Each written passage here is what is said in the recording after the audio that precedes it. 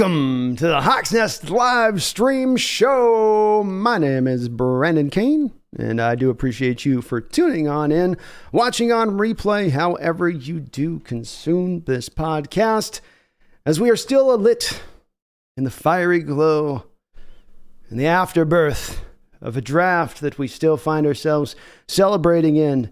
There is some tiny difference of opinion in the Seahawks hemisphere, is given what they think and where they think it, and if it was was it just an amazing draft, or was it just like a quasi amazing draft?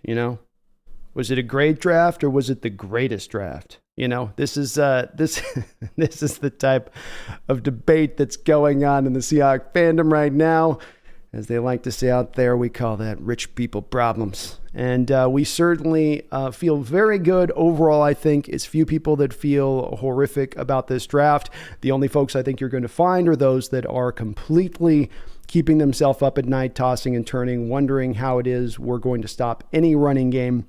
And I think that they have a valid outlook in that question. And indeed, that being a problematic issue that could raise itself as we go along here throughout the course of the year, and we could come to find, well, maybe you should have addressed a little bit more in that given draft. I've not yet fallen in that line yet, not because I'm trusting the amazing talents of Cameron Young out of Mississippi State, but because I do believe that the Seahawks at some point or another are probably going to make some other moves, and that they're not just completely done, and this is where it's going to be fit to bear. And it's also because at the end of the day, I think that didn't happen. Us not addressing the defensive tackles more thoroughly did not occur in favor of them trusting the value of their board. I've had a couple people with comments that go saying, well, Jalen Carter was not trusting the value of your board at that point. And you can't look at the Jalen Carter situation in a vacuum. It may be something we look back on and he becomes a Hall of Fame talent and all of that stuff was cleared through and everything else. But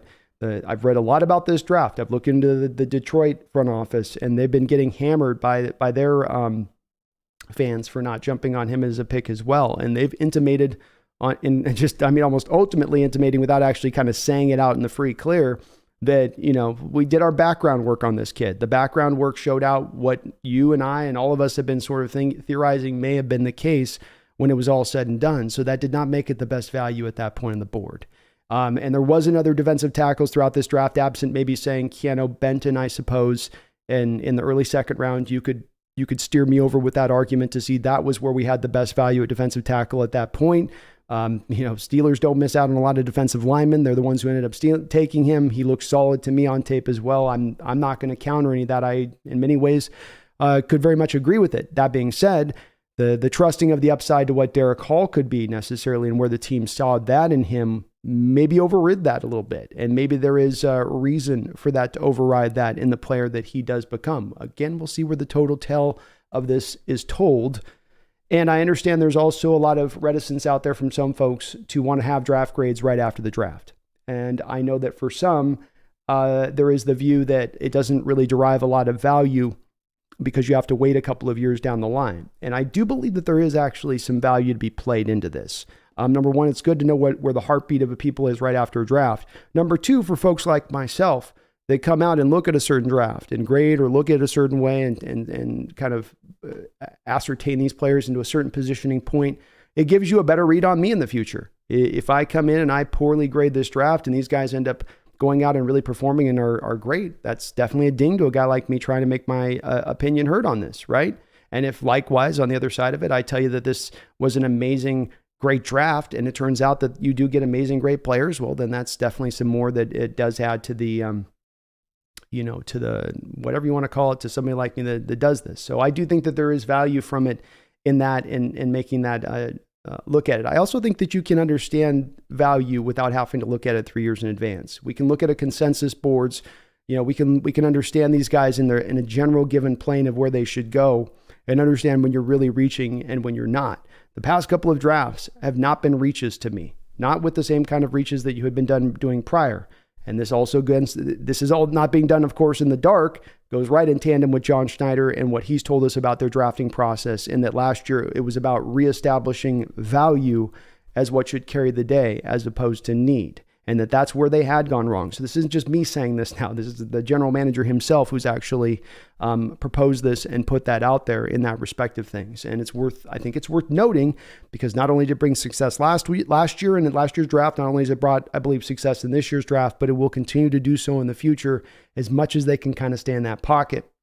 But let's not belabor this too much. Let me get on with my draft grades here, break you down on exactly how I went with this. I'm not going to be doing a deep dive on these players. I'm working on right now an Olawatimi video that I want to get posted soon. I believe me and Brendan are going to be coming back tomorrow with the B&B show to do more of a deep dive on the first 4 picks. So this is merely about giving out a draft grade with a couple of quick notes on each of these guys. We're not going to belabor this really too long. We're going to have a pretty quick show tonight overall. Because we got to bounce. I got some family coming in tomorrow, including my mom coming into town. So I'm super excited about that. But let's boil this down. Let me break this down for you, let you guys figure out how I arrived. I wanted to give it a couple days. I know some people want these grades to come out immediately. I like to kind of turn over just a little bit in figuring out what I want to do, where I see guys, what would have been this pick? Is this the smart pick? Was this the better way to go? We arrive at Devin Witherspoon right out of the gate, the number 1 overall selection in this given draft for your Seattle Seahawks with the 5th overall pick. And again, I do believe this was as great value on this pick. There is one little caveat that we've got to put to the end of it. One little caveat on the end, so let's save that caveat for just 1 second. But quickly to boil down again, Carter, character concerns. Folks that are getting mad out there, and I've got a couple that are going to post comments. I can always see coming in like this because there's people that are just really still upset about the Carter thing. I was the biggest Carter benefactor there is. There wasn't a bigger one than me. But at the end of the day, we've got to establish those character concerns were real. You might be willing as a general manager to have overlooked that because you saw the tape as being so clean, but there were multiple general managers in this league who weren't. And I think that if we were to have a chance to really look at those reports, I think we would be our eyes would be open pretty wide, I think, to what we might be reading, but we'll see on that. Time will tell, right? That's my stance on it. That's where I see it. Gonzalez, who some people see as a better corner than Witherspoon. The key on this deal to me is Gonzalez is a pure zone guy. Witherspoon is a man guy. I liked Gonzalez better if you were going to stick to the tenets of your zone-based defense. But if you're going to go to man, then Witherspoon made a lot more sense because he was a better player, a better tackler, maybe even more of a nose for the ball. I think he's going to end up having more interceptions than Gonzalez is going to have in his career. And so the pick made sense. It was just I wasn't certain that the Seahawks were going to be willing to go to more man-based concepts. Tyree Wilson, picked very soon afterwards. Not sure if he's going to get to his top end. Even the Raiders selecting him right now, quite frankly, is an indication to me that they pick him still having Chandler Jones and Max Crosby on the roster, as if to understand we're bringing him in here to maybe try to work him a little inside and see if he can do some stuff on the outside and figure him out a little bit as a player and let him develop. He was going to take some time. He wasn't going to give you necessarily those immediate returns. Kalijah Kancey might have made sense, but he didn't go till 14 picks later at 19. So the NFL didn't seem to have the same value on him that me or other people might have had there. And that makes sense. And there's a lot of teams telling you about that in that point because he would have been the second, I believe, defensive tackle at that point taken at 19 when he did go. So who was the other guys that we would looked at? Skoronski? That's not happening. There's no chance you're taking him. Will Anderson is now off the board. There were only a select number of guys in really that tier 1 grade of points. And you kept coming back to, okay, who else is the guy that you're gonna want to lean towards instead? And nobody that would be as much of a game changer in that position then. If we're going to put Carter to pasture a little bit on this one, no one that would be the game changer that this kid is. I know people want to go to the size and, he's an inch too short or 2 inches too short and an inch too long on the arms, but the kid's a baller. And I brought up many times, I've had a couple of people I know who know football. I've got my buddy that knows corners, knows safeties, who's been right on corners and safeties over the past couple of years at a high amount of the time. I can't get him to come on the channel because he just wants to do his thing a lot, but he knows his stuff. And so he called me out of the blue on Witherspoon before the Seahawks picked him. I'm talking a month and a half ago, like a month ago. It's like, man, I just started seeing some tape on this guy. This is him. And I was trying to prime that last night and I go, man, what is it that had you so hot to trot him? What caught your eye? Because he's not a guy that just has guys he just randomly tell me about. He's pretty hard pressed to get a football opinion at times, even though he knows his stuff. And he's like, man, I just see like the same thing I'd see from Sean Taylor, man. I just saw the same kind of I saw that as Sean Taylor, but that was a free safety. He's like, I know, but there's just something. And it's when you hear those guys that have played a lot of ball, start not being able to articulate it and just say there's just something. That's when you should really be paying attention to them. That's when there's really your ear should lean in, should lift out that. because they're telling you something there. They can't quite get to it, but they know it when they're seeing it on a football field because they played enough ball to know it when they do see it. So I gave this grade an A all day. I think the value was there. The player's going to be outstanding. You played in man concepts. Tariq Woolen, some of the best stuff he did last year was in man. Now you open the door to being able to blitz up front, stack fronts. You want to stop the front? You want to stop the run? One of the most beautiful ways to stop the run is 8-man fronts. How do you get to 8-man fronts? By being able to play man coverage on the outside. How do you play man coverage on the outside? By having the lockdown corners that you can trust on an island. That's how you get that done. So I give him an A on that one. Megan, I do see your $100 donation too. I will totally acknowledge you on that one. I'm sorry, I'm going to be a little slow on this, but I'll get to you on just a second with this. I want to go through these grades really quickly here. So let's go to number 2. The slot savant, the route ninja, Jackson Smith-Njigba.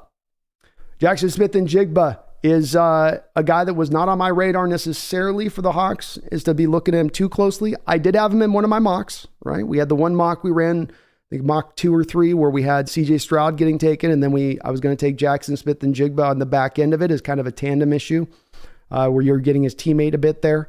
I thought also to take him there in that mock, one of the reasons I did at that time, back a month ago, is the value was there. It was something that I was really, when you ran mocks, you guys did the same thing. You ran these mocks and you kept coming back to over and over again the spot where you'd hit the point in the mock where you're at 19 or 20 and maybe there's only one receiver that's been taken off the board, or none of the receivers have been taken off the board. And you're looking at that value there at that spot, and that versus other positions that have gone. Cansey off the board at that point because he's gone at 19. And then you're looking around at whatever else is there. Those other defensive linemen, they didn't get taken until a couple picks after that point. But Jackson had slid a bit there, and the value was there to get him. If he had been playing this year, if the hamstring injury, which is not a torn ACL, it's not a broken bone, it's not a super major injury, right? It's one you can recover from fully without it and bounce back 100%. If he had played that full year and put up another year of production like the one he had the prior year, this kid would have been no doubt a top 10 pick. You're getting him on that slide simply because of that injury that he is very likely to recover from. And you have a open, glaring need here in the slot to get this dealt with. This isn't a bonus pick. This isn't a luxury pick. Dwayne Eskridge is not going to get it done. The team's going to say good things about Eskridge. The team's going to have his back all the way through training camp and probably hope he can ball out. But Dwayne Eskridge is going to have an uphill battle if he can stay healthy. And that's a big if. But the team's acknowledging a little bit in this that, like they should, Eskridge is not going to get it done. And I'm sorry, he's just not. Even if he is healthy, I just don't think he's going to get it done. The route running, the hands, I think it's still in a little bit of a rough shape for where they may have wanted it to be, especially for a kid that was 24 years old coming out of college. I think that Seahawks had hoped that he was going to be a little bit more fully developed when they brought him in aboard. Well, what you're getting with this guy is going to be a fully developed kid. A kid that's going to be able to walk in from day one, I think, and provide, if not top 5 level slot production, top 10 level slot production with some upside into the future. We'll see if he's really going to be a guy that can operate on the outside or not. I'm unsure about that, but I am sure that he's going to be able to develop into one of the best slots in the league. And I just come back to when I think about this pick, as I've turned this over the past couple of days, as opposed to just coming to an instantaneous conclusion, but really thinking about this. What are you going to do defensively if you've got these 3 guys healthy at the same time? How are you going to deal with that? Especially understanding that the remedy for defenses over the past 2 to 3 years with DK and Tyler have been to double. You're going to leave all that space up underneath now for Jackson? You're going to leave linebackers in space and hope they can stay with Jackson in short area? Because that's not going to happen. But you do now bring teams into a bit of a pickle with that and having to decide that. In a manner that you probably don't do necessarily with the 2 tight end sets, because you don't have as much of necessarily the danger fear of those tight ends taking the top of the defense off, I think, as you would maybe with another guy out there that's an actual receiver on the field. It'll be interesting to see how teams play us. It'll be interesting to see the way that this opens up holes in the offense. But the West Coast needs a good slot player. You need to move the chains. If you need to move the chains, if you build a lot of situations where you're in 3rd and 5s and 3rd and 4s, and you don't need the 15-yard routes with the ball thrown on a line, you need the guy that can just quickly get to that spot into space before the guys can get to him, make the catch, keep the chains moving, and you end up at the end of the game with 7 catches for 60 yards or 8 catches for, 71 yards, but you've moved the chains and kept the first downs going and helped to make the offense that much more explosive and that much more productive. So we're out the gate with 2 A's here. We're looking pretty good here to start things off. We come over now to Derek Hall out of Auburn. I gave this pick a B+. This is a guy that's got as good a power coming off the edge as anybody in this draft. I had a second round grade on him. I had right at about the mid second round grade of where they picked him was right about the value that I had for him. So again, another point where the value is on point here. The Keanu Benton folks that say that might have been the better pick, that might have been, but I'm not judging my draft on what would have been the better alternative picks. I judge it more on the players that you're bringing in. And certainly having a draft like this where you're having more players you're bringing in, your grade's going to probably default look a little bit better, right? And I'm trying to build that into this, but I come back to the fact that I did have the second round grade on him, that he does give you a good all-around game, that his power shows up not just in the run game when he's setting the edge, and that, but you also do feel it when walking back offensive tackles. And I think that power is going to show up at the NFL level too and translate. It's not that he's going to necessarily be dominating with it, but that he's going to be able to win with it enough at a high enough rate to where he's going to be another benefit to the football field and an all-around benefit where it's not just a rotational pass rusher upside, which is what we're finding Darrell Taylor was, but you're getting that full round 360 type player here and what's being brought to bear. I love you want a unique skill these guys bring in these early rounds, something that's just their own. His power is his own coming off the edge. I don't know another player in this draft outside of maybe Tyree Wilson who had as good a power coming off that edge in his way. You can maybe say guys like Adewari or Keon White if you want. Those guys are really inside guys. I'm talking about, really the guys at the next level that are going to be playing purely on the outside. And I really did like his tape. His whole cans are real, man. His power is real. And I think he's going to be a pretty good safe player. Don't know if he's going to hit the top end, which is why I put the B+. So I think the ceiling might be just a tiny bit reduced to where you're just getting a really good run defender who can also really play the run well. But I did like the value. You're not reaching. It's a good pick. Edge player. It's going to help out that rotation. It's going to be interesting to see what Seattle does now with their, they essentially got 4 here now this upcoming season. It's going to be interesting to see how that rotation exactly shakes out. Next up, we've got Zach Charbonnet, the bruising Bruin there out of the Bruins. I like this pick again. Love the value of it. I gave it an A- grade. Be like a 90% right on the spot of an A- for me. The value is good. He's one of the top 3 running backs in this draft. Those guys were clearly the top 3: Jahmyr Gibbs, Bijan Robinson, and this guy. Much like last year, you're getting the value in a great place. He's going to be on the football field. He's going to get carries. He's going to be a factor in the passing game. He's going to be a factor as a pass protector. He, can be the short yardage back that you needed. He checks off a lot of boxes you need this offseason. DJ Dallas is not rounded into that third down back that we thought he was going to be when he was drafted. Travis Homer remained in that role. Travis Homer left in free agency.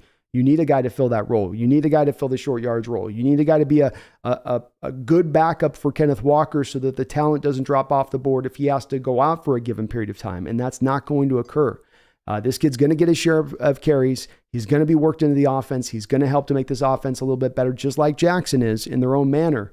And in the future and the upside, nothing but pretty beyond that. A lot of production for him coming out of school too. Legitimate production with him. Just a good all-around player, but you guys are on the same page with this one. So 2 A's, A-, B+, not a bad start here for your Seattle Seahawks.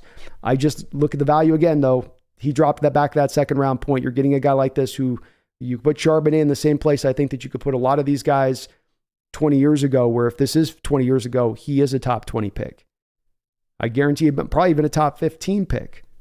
And you get to the late second round at that point, I just have to feel like that's pretty good value. I didn't have a first round grade on him necessarily, but I wouldn't be surprised if the Seahawks didn't say that they had a first round grade on him. Interesting to hear John Schneider talk in a recent interview this week about how they did have a first round, I think, top 15 grade on both Breece Hall and Kenneth Walker, which was good for me to hear, by the way, because Breece Hall was my number 1 guy and Kenneth Walker was my number 2 guy.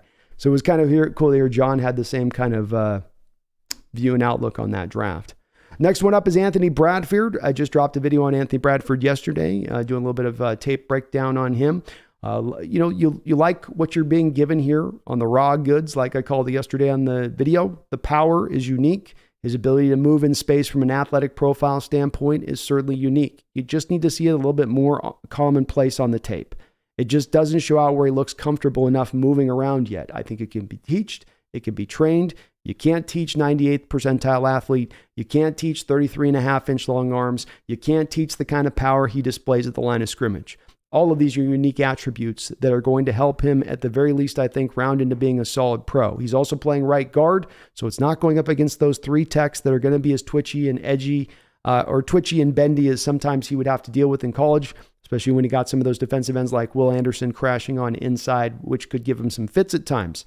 So he's going to, I think, get better as a player as he learns how to use that athletic skill set. But the problem comes into play as we go off the tape here. And going off the tape, that's still an issue. You need that in this offense. We're going to talk about Oluwatimi being such a good fit in this respect, but you need it in this offense. It's not just something that's nice to have. We got to lean away from the guys that can't move in space because we're having to sort of tear out whole pages of our playbook when we don't have those offensive linemen that can move comfortably, essentially anywhere outside of a phone booth sized area. The other part of him that's the negative that drops him down to just a B for me at this point with this grade in the fourth round, because we're still, not early, but we're not to the later stages as well. And this, I did have a fifth round grade on him because of this. I don't give the C grade though, like I might if you had gone around ahead, because of the fact that the potential upside there makes it understandable of why they went this direction, that they're trusting their guys to be able to coach it up. And if I go, okay, you got the raw goods, I got the upside here with this guy. You guys are looking to the upside. I'm not going to get concentrated on the fact that there might be a bit of a busty floor there. Not full bust, but just, Jermaine Ifedi, like kind of low end to him, right? Or he'll be out there. So he can get to that upside though. This isn't Ifedi in that he moves way better, I believe, than definitely Ifedi did coming out. So I do like his potential. I like him as a right guard and a pure right guard fit at that, but put a B grade on it for those two reasons. Pass protection is kind of the other just final thing with him where it's really rough right now with pass protection. I went back this last week, watched a lot of tape on him, and it's if the guys just come right at him, he's okay. But if he's got to step to his side laterally to deal with them and mirror guys, it is a bit of an issue. And there's just times where he'll wholly whiff and then just be like, well, that guy went by me. Move on to the next block. So he'll give up on the block really quickly when he sees he doesn't have it in pass pro, especially like blitzers too. And he's got to clean some stuff up there. But I still do like him as a player. So we got a B. Here comes my worst grade of the draft. It's a B on here. I meant to put a C, so ignore that B. That should be a C. And it's going to be Cameron Young. So it does put a B here on this pick, but I would put it as a C. I've gone back and watched the tape on him again, and I just still keep coming away of not being very impressed. We're at the late fourth round stage still here. There were other players on the board I think that were a little bit more interesting for me. I do feel like this was the one spot where the Seahawks really started to leave outside of themselves and reach a little bit more for need, where they weren't throughout the majority of this draft. This did feel like a pick of, okay, well, now we're to the fourth. We've got to take a defensive tackle. People were browbeating Schneider on day one's presser, and he was like, I've got to come out of this with a defensive tackle somewhere. And the DTs were going pretty quick by this point, so they weren't going to look to last very much longer. He is a big body. He is a guy you can put over there in zero tech, at least to be a backup rotational guy if you can go find a frontline guy at this point. But I don't know that there's a lot of upside here. He was not well graded by PFF last year. This again backs up to what I saw on the tape where it's just not all that exciting. Carroll referenced him as one of the stouter guys in all of college football and holding up at the point of attack. But I just didn't quite see that as much on the tape that I watched. So it does say B here, but I do give this grade, technically speaking, a C. I do come back here to what might be my favorite pick of the entire draft from a value standpoint. And maybe just my favorite pick, period. Okay? This might just be I'm not going to apologize for it. It's just my favorite, period. I'm working on my video right now for Oluwatimi. And Megan, thank you for bearing with me on the donos, guys. I'll definitely be getting right to you on that one. I'm going back right now, putting together my tape for Oluwatimi and a video for Oluwatimi, and I'm doing my draft. I'm doing my kind of more of a deeper look at the video as you're kind of getting your cut-ups put together. And again, I go back to just so trusting my initial assessment on this one. And so just understanding why, again, watching the tape, I was so excited with this kid. There are 4 things that you need to get done now as far as in this new offensive scheme from an offensive line blocking standpoint. You need to hit your reach blocks. You need to be able to get out in front, get to the second level, get a hat on the linebacker or safety.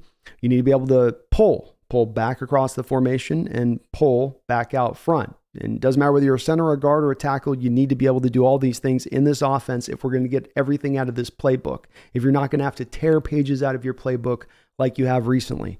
Well, this guy can do all of those things. And he doesn't just do them occasionally on tape. It's not like you just see him like a lot of these centers in the draft where once every 13 snaps, you'll see him getting down to the second level on a linebacker. It's snap after snap where it's snap here, snap 1, he's going to a reach block. Snap 2, he's pulling back out in front. Snap 3, he's picking up stunting blitzers because he's the stunt eraser. Snap 4, he's hitting another reach block to his other side. Snap 5, he's pulling back across the formation for a wham block. Snap 6, he's pulling back out in front again. It's every play on his Michigan tape just about is him showing off movement-based skills for the center position. And there are so many centers in this draft that I watched who were probably better athletic testers than him, who when they got to move out in space looked uncomfortable, who got themselves tripped up, who just couldn't, keep themselves clean out, who couldn't get the block late, essentially. The bottom line, could not get a hat on a hat. And this guy does it, and he accomplishes his job play after play in that respective thing. So he's being asked to, in Michigan, on a lot of these blocks to be performing a high degree of difficulty like block, as opposed to the guy that's just got a guy in front of him or a center who would normally just be double teaming. Luke Wilper, why did he drop in this draft? Because every other snap you're looking at Wilper, he's just laying a double team. What do you draw from that? What do you take away from that? Whereas with Oluwatimi, he'll take on the zero tech and he'll hold up. I know he didn't athletically test well, but the tape doesn't tell that tale. The tape tells a tale of a guy that can move. And I think this is one of those places you got to overlook a little bit of those testing numbers and understanding he's going to be able to get it done. No, especially when it comes to these linemen, those testing numbers do not mean that they can move in space and do it well. They might be able to have the foot speed to do it.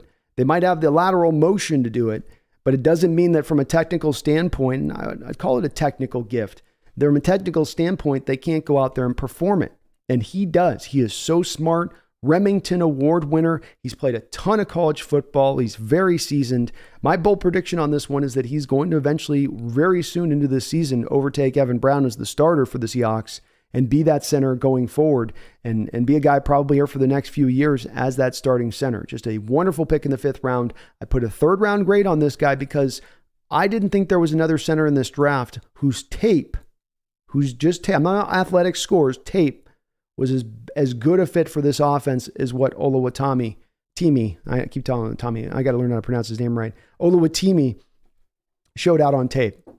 Mike Morris, I put an A- grade in the 5th round, another guy out of Michigan that I love tremendously coming into this draft, another guy that I had a higher grade on this, much better than where he was taken. This is why I love this 5th round so very much. He was, I thought, would be a great power end coming into the league, where if you want to put him on the strong side of the formation, he would set the edge against anybody. You want to put this guy out on the edge, and you want to put Derek Hall on one other edge, nobody's running wide on you. I'll tell you that. And I know that he's now up to 295. That's why I put a little bit of an A- grade is we not quite know how it's going to look with him when he gets kicked inside and how that is going to look with him in there, because he was an edge guy there with Michigan. They didn't really use him inside at all, but he's certainly got the build and the size to pull it off. And it's very interesting about the thought of putting him into 3 tech now, where now there may be even a little more increased upside to his game, because now he can maybe be a vibrant pass rusher for you inside, as opposed to being, probably a little middle of the road as a pass rusher, but a really good run stuffer for you off the edge in what he brought and what he brings to bear on the field. He did have 7 sacks last year off that edge, so it wasn't like he was just only run stuffing with no pass rush. There's a lot of other guys in this draft that, your KJ Henry of Clemson, for instance, who would be pretty good run stuffers, but they'll give you 3 sacks a year. That's all they're good for. This guy seemed to have a lot more top end to his game. You got the general feeling with him of he's just kind of starting to figure it out a little bit as a player. I'm not saying there's star potential here, but this guy becomes a real key point of the rotation, and we are trying to build that defensive line rotation. If he can be a key point within that, look out, because his tape is really fun to watch. Another player like Derek Hall, where he's just bullying the guy trying to block him across. It's not a matter of, it's always being technically, he's just going to bully the hell out of you. He's going to overwhelm you. And it will be interesting to see how that does translate to him being placed inside, but I do think it's going to work, and I really do like this kid quite a bit. Both him and Oluwatimi, just two great selections in the fifth round. Fifth round was an awesome point of this draft. Jarek Reed, I put a B grade on this for the safety. He would have had the third fastest 40 time from his pro day if he had ran at the combine. I think that is notable because there was a lot of safeties in this draft who weren't particularly very fast. They had good tape, but they weren't necessarily very quick, weren't necessarily very fast. He seems to have those quotients to them. As John Schneider said, he's a guy that plays mean. It's hard to find for me a lot of tape necessarily to do a deep dive on him, but I like that he brings the ball skills. I like that he brings a willingness to tackle in kind of a full-on fierce tackler, but a semi-fierce tackler. It's not a full-on roar, but it's like a rah, as opposed to the full lion roar. So he also gives you a guy that I think is legitimately maybe your future at free safety. If he can translate those ball skills from the Lobos, and with Quandre Diggs going into, the second year of his deal to a place where the Seahawks could theoretically get out from under to that point. If Jarek Reed goes out there and balls out in the next year, very well could end up becoming your free safety of the future. I think he absolutely immediately gives you special teams value because he is a willing tackler. He is really fast. Those things work very well on special teams. So to get that alone in the second round, I think is pretty good value if you're just talking about that. To get that as well as with a guy that has really some future potential upside as a starter because he does have the physical goods to get it done. Having kind of pushed this more to kind of a B grade level. I did like this pick quite a bit. Final grade of the draft, Kenny McIntosh with the 237th pick. And I put an A grade on this one as well. I think every single person in the Seahawks fandom, no matter how many torn on many different rounds you might have been, I wish they would have gone here. Wish they would have gone there. We all got to the 7th round and we all joined hands because I don't think there was a single Seahawks fan disappointed by the Kenny McIntosh pick. And nor should you be. This kid is got great tape. He brings so much to the football field, including another skill set that we can absolutely work with. He was right behind Jahmyr Gibbs for me in this draft as a running back who could truly play wide receiver snaps if you needed to. Not necessarily on the outside unless you have him go out on like a empty set formation and the linebacker is going to follow him out to the outside. Then he could kill a linebacker in that way, and he will if the Seahawks can take advantage of that in that way. But in the way that you can line him up in the slot and have him run traditional receiver routes, and he could look comfortable doing so, as opposed to looking like a running back trying to run routes. And then he's a very, very strong runner. He's not a big runner, 205, not the biggest guy, and I think he probably added a little bit of extra weight there at the combine, which is one of the reasons that he ran maybe a little bit slower, because he was trying to show everybody that he had the build to hold up if you need him to run the rock 10, 15 times a game. But he's got really quick instincts and reactions. He can adjust on the fly. His vision is really good as well. He can find the hole if the immediate one isn't there. He's a really good zone back in that realm where he can really flow to the right direction where he needs to flow to. And he gives you, again, just the full skill set of what you could want for the running back position. Is he ever going to be the starter? No. But is he a guy that you can use like a weapon all over the football field? Yeah, you better believe it. And I think that he plays faster than his time speed. And beyond the slower 40, he had the 1.54 10-yard split, which is the first 10 yards, of course, the 40-yard dash, which one could argue is the really most beyond the 40-yard dash, which running backs really rarely run. It's the 10-yard. It's the first 10 yards of the 40-yard dash, which is what running backs really do run, right? They go from a stop position to a start position, and most plays are going to be within 10 yards. So to have a guy that's legitimately elite in his quickness in that respective things, and he's very close to that at 1.54. I want to say that Jahmyr Gibbs, maybe the quickest running back in this draft, was 1.52. So to be at 1.54, not that far off. 200ths of a second or whatever that would be. I'm not a math science man. Whatever that be. He is right there step for step for Gibbs, and that burst does show up on the field, and it's going to help him be a legitimate NFL football player at the next level beyond just being a special teams guy. He's going to work his way onto the field and get some touches from time to time. Another weapon the defenses are going to have to prepare for the Seattle Seahawks offense. And he deepens out that running back room. So nice to see you come out of this draft with two running backs to fully just kind of round out that running back room. And now you have legitimate talent 1 through 4, start to finish. The collective is great. You're not just getting by on the back end with a couple of camp bodies or seventh rounders that don't have any. You've got legitimate guys that can all tote the rock, that can all get some significant carries over a portion of a couple games if they have to. This looks to now kind of fix what's been an issue for you of recent note, which is, of course, the high injury situation that you've had to deal with at the running back position. So my bottom line as I came to this end of this draft, I tried to break all these grades up. I came down to a 90. So I tried to go this like in 100% grades to try to get this to an accurate grade at first.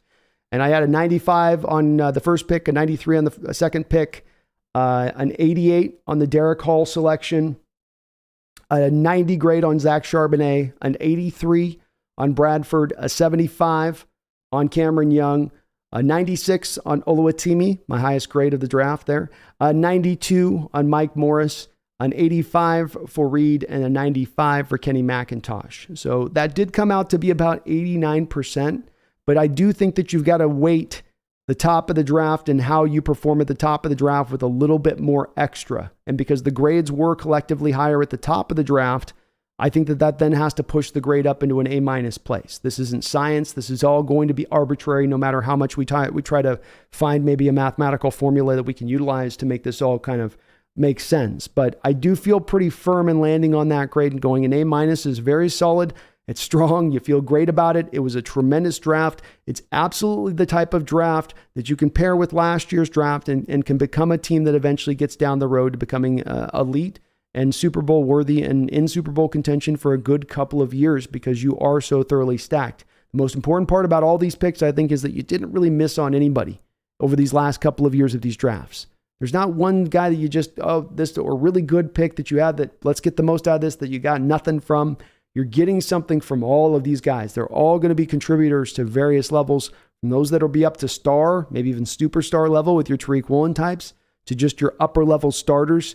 But this is how you build a Super Bowl roster, is upgrading the talent. That's what was desperately needed a couple of years ago. And that is what John Schneider and Coach Carroll and the front office has done over these last couple of years, is upgraded the talent level. I don't know if the returns are going to fully be to bloom next year necessarily, as people will really be chomping at the bit to see these returns. It's hard to have a team that's really comprised of first and second year guys taking you then to a Super Bowl or to a conference championship. But who knows? Who knows? With Coach Carroll and what they did last year with that coaching staff, $44 million of dead money in a rebuild year. If you can do that in that kind of season, who knows what you can get done in this given year. But I love this draft. I think they did an outstanding job of trusting value. And really, no matter whether you like it or hate it, you should feel at least encouraged by your front office being that they're letting that be their guiding star, that their North Star. There's so many organizations that'll let that need thing be the driver. And I've maintained this a couple of times and talking about this over the few days of the draft. You got to pick a lane. So there's some people that want to do the cake and eat it too.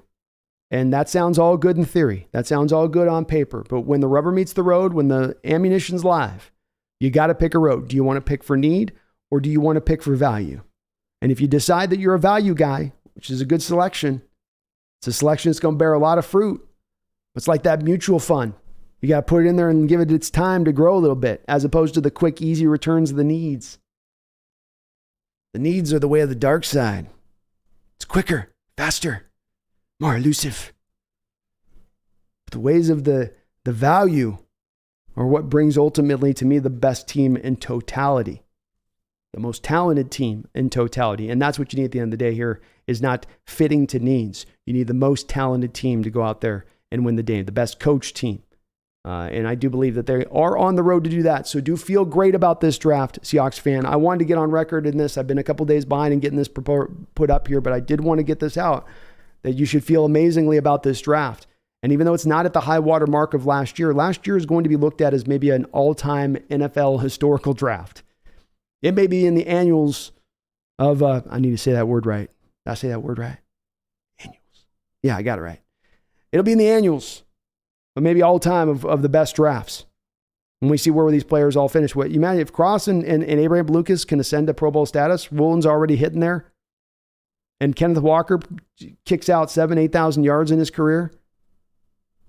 That alone, beyond anything else that happens in that draft with Boye Mafe or anything through the back end, that alone would elevate it to be there.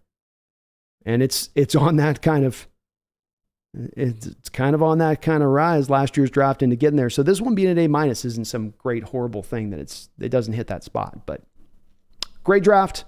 I had an awesome time this past weekend with you guys doing the coverage.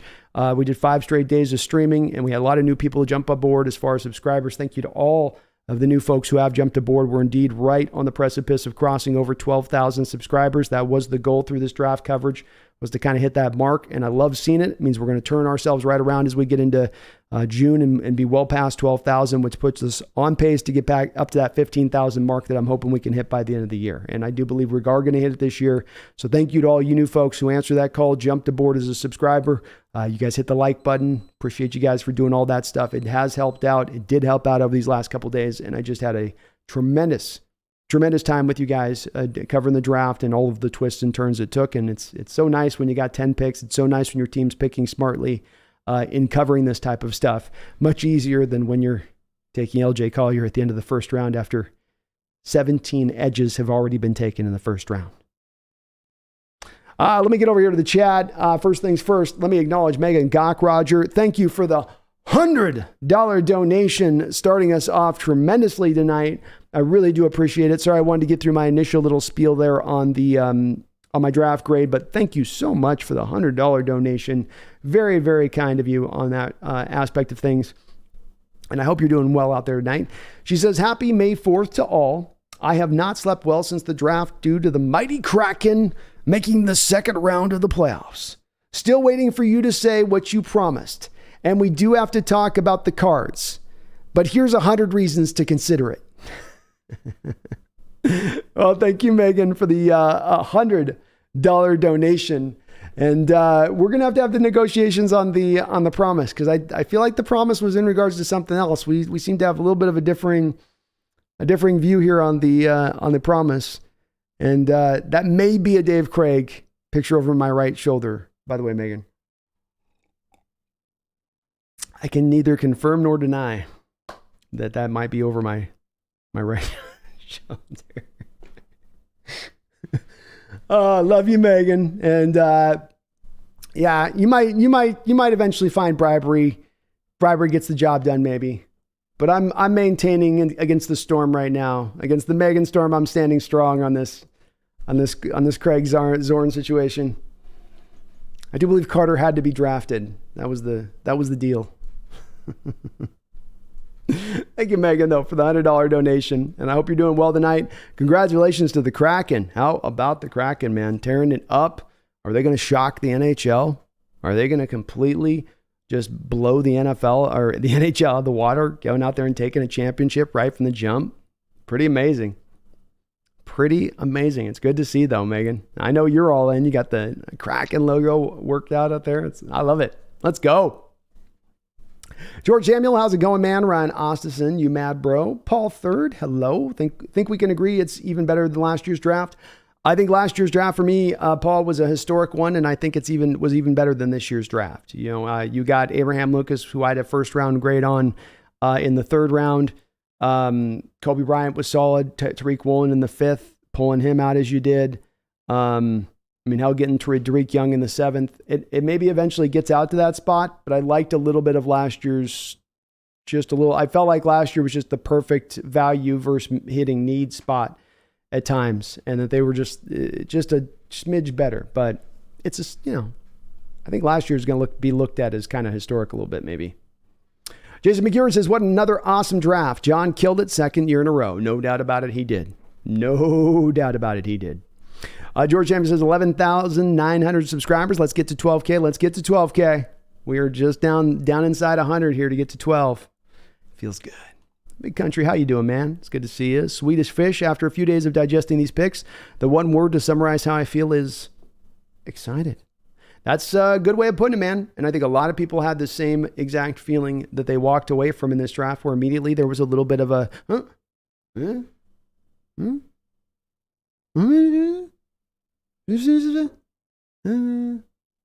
But you have a little bit of time, as you say, to digest, think about it. That's why I didn't want to do my immediate, just here's my grade, Sunday. Let's think about this. Let's look back at the tape on these guys. Let's consider this thing back a little bit through. And the more you do have time, I think, to process on this draft and think about it, the better it does feel, because the plan makes a little bit more sense. And because you do come back around again and again to going, hey, no, but value did run it. They didn't get the defensive tackles I wanted at the place I wanted them to get it. But instead, they did that in favor of doing that. They let value drive their board.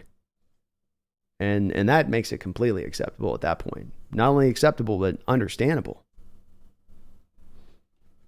Go Kraken, drunk. Go Kraken. Get it done. Surprise that world.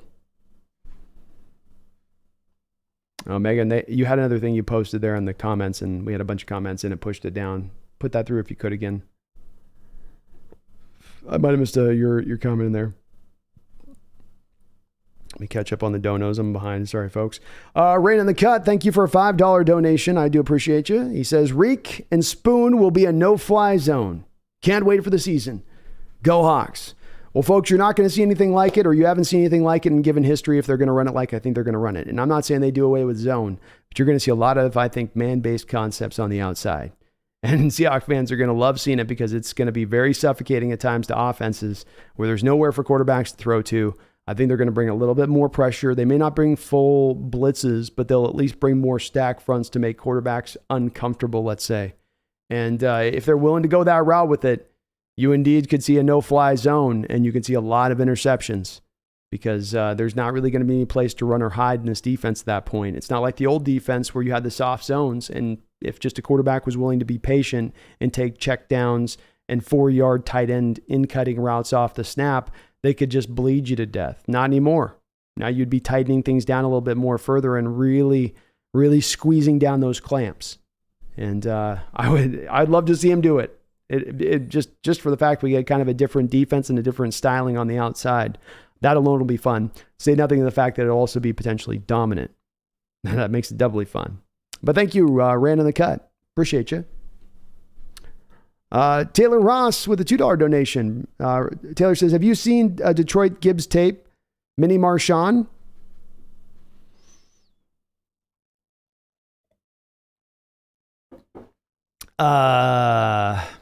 I didn't come away with the tape on that myself.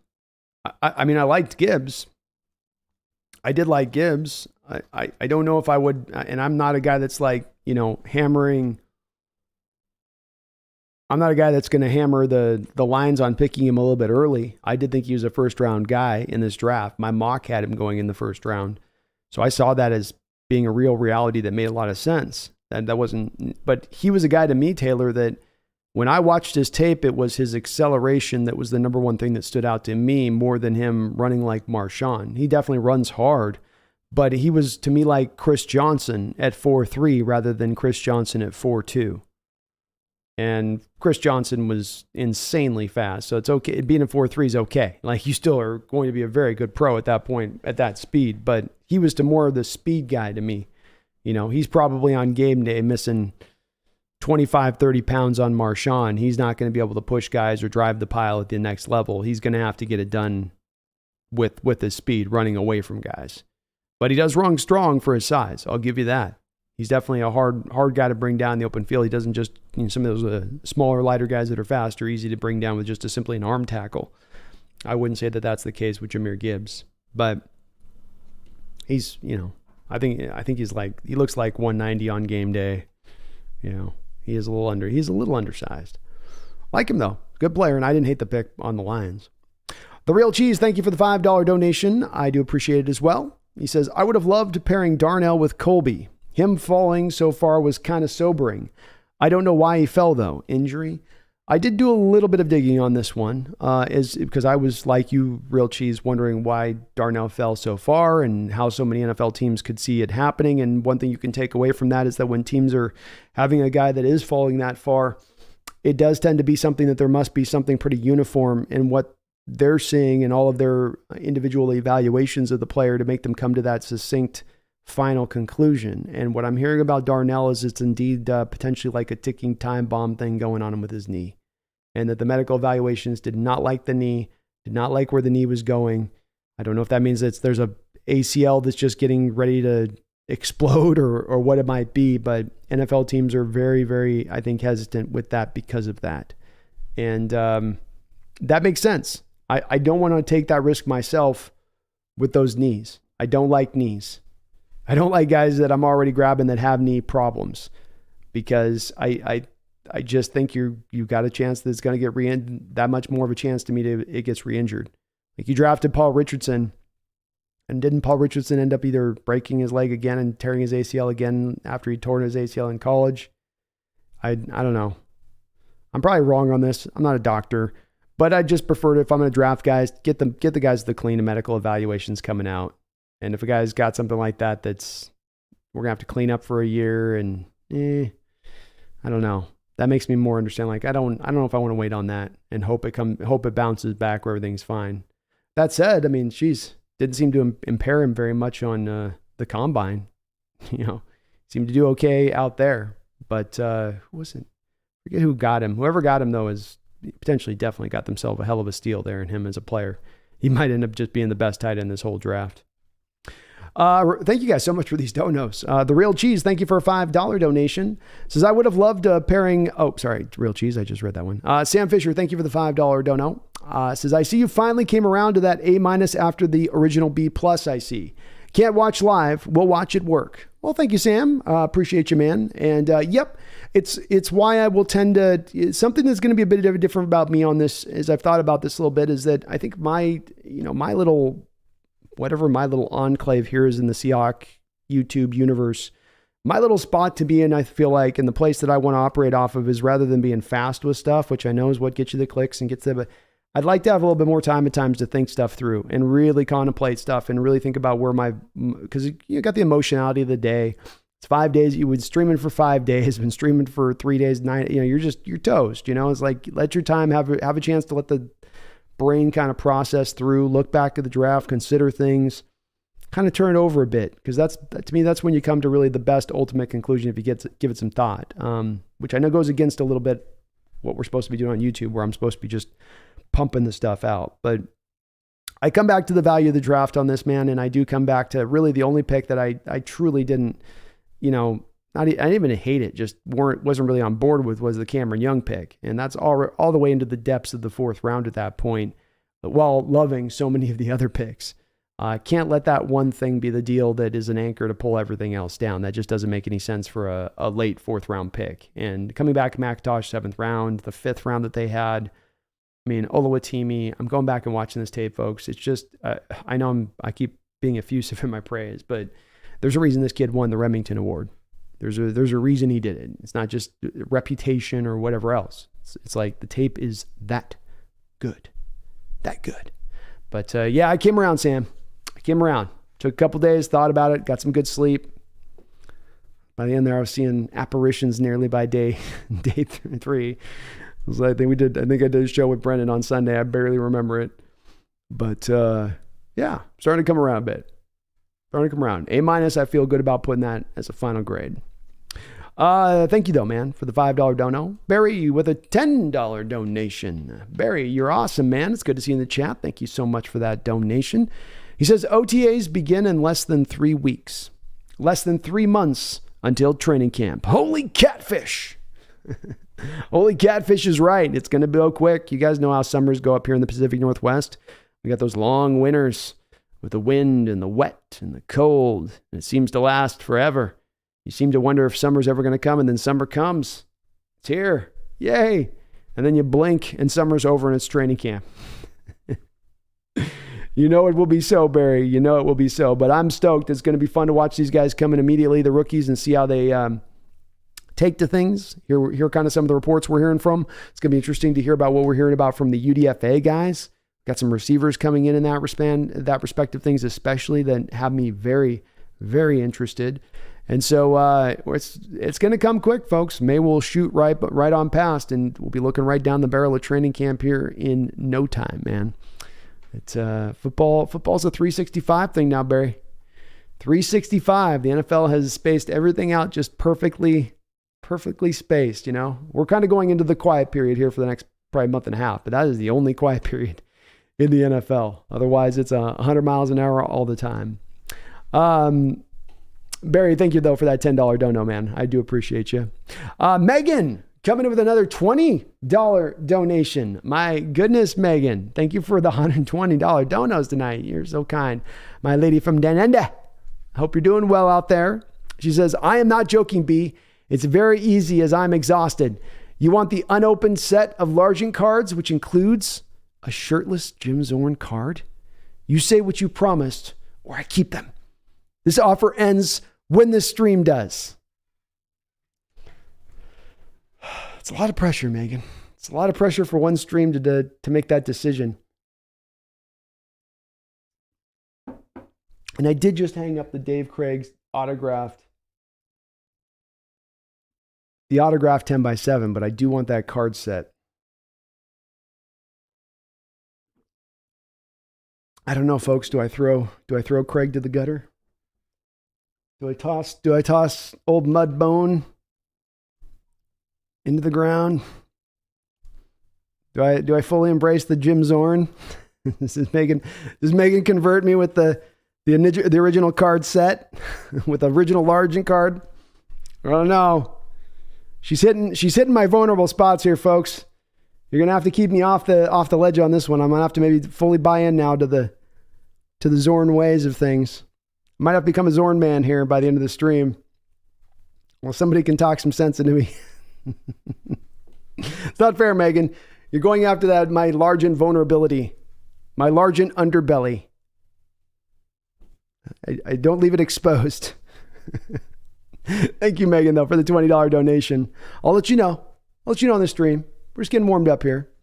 Ayo, thank you for answering the call. I said, hey, folks, get yourself subscribed if you're not subscribed to the channel, helping us out get to 12,000 subscribers as we find ourselves not but a mere freaking 70 away, I think, or something. 80, 70 away, something like that. We're close as hell. So thank you, Ayo. Thank you, Dave Sands, for subscribing to the channel as well. Andrew Ferenik. I hope I pronounced it with the German pronunciation correctly, but I at least know I got your first name right. Thank you for subscribing as well to the channel. I appreciate you. Megan says, with a $2 donation, says, do not screw with me, B. I am not joking. I'm not. It's an open contemplation place to the chat, Megan. It's an open call.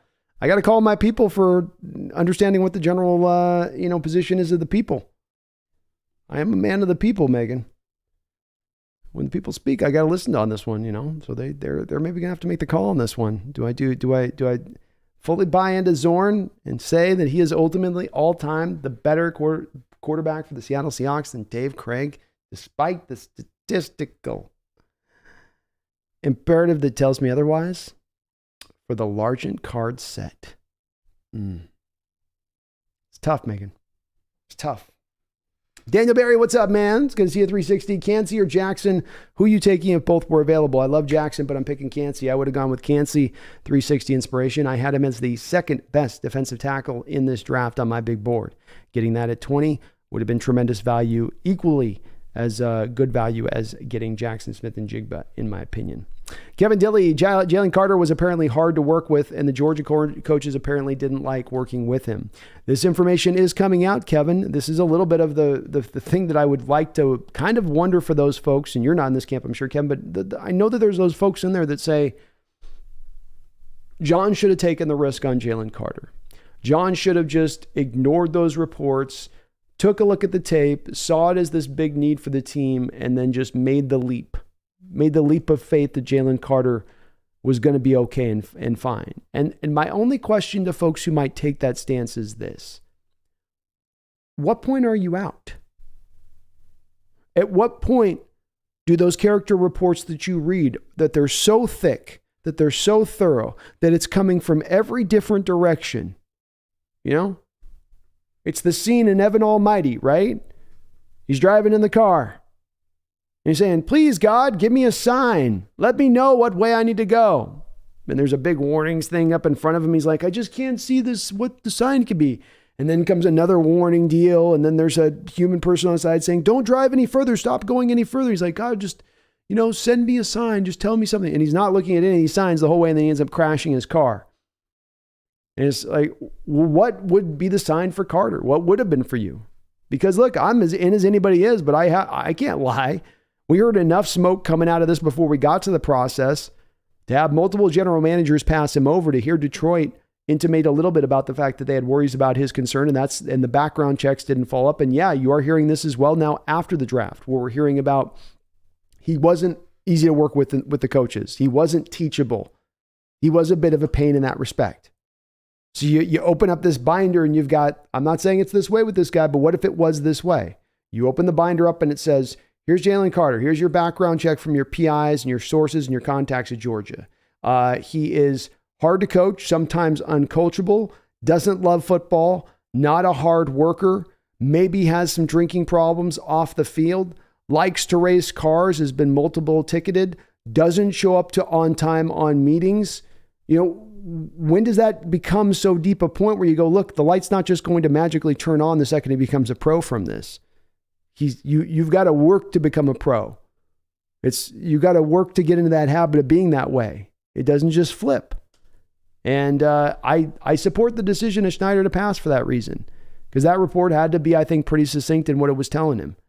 And at that case, you keep it moving. Go for the lockdown corner. I mean, that's the thing. We aren't going for chopped liver here on the other alternative. You're getting, okay, a lockdown corner is the best corner in the draft is your alternative to Jalen and the risk that he brings. And so, yeah, I know there's people that are still a little hung up on this Carter thing, but you really got to think on that just a little bit about what that report probably said if you find yourself in that camp. And if you do still think, hey, I'm willing to overlook that, understand that when a general manager has to make that call in the top 10 of a given draft, that they're putting their job on the line in making that pick. And if you're going to make that pick and say you're willing to do it, would you be willing to do it if you were a general manager in this league and it was going to have your job on the line, your butt was going to be on that line if you got that pick wrong? If you go make that selection and then 2 months later he's out there doing an Isaiah Wilson like the other Georgia kid did, where he's out there on the freeway and didn't even play a snap for Tennessee, first round pick. That is in recent history on the books here, coming out of that Georgia program. Just saying. 360, Seahawks have the best wide receiver group in now, in my opinion. I think, yeah, they have the best. Who's got a better trio? I can't think. Matt Rupp, thank you for reminding me, says, don't forget to drop a like. Folks, if you are in here right now and you do like what you're listening to, just would appreciate just two quick things. I won't press or belabor the point, but just hit that like button if you could. Smash it, destroy it, obliterate it, knock it around a little bit, just bat it a little bit like the bunny, bat the bunny. And subscribe on up, too, if you're not subscribed. I appreciate it as well, as it does help this channel grow tremendously. Thank you for that reminder. Ray Barrios, NFC South will be weak again. NFC has the Lions. NFC North has the Lions. Cowboys will regress. Eagles, Niners are the only strong teams. So Hawks at third is not that high a bar. No, it is not. Not a high bar. Wink right back at you too, Megan.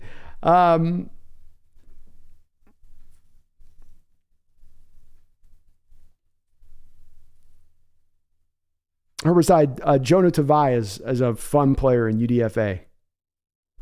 And his Herbicide, his PFF scores are ridiculous last year.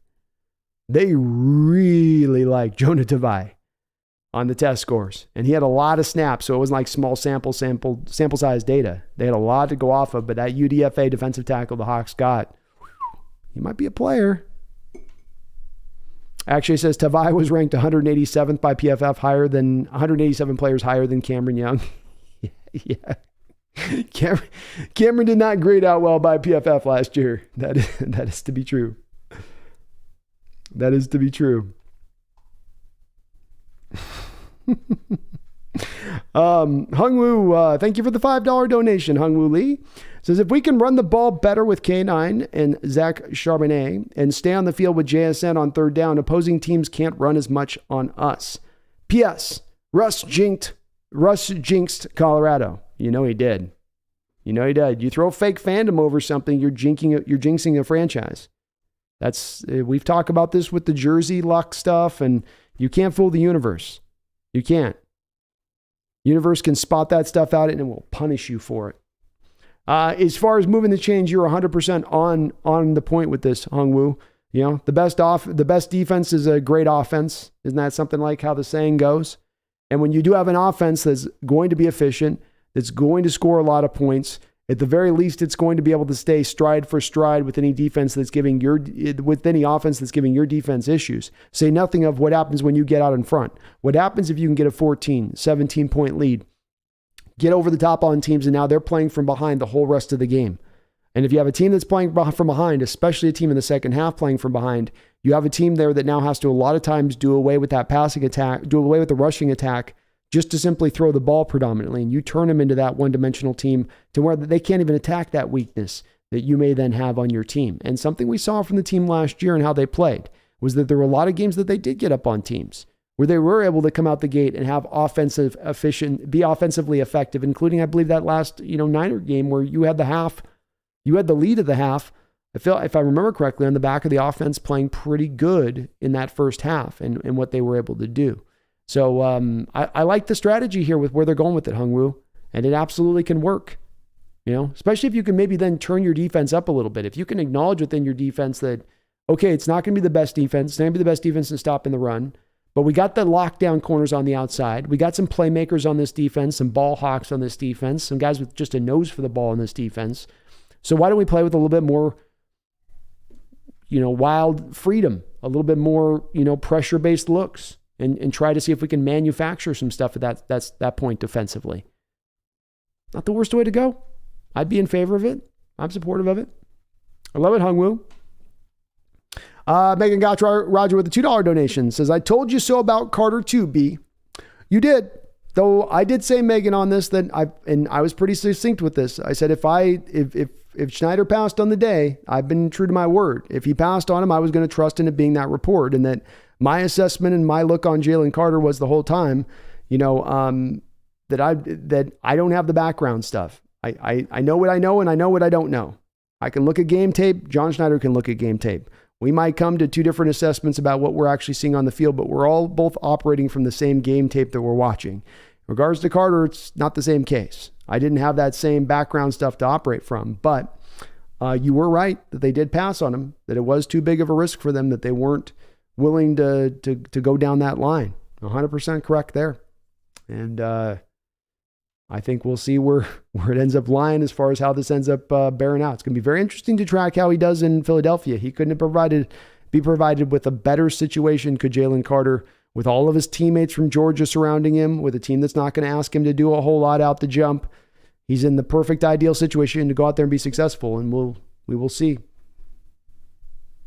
TD says none shall pass. Olu. That's right. He ain't letting nobody by. Actually, it says folks say the only reason Olu dropped is because he can only be a center and can't pull. Yeah, watch the video, Akshay, and I know you're not saying this, Akshay, but the folks with the can't pull, watch the video that I'm going to pull out. It took me probably 2 hours last night on the Penn State. I mean, don't even have to, you guys. If you have any worries about, if you guys want to know what can Olu do, Brandon, just give me a cut up of 10 minutes that I can go look at Oluwatimi to get a view of what he can do in his full assembly and how he is. Give me up against a really good opponent that's got NFL bodies across from him that he's dealing with. Go watch the Penn State game, the Michigan Penn State game from last year, and lock in on Oluwatimi. You can just type in Michigan offense 2022. One of the first ones that'll come up on YouTube is going to be the Penn State game. Watch that 10 minutes of film.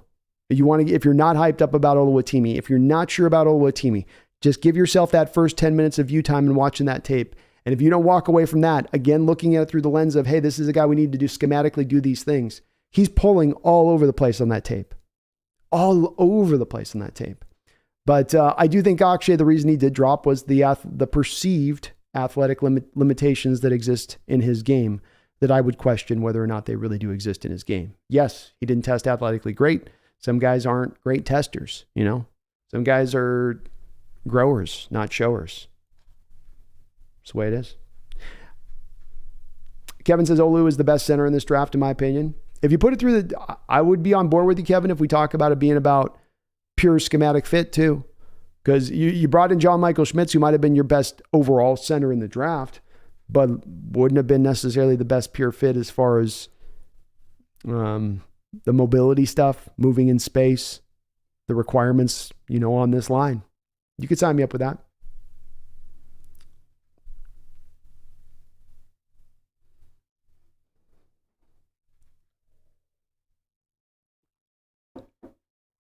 CR says, Olu, I was calling here since months when everyone begged for JMS. Perfect fit for us. Let him develop behind Brown. Perfect fit, man.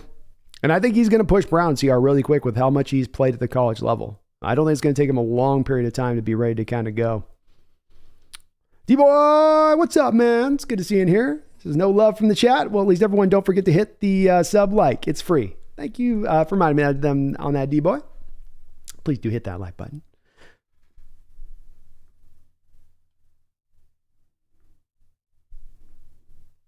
Taylor Ross says, look at Abe Lucas, such a beast, yet fell. Would you want to rush the passer versus Lucas? No. He's big and he moves well. I'm not going to get around that guy. No way. CR says, what excites me so much about a roster is it's so young. We just add some pieces here and there, and we have an elite, cheap, because of the rookies, roster. So we are going to be able to break the bank when we are going for it. Very well said, CR. And that's my outlook on it as well. Is you have a very young roster. It will be cheap going forward. You are building this up the right way. You're not trying to move this along too fast, but about the appropriate speed. But you have a team that's going to be built to be strong into the near future, and it should be allowed to be strong for a good amount of time. It should have a good little window to it because you are building such a nice foundation here. And yes, indeed, Mike Morris will be a defensive end now.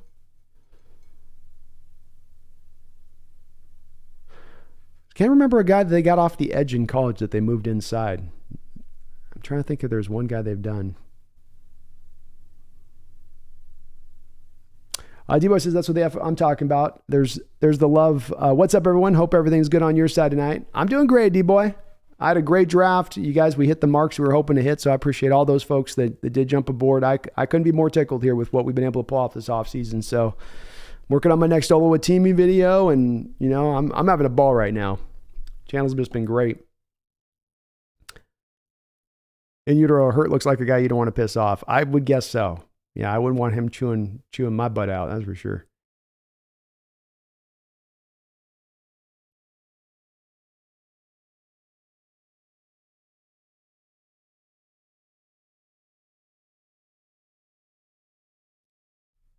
Yeah, Kenny McIntosh in the 7th was a steal.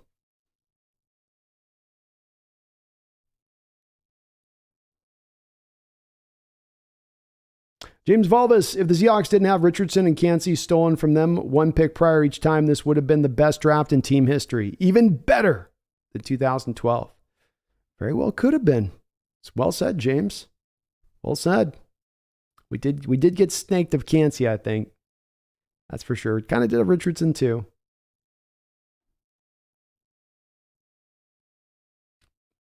But not bad consolation prizes. And actually, I agree. Charbonnet is a great complementary piece to K9. They're going to work really well off each other. Ricky Gardens says, thick thumbnail, Brandon. All the rookies. Got to get them in there, man. Utilize what I can find. I think I actually found that one a little bit more online-ish. I've been worked around it a little bit. Drip Skylark, I honestly would have more disappointed if we drafted AR-15 than passing on. I would have been more disappointed if we drafted AR-15 than passing on Carter. So a lot of folks out there were not necessarily in on the AR-15, that's for sure. And we're happy that we didn't do that. I think I would find myself in that same place. I wouldn't have been angry if we took a quarterback. I would have understood it. The people that made the argument for it made a lot of sense. Just couldn't quite myself completely get to the spot of making my peace with it, where I thought it was a viable approach, Fun P, can he be our punt returner? I hope so, Fun P. I think he only did kick returning, if I remember correctly, at Georgia. But that would be a place that, man, if you're looking to fit in a role on this team right now, if you're looking to make this team in the Seattle Seahawks and you're a guy that's going to have your hands on the ball as a receiver or a running back, learn how to field punts, and you will make this roster. Yeah, Wicked Garden, I think Eskridge is probably on his way out. I don't think he's making that roster this year. Herbicide says we could have done so much with the third rounders. Simpson, Henley, Washington was all there. They were. And certainly the Henley one surprised me as much as any of those other two, Herbicide, because I think at this point we can firmly say Washington has something issue going on with his knee. He would have had to have been the fourth tight end yet on your roster, which they've not carried 4 tight ends in recent history. And you didn't draft a tight end in this draft, so it doesn't seem like they want to roll with the 3 they got a little bit there. Simpson, there are questions about him playing inside. He didn't play inside in 2021. He was more of an outside guy that would kind of roam around.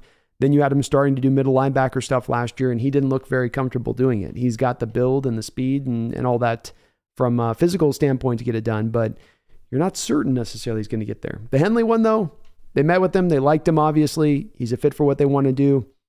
I love his game. That one had me a little bit probably confused when you talk about having that one into that 3rd round spot when they trade out of it.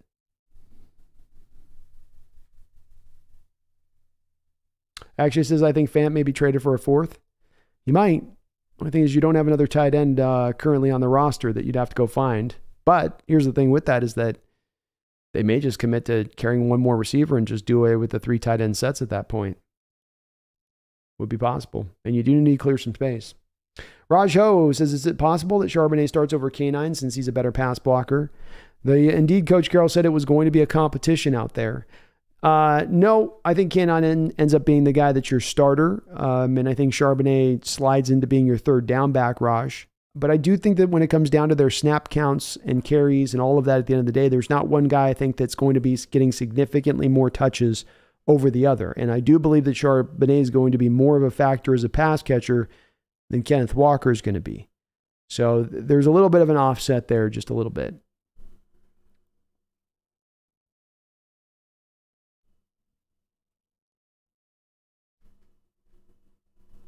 Patrick Ayo, excited for the season? Oh yeah, Kenny Mack was a steal. He'll make a big impact, I believe. Not the fastest, but he's ultra talented. He's a good player, Patrick.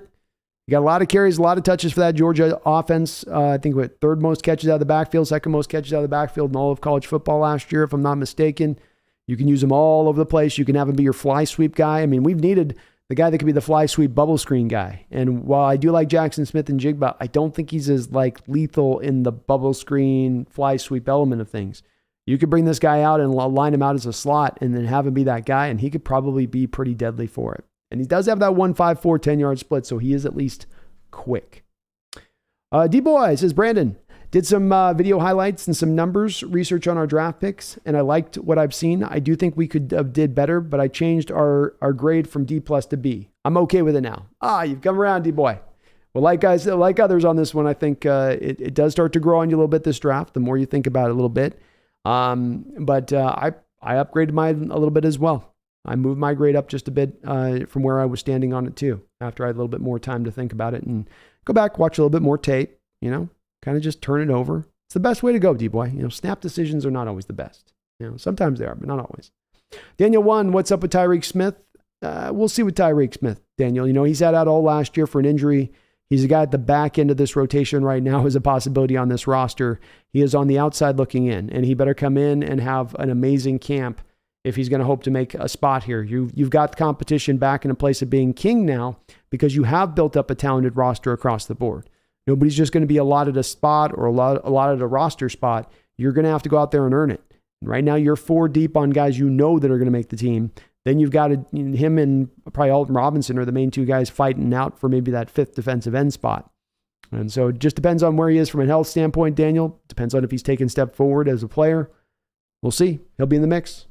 Spencer Smith, let's go Kraken, bitches. And let's go the Hawks Nest. Hope you got a nice relaxing rest after the draft marathon. I did. We got 90-degree days out here on the east side. Got out on the trail, did 15, 20,000 steps a day for the last couple of days. Just getting the legs stretched out, feeling good. Good. Oh, when the sun comes out, it's so much better. You get these long winters here in the Pacific Northwest, long winters. We don't see the sun, but full months at a time.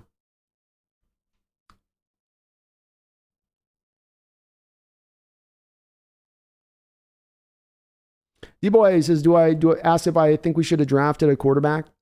No, D-Boy, because I don't think the value was there to do that.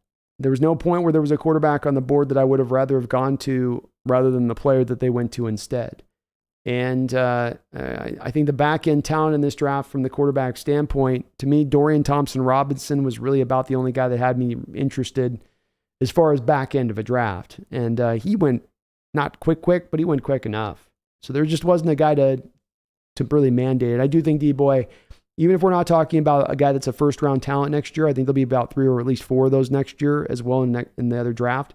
I think there'll be more of a collection in next year's draft of guys between the 2nd and 4th round at the quarterback position who are still going to maybe be talented, but maybe not be, the creme de la creme, but it'll be more of a deeper crew set there than it is this year, where it felt a little bit lighter at the quarterback position as you got into the depths of the draft. Fun P says, love it. Thank you, Fun P. Hungwoo says, we are not better than the Eagles now. No, not right. Not at the moment. But we're on the road. Actually, I said you can make a case of being equal to the Niners. Kind of depends on how quickly the young guys develop next year. If the second-year guys take huge steps forward, you could see the pathway to getting there. I don't know if on paper you can say that we're there quite yet, though. It's got to kind of show itself, I think, a little bit more in the...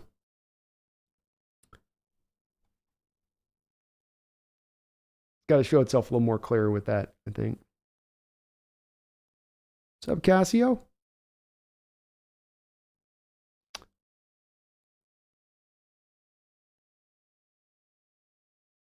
Connor Oshwagler says, next year I'm hoping to get another Illinois player, Zerzon. Love that name. Jerzon Newton. Boy, that's a foreboding name.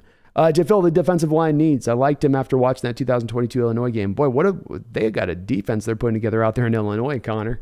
And I'll tell you what, every year my goal on this with the draft is to get a little bit earlier on it, to get a little bit more out ahead on these prospects ahead of time in the draft so that I'm better educated and I'm not doing as much of that freaking brutal sprint at the end there for the last month and a half on draft trying to catch up on prospects. So I'll take a look at them. And I'm going to try them. I'm already probably like 20 guys deep on next year's draft that I've evaluated. I mean, geez, Spencer Rattler, I've been looking at him for 2 years. But I've got a good feel already where some of these guys, I'll take a look at him as well. Get a chance. Jerzon Newton. It's got a very, very foreboding name.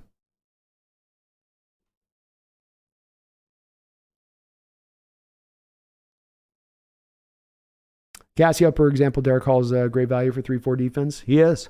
It's a great fit. Kamala says, will we go to free agency to address the defensive line and inside linebacker? Not sure about the inside linebacker there, Camilla. I think they're a little bit more leaning back on the trust that Jordan Brooks is going to come back a little bit faster than maybe some of the fans are thinking. I also think, yes, there's something else that's going to be done on the defensive line. It may be free agency. It also could be around in training camp. John Schneider has had multiple trades that he's made around that time. He's spoken often about the fact that roster building is not something that happens 150 days of the year or just during free agency or just after the draft, but it's 365. And this isn't just something he said as a statement that he hasn't backed up.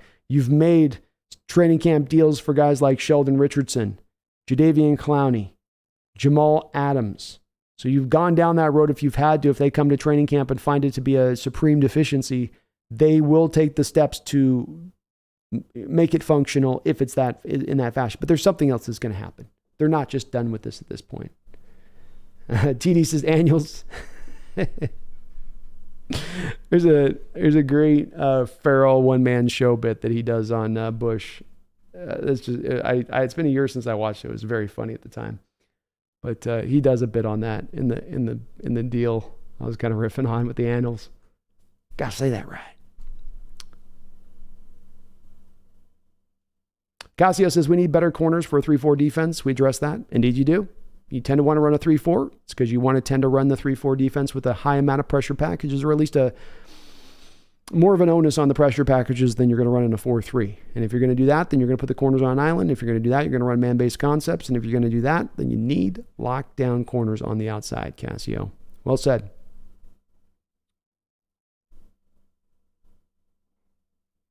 Patrick Gale, our defensive line still soft. Hopefully a few guys can step up in the trenches and help stop the run. Other than that, oh man, we're looking really good. So now it's kind of the last little spot to really, yes, linebacker depth could be handled. A couple other things we could probably bring up, but let's face it, defensive line is the big thing at the moment, Patrick. We're all looking at going, gonna need a little more there. Gonna need just a little bit more there. We feel good about everything, but just can you just, John, can you just Just over there. Can you just get a little more? A little bit more? I think he will. I don't think they're going to walk in with what we're operating off right now. I would be mighty surprised if that was the case. Jacob Hawes, here's what I think happened. They wanted Anderson, but Texans traded up and got him, which prompted John to try to trade number 5 because he didn't like Carter, but couldn't. So maybe they settled for the corner. I love the logic and reasoning you just applied, Jacob, and I think that it's accurate. I think it's very accurate to how it played out in this situation. If Anderson had landed on them, I agree with you 100%. Anderson would have been the pick. And when the Texans snaked us, we didn't freak out. We didn't overact. We didn't do what the Lions did when we snaked the Lions of Witherspoon and just made a trade for the sake of making a trade. We picked the top value that we had on the board at that point in time. And you low-key got to give John credit in this draft because I do think, Jacob, there was some snaking. There was some snaking. We got Anderson clipped. We got Richardson clipped ahead of us in the first round. You had the Cansey situation where he clipped at 19 right ahead of you at 20. Didn't panic on that. Just stuck to the board, trust the board. It's good. Ethan Tech World, what's up, man? It's good to see you. Camella says, Seahawks having an elite secondary, won't that give our defensive line an edge, more time to get sacks? I've tended to run a bit of more in the different direction of this one, Kamala, and I will admit I might be a little bit on my own on this one, as certainly the analytics say you should go back to front now rather than front to back. But I tend to be a person that thinks a great cornerback will maybe give me an extra second and a half of time for my defensive line to get home and make a sack. I think that if you have a defensive line that's not talented to get home, that extra second and a half doesn't really make all that amount of difference. They're still not getting home. Conversely, I think if I have a defensive line that can speed a play up and can get home in under 2.5 seconds for a quarterback, then now instead of a cornerback who's maybe below average having to hold up for 3 seconds, 3.5, 4 seconds on the outside, he's only having to hold up for 2.5 seconds on the outside. So that makes his job easier. And so to me, it feels like that more benefits the other than the other benefiting that. But that's not to say, Camilla, that there's no benefit to having the lockdown guys on the outside and their way of helping that defensive line. There is literally that term, of course, coverage sacks. But just my given way I view it, I think it's more the defensive line drives it just a bit. Herbicide says Nix, Penix, May, Williams, Stentner. Is that his name? You got Stentner. You got Will Rogers. There's a couple other guys. You got Shadur Sanders. We got Herbicide. Don't forget Cam Jefferson coming out. You got to add Spencer Rattler in there. A lot of names. They're not all going to shake out good, but definitely a lot more guys, just from a name standpoint. Spencer Smith says, we seem to have good luck with UDFAs on the interior defensive line. I'm looking at that Jonah Tavide dude and wondering about his potential to become a Red Brian Al Woods type for us in time. He's a good player on tape, man. And what I've watched of him, I need to do my next. I've been kind of knee deep in just kind of kicking out the top end draft pick vids here through the week, but I'm going to be getting to a UDFA vid here probably by next week. And we're going to be looking at Jonah Tavai a little bit more closer at that. I'm going to go back and take a look more at some of his game tape. But what I've watched with him, he looks very active. He looks like a very complete player in both components of the run and the pass. He can give you a little bit as a pass rush. He can be strong at the point of attack. He can chase down plays. Really did like what I saw from him, and very interested to see what he might be able to bring. Might be another one of those, like you mentioned, Puna Ford like diamonds in the rough. And if he can become the equivalent of a Puna Ford for us, and what Puna gave us immediately to add in that line, boy, that's just what the doctor ordered, isn't it? Just what the doctor ordered. Get a little more. Steele says, so happy to see you streaming this week. My pleasure, Steele, man. I'm going to keep this going, and we're going to stay consistent with it. I need a little bit of a bounce back this prior week with getting the breath back in under me, but I'm feeling good. I'm recovered.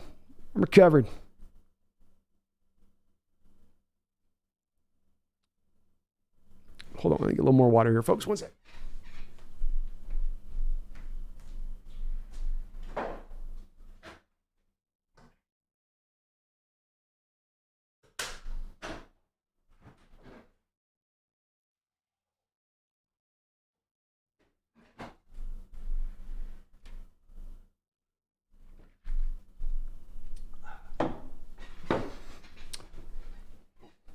Kamala Forsyth Brooks is a tackling machine. He is. We got to get him figured out in coverage. Beyond Balance, laughing out loud, just starting this. Did you just say burning in the afterbirth? I might have. Say a lot of words on the stream. The filter doesn't always work good, you know? The filter usually catches that stuff. But tonight, the post-draft glows just got me going a little more unfiltered. I probably said something like that. Greg, I love Carter, but the fact that we took a corner, the Lions traded back for a running back, the Raiders preferred an old, injury-prone edge, the Falcons took a running back, and the Bears gave him away is bad. Teams were telling you pretty succinctly behind you, the next 3 or 4 teams, what they thought. And Howie Roseman was in a unique position to take this risk, a position that no other general managers in the sport are probably sitting in and being able to take, even including Bill Belichick. I mean, maybe Belichick could get away with that in the place where he took Gonzalez later in the teens, but not to be taking it as a top 10 pick. You have that on your resume as a general manager, and that will, like a scarlet letter, follow you for the rest of your career. And say nothing of getting fired. That faces you then when you go for other job interviews. And it's very easy to say a general manager should just go and take that risk, but that's a lot of risk for then up against the reward you're really truly pulling through on the other side. Just kind of not quite worth it.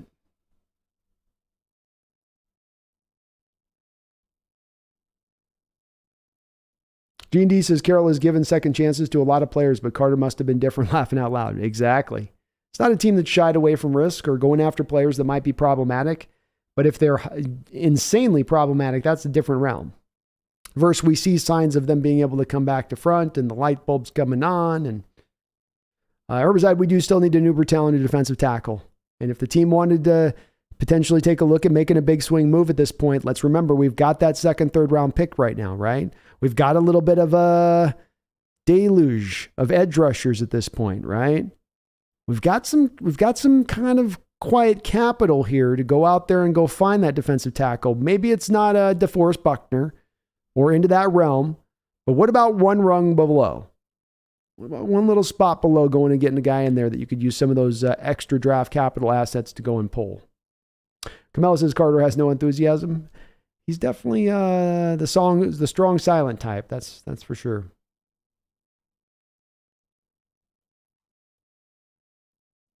Who's like Bobby? I don't know anybody like Bobby.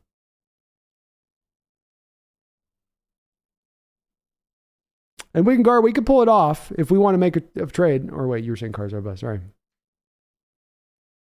Ethan Tech World, I can't wait for Dune 2. So stoked for it. So stoked. Tommy, also, I think about the theme of our draft. It's all leadership and attitude. When we get down to it, besides the talent, the Legion of Boom was all about swagger. This draft is similar in that respect. There's Devin Witherspoon comes right out of the Legion of Boom era as far as a mentality is concerned, say nothing of his talent and his ability in that respect of things. So yeah, you got a lot of swagger out there on this team now, and guys that are all about ball. So I forget that about the Legion of Boom. You know, they talked a lot. They were very talented, but they were also guys that were fierce workers, and they got each and every one of them on that defense to really buy into that work ethic where it was truly all about ball 24/7. And I think the Hawks are trying to get back to that with the players they're bringing in, where there is no wonder about whether or not they love the sport, whether or not this is their passion and not just their job. And I think it's a important thing to make sure that we're gravitating towards in the players that we try to pick. Connor says if Witherspoon played another year and just came close to replicating his 2022 season, he'd arguably be as good a prospect, if not better, than Carter before Carter's character concerns leaked.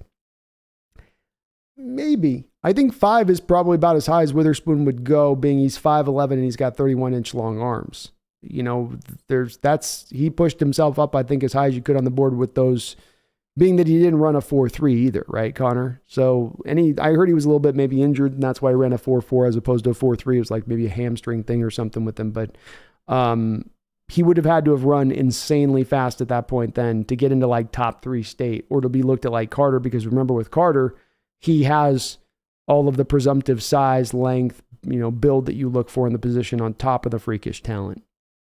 It would have been tough, but he got him self-vaulted pretty close to it as it is, too. Josh Brandolph says, great draft. Going to have an amazing backfield and probably the best wide receiver core. I'll take it. I'll take it, too. It's a good way of putting it.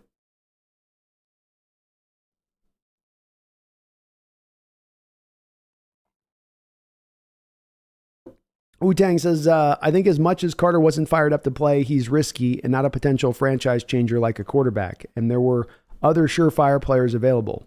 How he can afford to miss, we can't. Beautifully placed. I'd echo exactly the same thing. Hongwu says Simpson misses tackles. He does. He just didn't look comfortable in the middle there, too.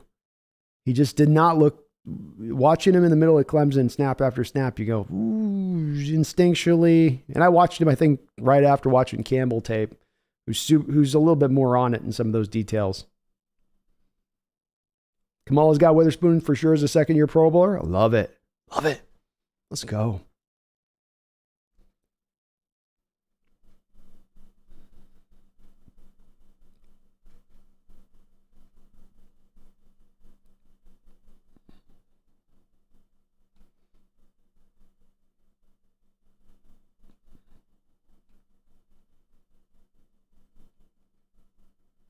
Wicker Gardens says Draymond's a pass rushing defensive end to defensive tackle. Terrible grades against the run.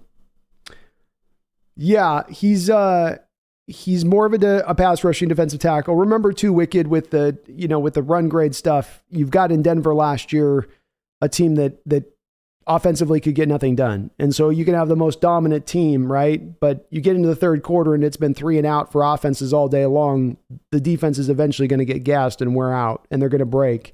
And now you got a lot of bad scores getting stacked up over the back of those games. I'd bet that a lot of those bad scores he got, Wicked Garden, came at the end of games where that defense was just gassed in just that manner. I think when you get him a little more fresher and earlier on in games, it's probably not as much a problematic. I'm not saying it's a strength of his game. Don't give me that. I mean, he's a stronger pass rusher than he is against the run. But this is why we got to have the rotation set. This is why you want to protect your defense from a snap count standpoint and keep the chains moving. Because when you don't, they're eventually going to break and falter and, get tired. FBI Stat Major says, I love the Witherspoon pick. You can find pass rushers constantly. You can find a lockdown corner ×2 very easily on the other hand. To your point, is one that I was making on draft night, FBI, with this, is that I've been watching football since the early mid-'80s. And my Seattle Seahawks team has never, and what is that, 4 decades, not one time have you been able to stack up lockdown corners on either side of each other at the same exact time. To your point, that's how hard it is to find those. Through all those different administrations and different general managers and different coaches, you've never been able to pull it off.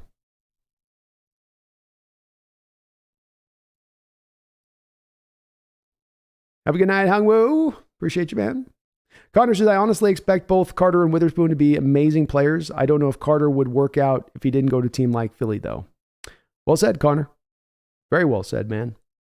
All the way around there. And yeah, I think Carter's going to the best possible spot. If he doesn't work out there, he's been given everything you could be given as a player to be set up right if you've got some issues or things you got to kind of overcome. James Valva says, weeks ago I asked what it would take for Brandon to be against Carter. He said if the pros said the character concerns were real, he'd be fine passing. Brandon is the man of his word. Be like him. Thank you, James.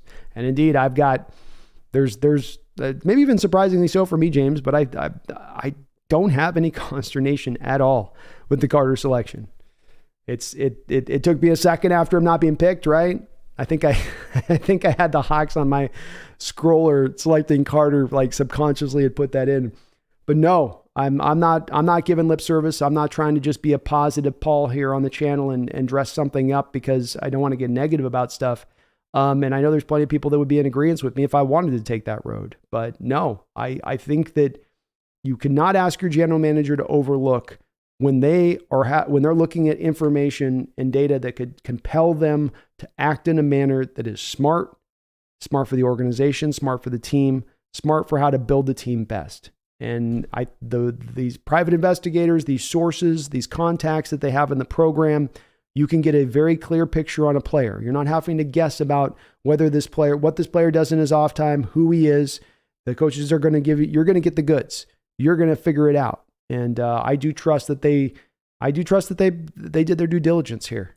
And just for the same reason I talked about in prior times, James, because he was such a pure fit for their need, because he was going to slide, and they knew he was going to slide from very far out.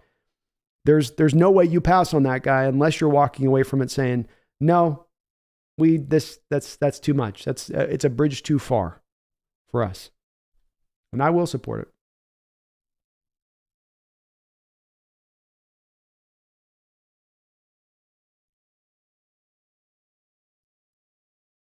Pedro Mendoza says, good man. Did you watch the draft? Yes, sir, Pedro. We streamed all 3 days.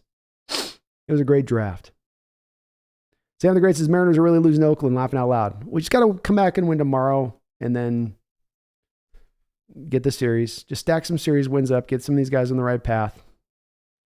Get them on the path. Mariners are a little frustrating right now. It's a tiny bit frustrating to start things off.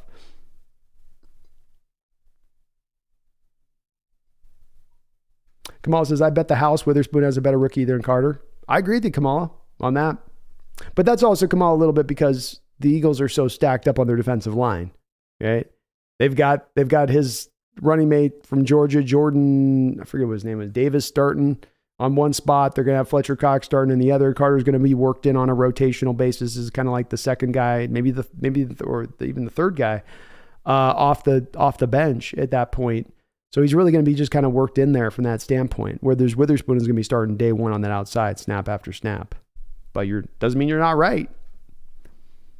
Wicked Gardens says, we gifted the Eagles Carter and Nolan Smith. Rest in peace, league. They could be very scary going forward. I am worried about where the Eagles are heading. Ujay says Mariner bats are cold and Julio's playing hurt. I hope is it his back? I hope it's not his back again. FBI stat major JSN pick was the best of the draft. It's pretty good value, man. Many of the consensus board had him as a top 10 player. You got him at 20. Erickson says, yeah, Kenny Mack looks like our new hybrid running back wide receiver. That's what he is. And you don't have to force him into that role. That's what he just naturally, purely is. FBI stat major, JSN has Terry McLaurin written all over him. Oh, man, that's a tough sell for me, FBI stat major. I love Terry McLaurin coming out. He's not had a good quarterback to throw to him at the pros. He is an outside guy, pure as the water runs. He is an outside guy. I don't think JSN is going to be able to play on the outside at the next level. I think he's more of just going to be that slot type of guy. He might be just as productive as Terry is able to be on the outside within the slot, maybe. But I still feel like Terry's got some upside that's unclaimed because of the fact that he's not had a quarterback there or an offense there that can really take advantage of his skill set. But I love him, man. He's a good player. Kamala says Geno's definitely has a better year than this, and that's scary. He's got everything he could. I mean, Geno's got there are many quarterbacks in the league looking at Geno right now with like a jealous eye, you know? They're looking at him like, why does he get all that stuff? Why can't I have some of that cool stuff? I want 2 running backs. I want the best wide receiver core in the league. I want a complete offensive line. You know they are. So he's got all he can work with and more. You know, Geno's definitely going to be balling out this year. I have a distinct feeling. David Pugh, thank you for the $10 donation, David Pugh. I do appreciate it, and I hope you're having a good night tonight, man. It's good to see you in the chat. He says, I think Seahawks fans are largely forgetting and disrespecting B-Wags. He can't stop the run by himself, but he's seen it all, and the leadership is undeniable. And pair him with Jamal Adams in there, fire. I love it, David. I love everything about your post and your comments, and I absolutely, of course, love the donation as well in addition to that. But let me echo where you're coming from on that. You know, I've tried to be a little bit vocal in my respective things and having a bit of Bobby's back here, not because I'm just trying to be blindly loyal to Bobby Wagner, but because I kind of can speak. I kind of feel like there's almost a little bit of a disrespect to Bobby about the year he had last year and, you know, where he truly is as a player. And then also on top of that, David, where the position was last year. We did not have a good middle linebacker play last year. Bobby Wagner was your top rated PFF middle linebacker in the sport. And people can try to make every excuse in the book for how that number doesn't exactly equate to what he was. You don't get a 90 grade by being a bad player off PFF. If you're going to try to sell me on that and tell me that that's your view of PFF, that they somehow skew their numbers so wholly that a middle linebacker who played basically every game this past year draws that score, and that score is just a complete mirage that's generated out of nothing. We will completely, if that's your take on PFF and that's how they came to the grade on Bobby, then I'm out on that one. I just can't. So maybe he wasn't a 90, maybe he wasn't the best middle linebacker in the sport last year as the grade would indicate versus him ranking of other middle linebackers in the league, but still a very strong middle linebacker in the sport, still able to get the job done. And if you utilize him correctly, if you take a little bit of the pathway that the Rams took with blitzing him a little bit more, you can get even a little bit more out of him than you got out of him when he was here in his last year. And I think there's a lot of reason to believe the Hawks will do that because you've transitioned to the same defense that the Rams ran last year and utilizing him in that blitzing fashion. And you are getting Jamal back. So now you have a couple guys that you can bring down to the line of scrimmage who are both really good blitzers. And David, you've went out and got the lockdown corners who can play man coverage so you can afford to run the blitz heavy stuff and know that those guys are going to hold up on the outside. It all works together. It all comes together like a circle. And I can see the plan within that, and I can absolutely see Bobby Wagner being successful within that as well. I'm with you 150% on that, David. You mentioned also the leadership. I talked a bit, David, in my video of Bobby when we first were announcing his signing of the instincts. Cody Barton, Jordan Brooks may be very fast. They may be much faster than Bobby Wagner is at this point in time of his career. But because they take that extra second to process everything, because they sometimes guess going in the wrong direction, they're not able to utilize their legs and their feet and their quickness and their speed in the way that their pure scores from an athletic testing standpoint would tell you they have. Bobby instead will be a step ahead of everybody. He will be moving in the right direction. So the number one thing that stood out to me about the all 22 tape of Bobby Wagner with the Rams last year, first looking at Barton and Brooks on their all 22 tape. And I'm talking about that shot where you're right over the top of the end zone and you can see them nice and clear on the all 22 of what they're doing. And the thing that stood out to me with Bobby on the Rams tape over and over again was he was always taking a step in the right direction pre-snap to where the play was going. He was always correct, always right. And then you flip over and watch Barton and Brooks, and they're always kind of deer in the headlights. Oh, there's a guard on me. Oh. They're always reacting rather than being a step ahead. And that's Bobby right now. That's what he brings to bear. And then you mentioned the leadership on top of it, David, 100%. He's going to be a steadying force in that locker room. You want to build a locker room with a lot of young kids? You want a young team? You better have some veteran presence in there to help guide those guys along. You better have somebody in there that can be the strong voice that they will listen to, who has the pelts on the wall that they will have to listen to him when he speaks. It made so many sense to so many degrees, and then we got the final numbers and saw how so relatively cheap it was to bring him back. I can't imagine why anybody would be against the Bobby Wagner move in any way at this point and looking at it. But thank you so much, David. I appreciate you, man, for that donation.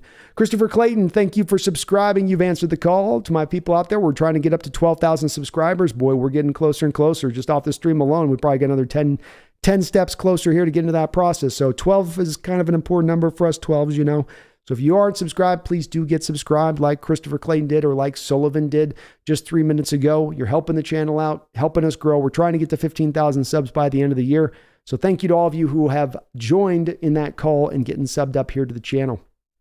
Stefan Educated Tyrone, thank you for the $2 donation. He says, would you take a late shot on DJ Ugolele in 2024, 2025?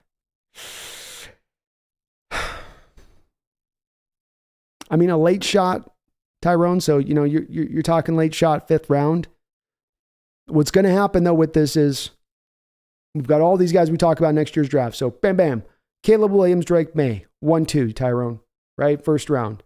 You probably find 2 other quarterbacks that find their way drifting into the 1st round based on this next year's performance. KJ Jefferson, maybe Spencer Rattler. And then you have your secondary, maybe guys, your Bo Nix types and all of these other ones in there through that are a guy, Shadur Sanders. I kind of have my initial instinct on this one, Tyrone, is that Ugolele is going to dip down that board a bit. And 5th round is probably where he's going to land. Now, 5th round, DJ, okay. His windup is really long, and it takes some time. It's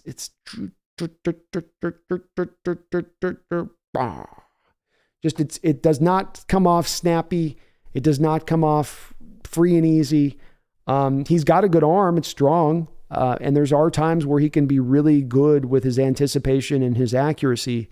But do I not like windups on bigger quarterbacks, because cornerbacks jump that at the next level. Everything's down to a blink of the eye at the next level at times.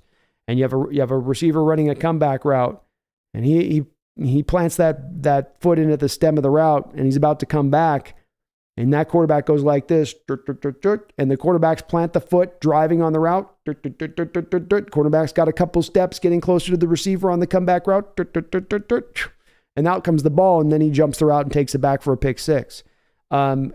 It was there on tape with him a lot. The decision making wasn't also great. Didn't handle pressure really well. He's got to clean up some things, Tyrone, this year, I guess, is my bottom line. But look, he is big.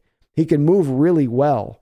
He's hard to bring down. He's got that kind of Roethlisberger kind of build to him, where defenders are just naturally, because he's so big, going to fall off of him. And he does have the strong arm that can sometimes be accurate. So there are some things to work with there with him. But that windup isn't getting any better. It's like Tebow, when the windup's set, the windup's set. You ain't never fixing it. Not once they get to the college level. It just is what it is. And he's just transferring now out of Clemson. So we'll see, maybe he goes to the right coach who can kind of get him better developed. It's what he needs. Wonko the Saint says, that title, how dare you? Just kidding. Only got here. Sorry I'm late. No worries, man. Appreciate you. Only an A-? You better put a plus on that grade. Gene D says, Geno needs to take this team to the next level. We got crazy amount of talent. No excuses. No excuses, Gene. And Geno can do whatever he wants to any defense that he wants to attack with. Think of it. You can run or pass. I can pick you apart with Jackson. I can beat you on the outside. You want to go to double teams? I've got the talent inside to take advantage of your guys if you're going to double on the out. I got 3 tight ends to work between. I got 2 running backs to keep my running game stable and going throughout the course of the entire season. I've got a talented offensive line in place with guys that are ready to go. No excuses. A lot to work with. Mr. Turtle 12, hey Brandon, I think you are a great NFL analyst when it comes to the draft and are almost spot on with your views, other than maybe Brooks. But what do you think are our weaknesses? Go Hawks. Well, thank you, Turtle. Appreciate that. Very kind of you. Our weaknesses are definitely right now defensive tackle, for sure. You're sitting, 3 deep, basically. Well, 2 deep. I don't know. Defensive and defensive tackle. You're 3-4-ish deep, and you don't necessarily feel great about the solidity of the talent there all the way around. Not that it's not bad. Just it's definitely, I'd say, a weakness on the team, and a glaring one at that. Aside from that, linebacker depth.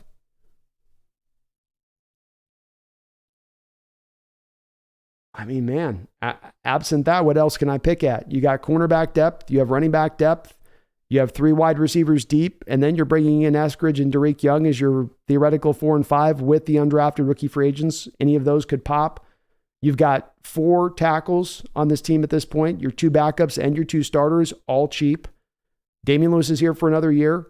You've got your 2 centers. You got your 2 right guards. I don't think I'm being a homer to say when I come away with that, you have your top end frontline talent, and then you've got your depth, even the safety position. Reed slides into backup Quandre, and then strong safety, you've got Jamal, Julian Love, Blunt. Blunt's nothing special, but he's at least another guy you can add in on the mix there who does give you special teams value.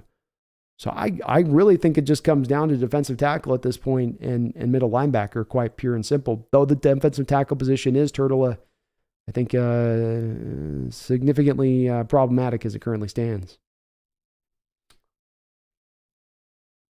Drunk says, why do Niner fans want Brock Purdy to start? If your team gave 3 first-round picks away for Trey Lance, don't you still start Trey Lance even if he only played 2 games?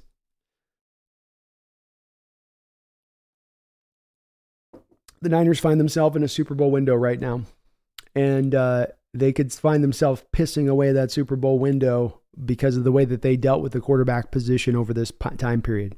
And it's because of this kind of faltering, uneven, unsure. I don't feel like the whole organization has all got the boats pointed in the same direction behind one quarterback there. And I don't think it's helping them.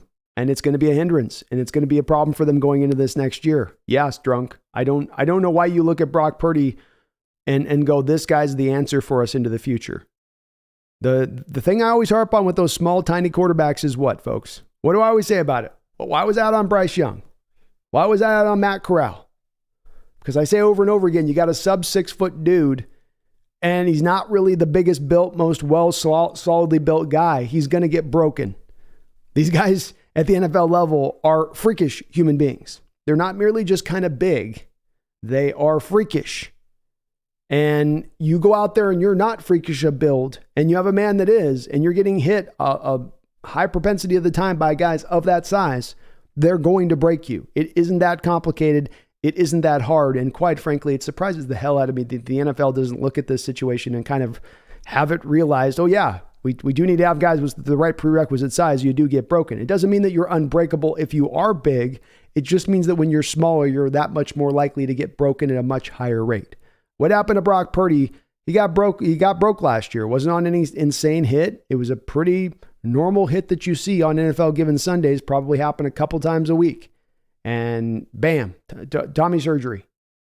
So now what? Him into the future is absolutely, he's going to be able to stand up tall and be able to make it happen at that point. He got injured on a running offense last year that predominantly had him just throwing little dink and dunks all over the field. What happens when he has to start dropping back on 5 and 7 step drops? What happens when the receivers aren't wide open like they were last year for the Niners running those routes? Yeah, you should be going back and trusting Trey Lance. You should be going back and trying to see if you can make it work there. But I don't know if it's Lynch or Shanahan or both of them, but somebody in that organization's out on Lance. And they have been for seemingly a very good amount of time. And the power run games that you ran with him against Seattle, twice on that one drive, he got injured on running the quarterback power on the second one, but you had ran it already on at the other end of the field on the very same drive. It was only going to be a matter of time before Shanahan got him broke. And I don't get it. I don't understand it. I don't know if it's egos going clashing or what it is, but I'll tell you this. It's our crack. It's our crack to break through this next year, because it could completely end up upending this 49er team if they don't get it right. Kamala says, why doesn't Geno get the respect he deserves? We are lucky to have him. Well, I think these questions are a little complicated, Kamala. There's a draw to try to get to simplified point on it, but I think it comes down to a couple things. Number one, he just did it for a year. And this is the first year of his career that he really put that kind of performance up like he did. That's always going to make people question when you kind of just had that 1 year on your books in such a long career. It's not his fault, but that is going to cause people some hesitancy. There is also the fact, Camilla, that over the back half of the schedule, there was a significant drop in his performance. And the number of turnover-worthy plays that he had on the football field are not to be overlooked and not to be glossed over. There are explanations for it, including a lack of a running game during that time and pass protection faltering, in a much worse way than it did at the start of the year. But he also made some really bad throws during that time too. Made some great throws as well. But there's some that feel like, well, maybe that 12 games he had where he played good to great football for 12 straight weeks is really more just a mirage here, and that he will fall back to, earth here as we really saw at the back half of that schedule. I'm with you on it, Kamala. I think he's going to be back into that realm of what he was last year, because I think that there were explanations for that drop off in play last season. But I do also understand, Camilla, where that drop off in play has caused some people to wonder, being also that just a 1 year of total production, can he reduplicate it? Can he make it go again? And I do believe he can. Gene says, Geno can use Jackson Smith over the middle? Oh, you better believe he can. Slot is a quarterback's best friend. A good slot.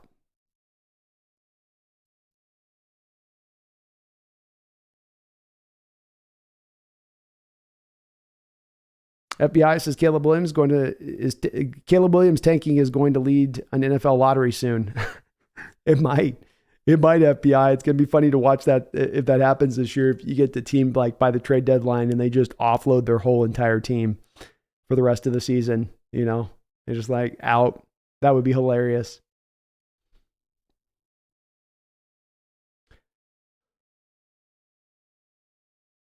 Wu-Tang, you think Shanahan's going to get more out of Donald? He might.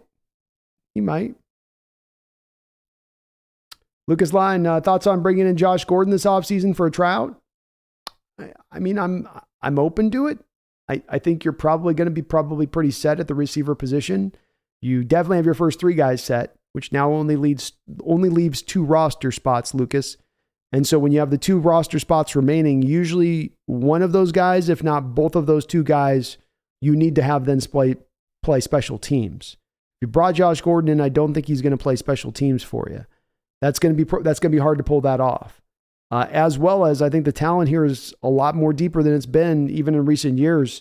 Having the 3 you got at the front, Eskridge, Derek Young behind them, and then behind that, Sam the Great, you got the kid out of Arkansas that you took, and then Bobo out of UCLA as your undrafted rookie free agent guys. Is Gordon going to be able to overtake all of those guys? Probably tough. I'd be okay with it. Want to give it a try and let him see what he could do. But there's some things that'd be tough to get through on that. Oh, we got Cody Thompson too. That's right. Erickson 4K is no problem for Gino. I'm talking 5K. Why 4K when we can have 5K? Lucas says we can look for talent in the XFL. There are plenty of stuffing defensive tackles in the XFL and in free agency. Interesting to see how XFL plays out here going forward. Slightly Toasted says thoughts on Husky linebacker Edifon Ulifososo. Is that the kid coming back? I want to say. Make sure I'm thinking of the right guy.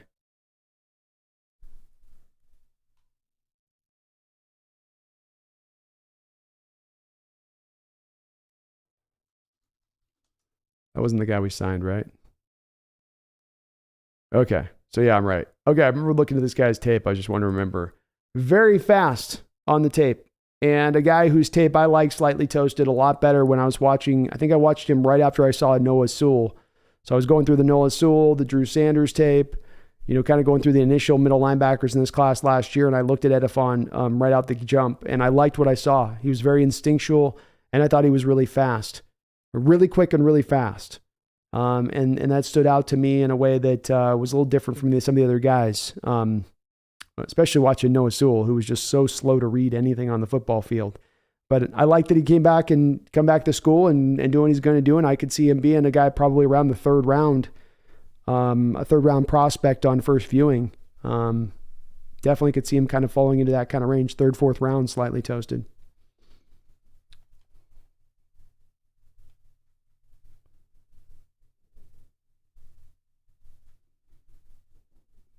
I don't know about lefty quarterbacks. Got to watch those lefties. Megan says, Hawks Nest, I'm still waiting on your decision. I know you are. We're not to the end yet, Megan. Gene, Penix should have made himself eligible this year unless he can carry the Huskies to a title.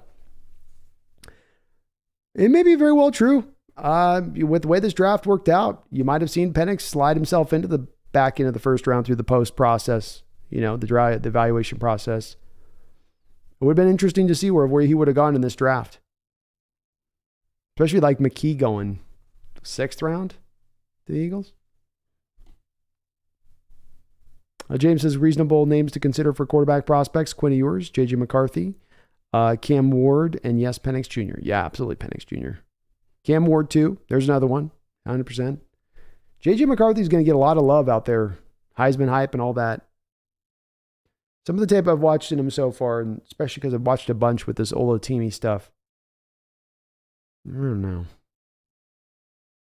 know.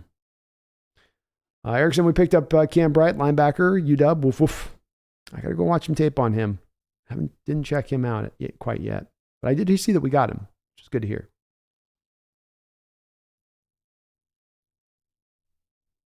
That part is good. Lou, thank you for the $1 donation, Lou. Appreciate you donating to the chat, man. Very kind of you to do so. Hope you're doing well tonight. Trent says, what if Seattle just plays 4 defensive ends on the D-line? It'd be the new 54. I like the name of it, especially especially with Bobby, man, in the middle of that, Trent. I'm with it. Whatever it takes, man. Let's revolutionize the defensive line. Maggie says, I love how everyone has finally seen in Carter what I saw months ago, B. For sure. I think it helps when the front office does the passing too, to let people know what's up. Let them know what's up. Jarrell, I agree. Jalen will be good in Philly, I think. George Squitter looks like Penny Hart might leave. Yeah, there's no way he's making the roster right now with where our receivers are at. Chicken God, it's not as simple as saying the Eagles have nothing to lose if Carter doesn't work out. If he turns out to be lazy, then that could create a huge distraction and disrupt team chemistry. It's not to say that there's no downside, Chicken God, on if Carter doesn't work out. What I was referencing was about directly a general manager keeping or not keeping his job. And so if a general manager in Detroit slams Jalen Carter top 6 pick and that pick blows up in his face, very likely that could sit at the head of him being fired and moved on from. And again, something that follows him then throughout the course of his career. With a guy like Howie Roseman in this pick, he has 2 first-round selections. He's coming off a Super Bowl appearance. He has already 2 defensive tackles there, so they're not in the situation like we are where they have to find their D tackles. They've got them already in place. They don't need the kid to come in and be an instantaneous starter, a producer, a guy that's really carrying the day for them. So you put it all together there with it, and it provides Howie a lot more of flexibility and a lot more of, hey, if this pick goes wrong and it does fail, the fans aren't going to tear me down for it. I got him at 10. I didn't take him in the top 5. He had fallen down at that point. The fans are celebrating the pick right, left and right. And if it does go wrong at this point, I got the other first round pick in Nolan. If he takes off, then it'll look just fine. There's a way to sort of cover it up at that point. I don't believe that you're going to have a rookie coming in, Chicken God, and he's going to be able to, on his own, disrupt team chemistry just on his own. I've never heard of a rookie who's come onto an NFL team and been able to pull that off just all on their own. They don't carry enough weight in the locker room initially to be able to do that type of thing. So I think there's more built in here for Howie Roseman to get away with it than there was for other general managers in the league. Jack says, B, you lost your will to leave us bet. Time to pay up. Haha, just kidding. I did. I was off on that one, man. I was right that there were going to be 3 quarterbacks taken in the top 4, but Levis turned out to not be the one that went. Did not see that one coming. I was definitely wrong on that one.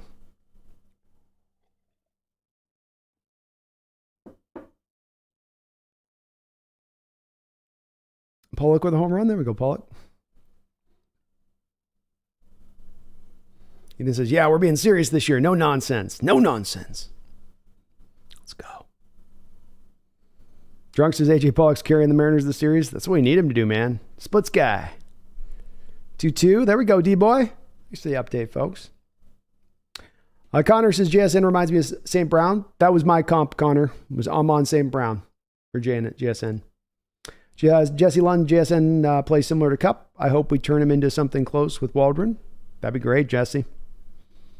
I don't quite think he can do all the stuff Cup can do, but he can do just as far as I don't think he's as good as Cup is with the bubble screen stuff and the fly sweep stuff. But everything else that Cup does, as far as route running, catching, after the catch, absolutely. Drunk says the QB Terry the QB Terry has had was Taylor Heineke and what was left of Alex Smith. Yeah, that was Alex Smith with leg bleeding on the field. Done. He's just had nobody to throw to him, and he's still been very productive. And that's without another receiver on the other side who's been very legitimate. It takes the Hawks, Brandon. I think Russell Wilson leads the list of jealous quarterbacks regarding Geno. He's been prank calling him at night, I hear. He's calling up and being like, hey, Geno, what? It's me off. Jack. Russ, this isn't funny anymore, okay? You're doing this every night. I'm trying to get my sleep now for the season, and you're disturbing that. You can never sleep, man. Greatness never sleeps. It does over here.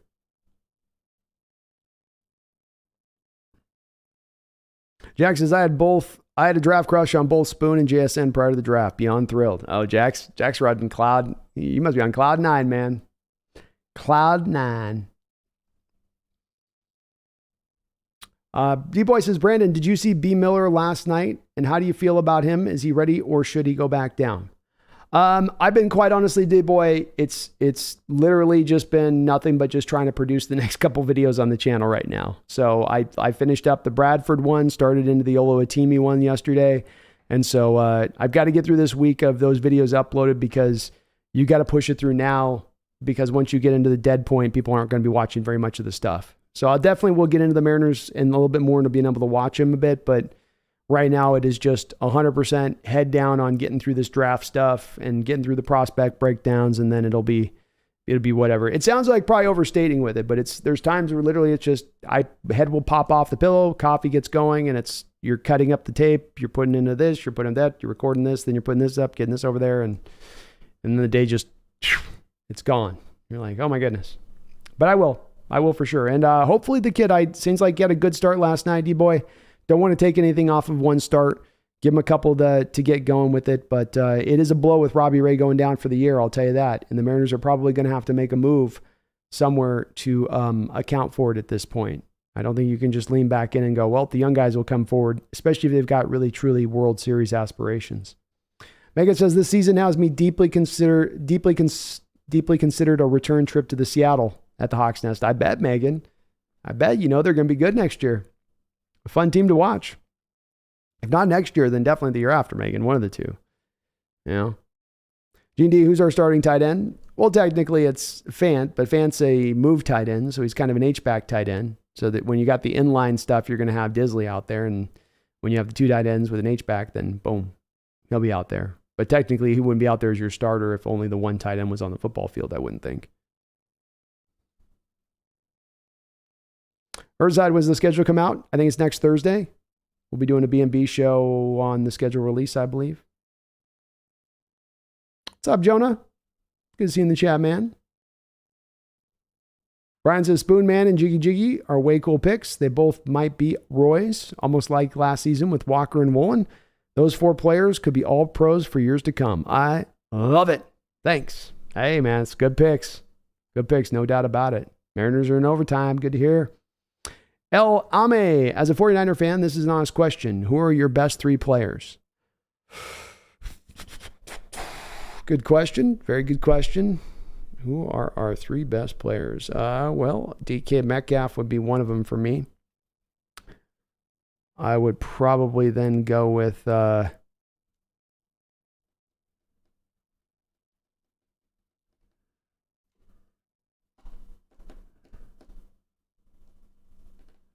that's a good question. I'll go like DK, Tariq Woolen, and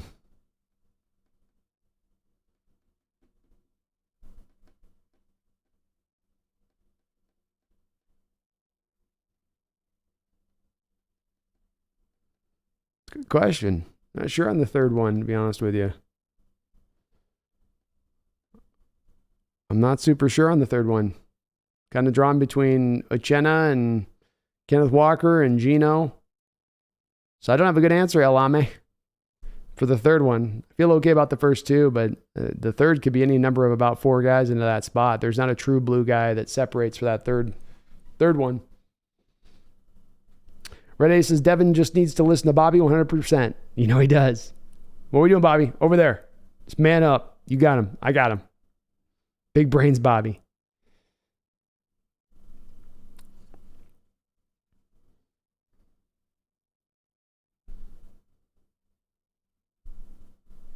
El Ames is a Sacramento Kings fan. I'm glad you guys didn't take our team. We weren't going to do you dirty like those Oklahoma City people did, like those folks in the South do.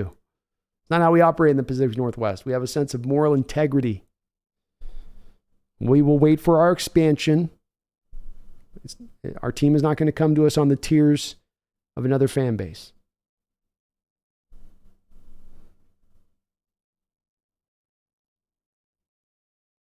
Patrick says, laughing out loud, yeah, Gino won this draft 100%. So many weapons at his disposal. Top trio wide receiver, running back, capable tight end. Hawks offense looking lethal.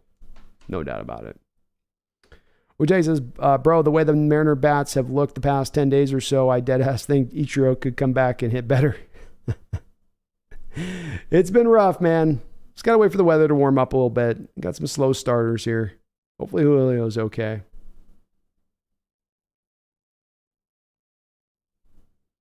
Erickson Charbonnet's a bell cow type body. He is.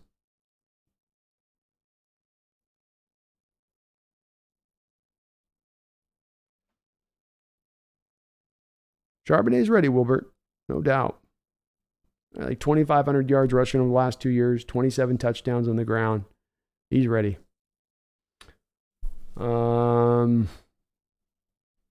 Space will have to give me a week on the walking. I'm recovering mode right now. The voice is just getting back to front. So give me a little bit of time. He's a little tired right now. Chris. Ready, saw a projected depth chart based on players signed through a 3-year period. We have great talent basically everywhere except tight end and inside linebacker. It was interesting to see it all laid out. Indeed. Future is put forth where we're not going to be put in a position of, especially going into future drafts, because we have moved to value, having to be even close to reaching to need, because we're going to have fewer and fewer holes as we go forward because of that. But you know right where you're going to need to target as we go forward. And that's why that Georgia tight end, Red Ace, that Georgia tight end is going to be our guy next year.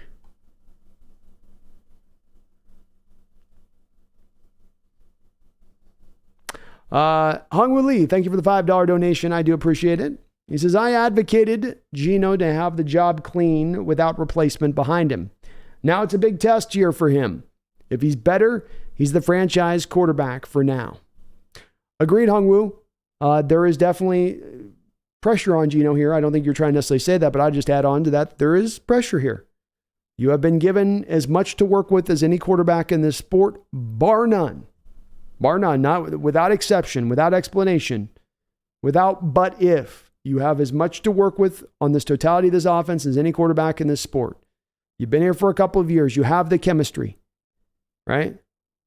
And the good news on this for me is he signed the contract that allowed you to still be able to do some things in free agency.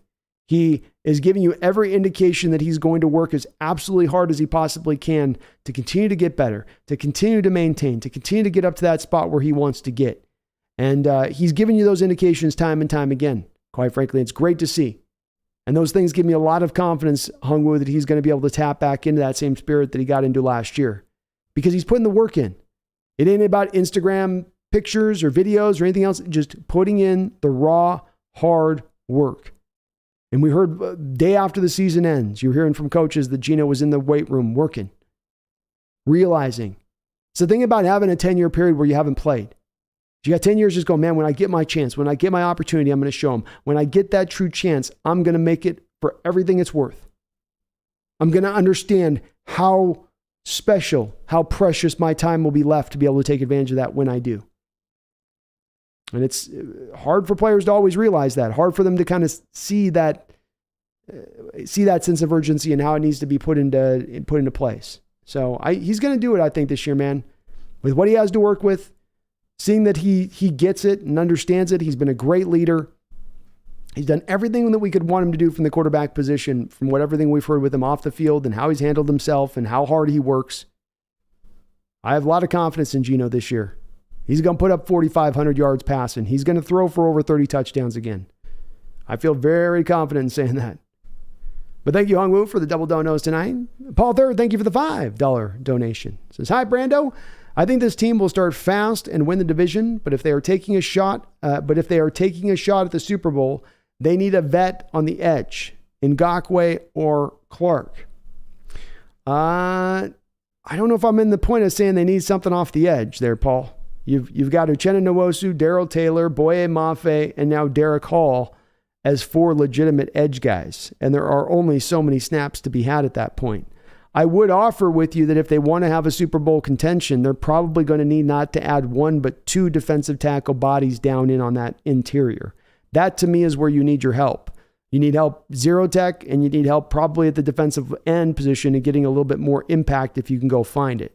I don't know if they can find it. I don't know if it's upgradable, but Ngakoue would be just another edge. He'd be the 5th edge on your team. And Derek Hall might be every bit as good as where he is at right now. The one thing with Ngakoue too is he doesn't play the run. So you're getting another Darrell Taylor on your roster that just, merely plays the pass. I'm not sure on which Clark you might mean. Frank Clark. Yeah, no, not on Frank Clark either. Same problem that you have with Ngakoue is you have a guy that's not going to play the run. He's only a pass rusher, and he's not even the pass rusher of Ngakoue. Those guys are names, but are they really helping out your defense at that point? I don't think so. But defensive tackle, defensive end is where, Paul, I think that's certainly a spot that you need to you need to get in there and address right now. And I think it's 2 times, not just once, but hit it and then hit it again if you can. I know there might not be the money to do that. You might have to get creative with your trade process to do that. What I'd try to do, Paul, if I was them, if I could, is find a way to move a guy like Fant, offload the salary, maybe package Fant and Darrell Taylor, commit to more 3 wide receiver sets. Then you have the door opened up at that point to sign in Ngakoue or Clark. But you'd have to move Taylor for a pick or something like that to have there even be an opening for them at this point. Thank you, Hungwoo, and thank you again, Paul, for that $5 dono, man. I really do appreciate it. Hungwoo, thank you for the $5 donation. Appreciate you too. It says all the pressure is on Geno. The pressure we couldn't to Russ because he was sensitive. I believe he will work even harder and continue to mentor the young players. It's very well said, Hungwoo. Geno went through and played behind a lot of great quarterbacks, got to see a bunch of different situations and how they carried themselves and get him to where he's gotten. And yeah, I don't think that he is sensitive enough to where he can't handle that pressure and take that on. And I agree. There was a little bit of the kid glove stuff that we had to do with Russ. This is why you heard players talk about the lack of accountability that was put on Russ. Why did the coaches not want to put that accountability to Russ? Because they probably understood that he was sensitive about it and that it wasn't going to be received and get him in the right place. But sometimes you got to put that on players. Sometimes they got to own that in the way. Sometimes they can't just run away from it with excuses and reasons for why something didn't fail. They got to just say, hey, I got to own that. I failed here. I got to do better. Sometimes even as a quarterback when it's not your fault. Sometimes in the name of leadership. And that's another spot that Geno gets it. He gets it. I take that hit from my teammate sometimes when it comes to me and behind the mic. I don't say but there's I took a sack, but sometimes good things happen when I don't take a sack. Yeah, we throw the ball on them, but sometimes blah, blah, blah. There is no but if with him. Just here's it. I take responsibility, go. I love seeing him. It is to your point on that, Hungwoo, it's a breath of fresh air here at the position versus where we had been for the prior few years in that respect of things.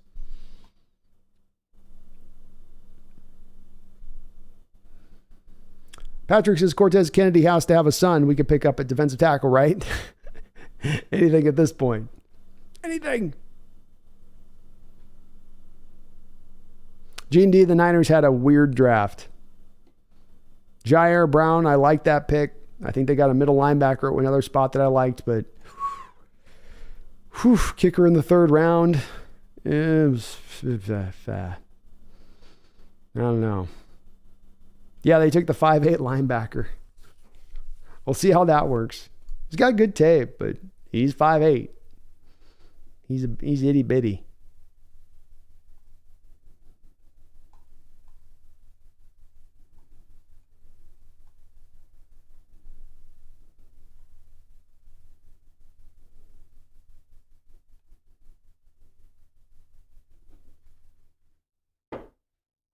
TikTok's dear Santa Russell was so good to the Seahawks, giving us so many picks. Please give him and Sierra something nice this year.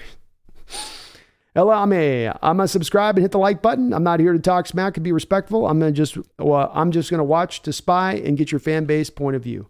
Elame, we've got more than a few different Niner fans that are regulars on in here. I think the thing that you'll find that's pretty unique to this place, and maybe already kind of feel a little bit of that, is we're not really operating in here in this chat in the way I think a lot of other chats operate, where you're leading with toxicity and it's just you're Niner, you're our biggest rival, so let's just talk a bunch of junk to you so we feel good about ourselves.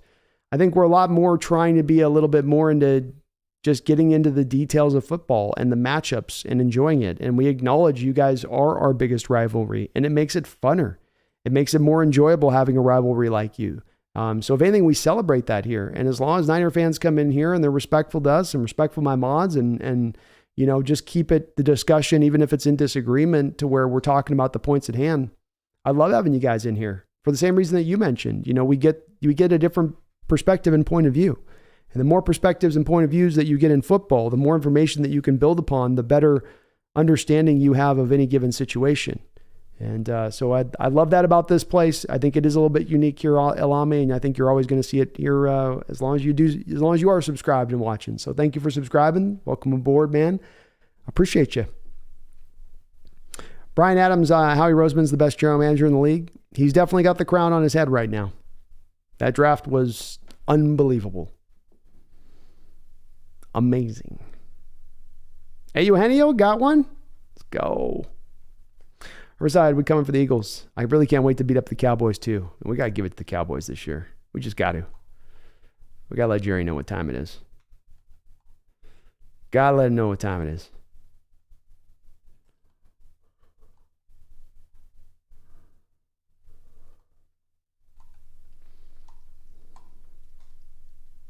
Elami, I'm a Sacramento Kings fan, and I'm annoyed and irritated with my fellow Niner fans who are Warrior fans too, and content creators. They are annoying right now. I will say, Elami, there's some Niner content creators. I'm buddy with Jesse, Last Second Sports, and boy, there is a little bit of infighting out there in the content creators of the Niners. Like, you guys, they go at each other a bit. I'm like, Jesus, you guys. I want to tell them to chill sometimes. I see some of the Twitter posts out there. It's like, it's coming from blood. Why do John mentioned yours in the interview? I could see him liking him. He'll just like his haircut. He likes that skunk look that the kid's rocking.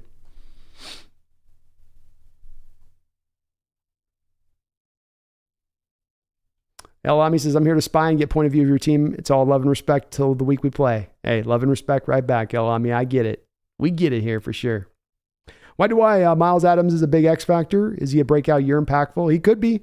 And some of the confidence that the Seahawks are having, maybe in not addressing the defensive tackle position as much as they've had, or the defensive end position as much as they have, might indeed come from the fact that Miles Adams is a guy that they feel very, very good about. You know, he jumped off the radar to me in the preseason last year, to the point I did a whole video around him just because of what I was seeing on him in tape and what he was showing. And I do think that the kid's got some upside.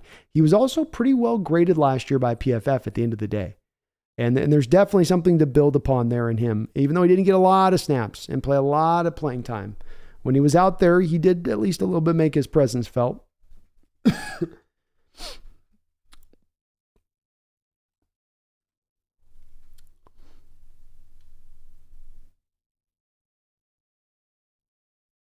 Herbicide says, I was in a Lions stream. Tough crowd, man.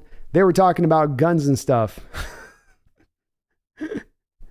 There's some streams, there's some chats that get pretty wild out there I've seen. I'm like, oof, I'm glad mine's nice and calm. We get worked up, but boy, some of those chats go nuts. Greg says, how much does Clowney cost at this point? Would you want to sign him to rotate in as a 3-4 defensive end? It's tough. I think he wants to play more on the edge. I don't know if he wants to be a 3-4 defensive end at this point. I would tend to think that he wants to go to a team that's going to let him just operate off the edge, even if it's at a rotational basis. He wouldn't cost more than probably $4 million this year. I think on a 1-year deal is about where his rate is at, give or take. So, I'm a Clowney guy, Greg. So, you know, I've long told everyone I'm definitely not unbiased on this one. You know, not in the least. No, we're not doing. Okay, we're doing that. Okay, we're doing that. Okay. But I'd take Clowney. I wouldn't turn him down. Erickson says Mike Morris said 12s are getting a monster. They are. Guy's a big man. Big, strong man you're getting. And I think he's going to work really well on that inside. He might even give you some twitchiness when you're talking about kicking an outside guy inside then at that point. Save the Geese. Thank you for a $2 donation. Appreciate you, Save the Geese. He says Seahawks Super Bowl champs 2025.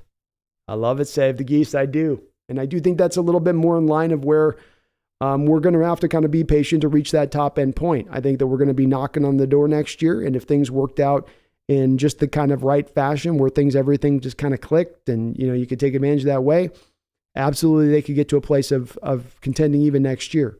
But I do think it's more likely of the next 2-3 years to where they really get to that truly elite status as a consensus, one of the best teams in the NFL and a team that everybody's at the start of the year going, oh yeah, this is a team that has got to be considered as one of those few teams that should be, I don't know if I say Super Bowl favorites or whatever, but contenders, I guess is the way to put it.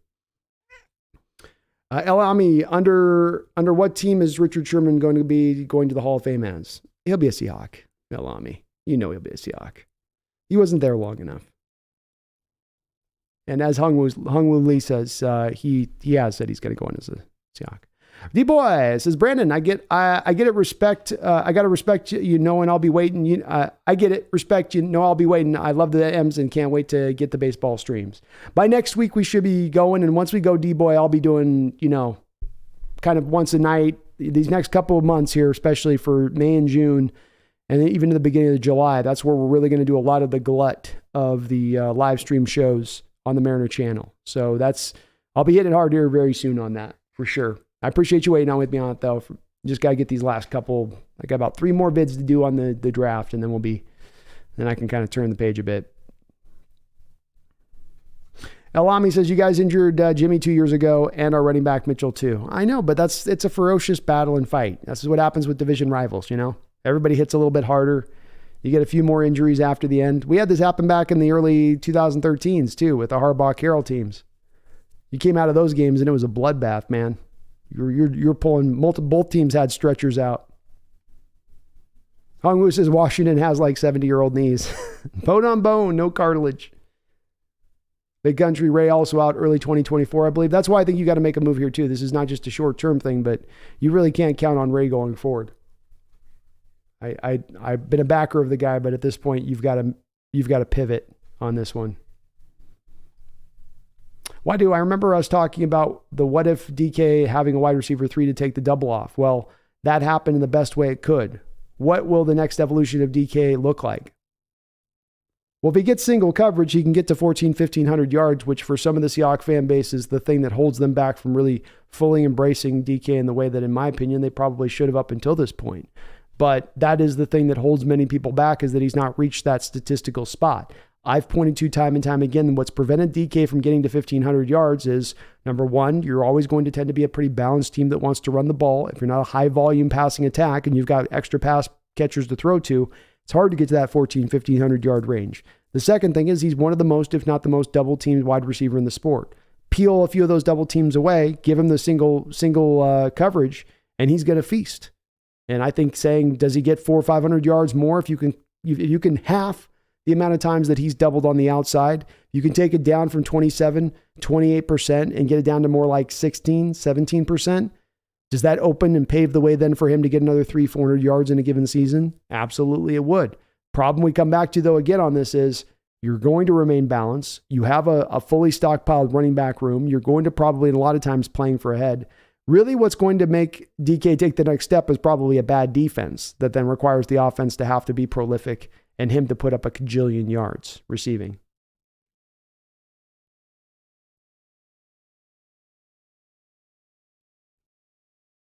Hung-Woo Lee says Russ can't hit the slot anyways. The funny part about Hung-Woo is the Broncos made a slot their first pick in Marvin Mims. I made the joke on the stream during draft day of, I guess Sean Payton doesn't know that Russ can't hit the slot receiver. Wu-Tang, Seattle wants no team. Seattle wants no team. I hate seeing cities lose their teams. Expansion only for Sonics. Oh yeah, no stolen team. Yeah, no stolen teams. It's bad. I don't like that the leagues let teams move around like that in the first place. Yeah. We want an expansion. And we want it to be the original Sonic name.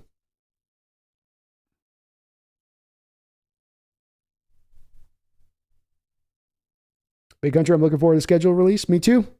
And don't forget, folks, I'm going to be having my kitty cat predict the schedule this year. I got a certain specific way we're going to do it. Thanks to, I think, Space, you sent me that stuff.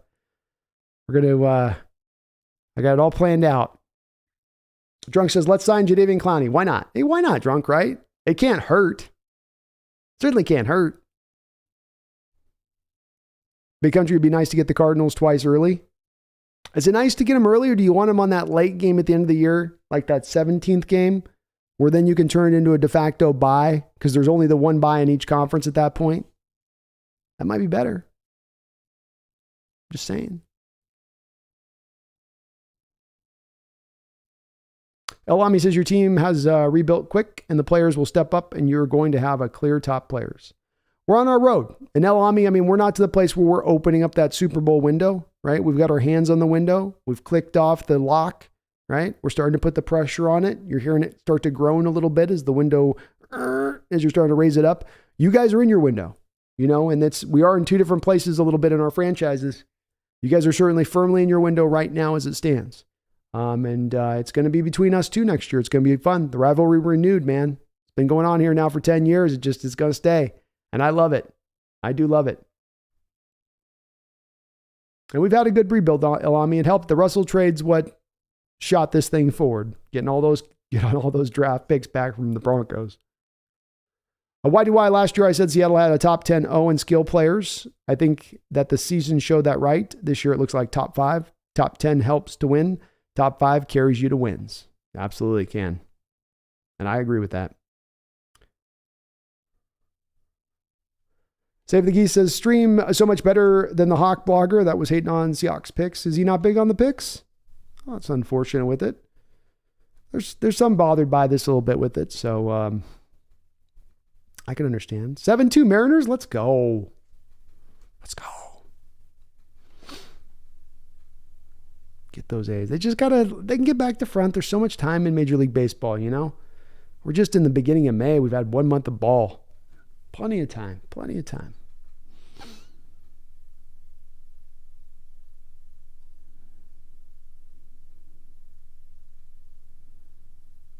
Wu-Tang says, who do we think stinks it up enough to get the number 1 spot? Land Caleb Williams.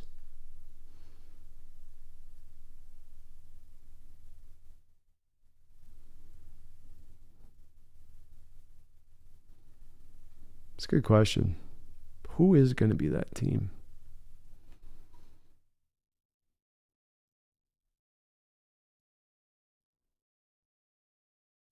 Probably an AFC team because that's the toughest conference. So I would point to over there.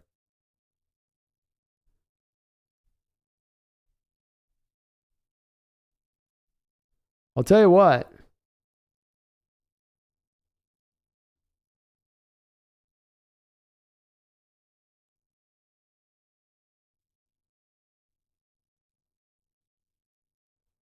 Wanted to say the Raiders. I'm thinking this one through. I'm probably giving it way too much thought. Kind of thinking the Raiders in that division.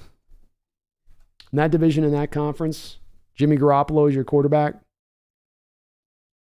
I think that's the team very well with their talent where they're at. You get injury to Devontae Adams, getting older. I could see it. Alex Farias says, how many wins do you think each team in our division will be getting, including our Hawks? I think that the Niners get themselves to I think the Niners get themselves to 12 wins. I think that we get to 9 or 10. And I think the Cardinals are at 4.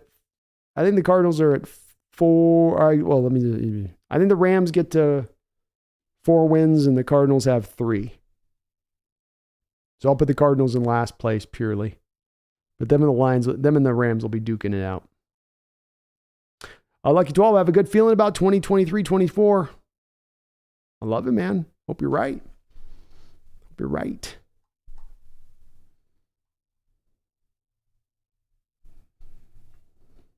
Erickson, Bobby, 2 rings. Let's effing go. Let's go.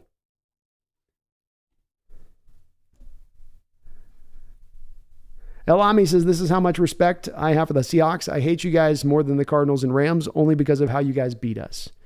That's why it's a beautiful thing, Elami. It's a beautiful kind of hate.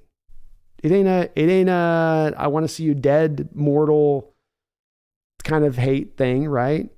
It's not that. It's more of God, you guys are so good. God, you guys are a pain. Man, it's going to be a tough game playing you guys. 0-3 last year. You guys got our number. It's that kind of hate. It's more pure love hate thing, really. When you boil it down.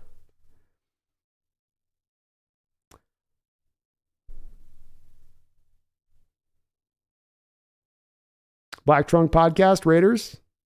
What's up?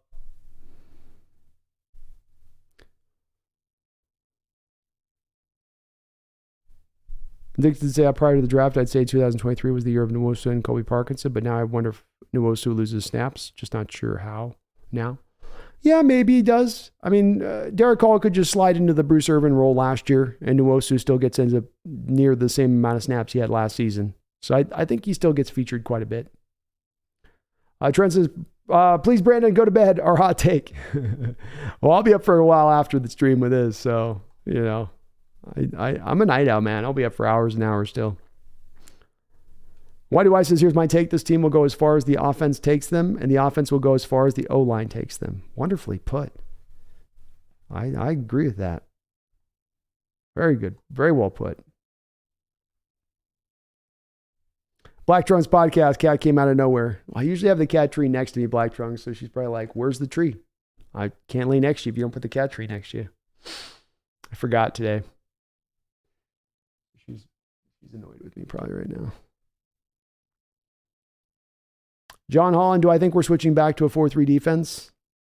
I'd be predicting, if I told you yes, I'd be predicting it completely in the dark, John. Yeah, Richard Sherman had the little bit that he brought out as far as a blurb a couple weeks ago saying they were going to go back to their things. That could have just meant the coverages. That could have meant going back to the 4-3 defense. It could be that they're going to more of a hybridized, some 3-4, some 4-3. I would love to see it, John. The 3-4 wasn't working last year, and you haven't exactly rounded out the depth or talent level that you need to within that front seven. So a quick way to kind of maybe fix this up a bit could be to go back to the 4-3, as you do have a lot more edges right now that could slide into being a defensive end than you do defensive tackles, I think, as it currently stands. On top of the fact that Coach Carroll's just more comfortable with that type of defense. But if they're wanting to blitz more, if they're wanting to play more man-based coverages, then I think you're definitely going to see them stick with probably more of the 3-4 defense. Lou and Pumpkin needs her diva time on the Hawks Nest. She does. She's like, I'm the star here, not him. Not Big Mouth over there. It's me. Ooh, look at that. Look at the tail flick. Look at the tail flick. El Ami says, Jesse from Last Second Sports got mad at me because he had the balls to say some 49er fans don't want Trey as a quarterback because he's black, calling some of our fans racist. Yeah, I have a lot of respect for Jesse over there, of course, El Ami, and I'll be doing probably a couple shows with him this year, going back and forth between our two channels. I'm definitely a guy that tends to be kind of sensitive when people broach that stuff in that realm too, and it does cause me to bristle as well. I hate having that put out there, that it isn't instead me not liking this guy. It's me having some ulterior reasons for not liking the guy. The Lance thing has been interesting to watch from afar as a Seahawks fan on the 49er fan base, because there's been no thing that I've seen coming across the San Francisco 49ers desk, so to speak, over the last 10 years that's been as controversial subject in that fan base.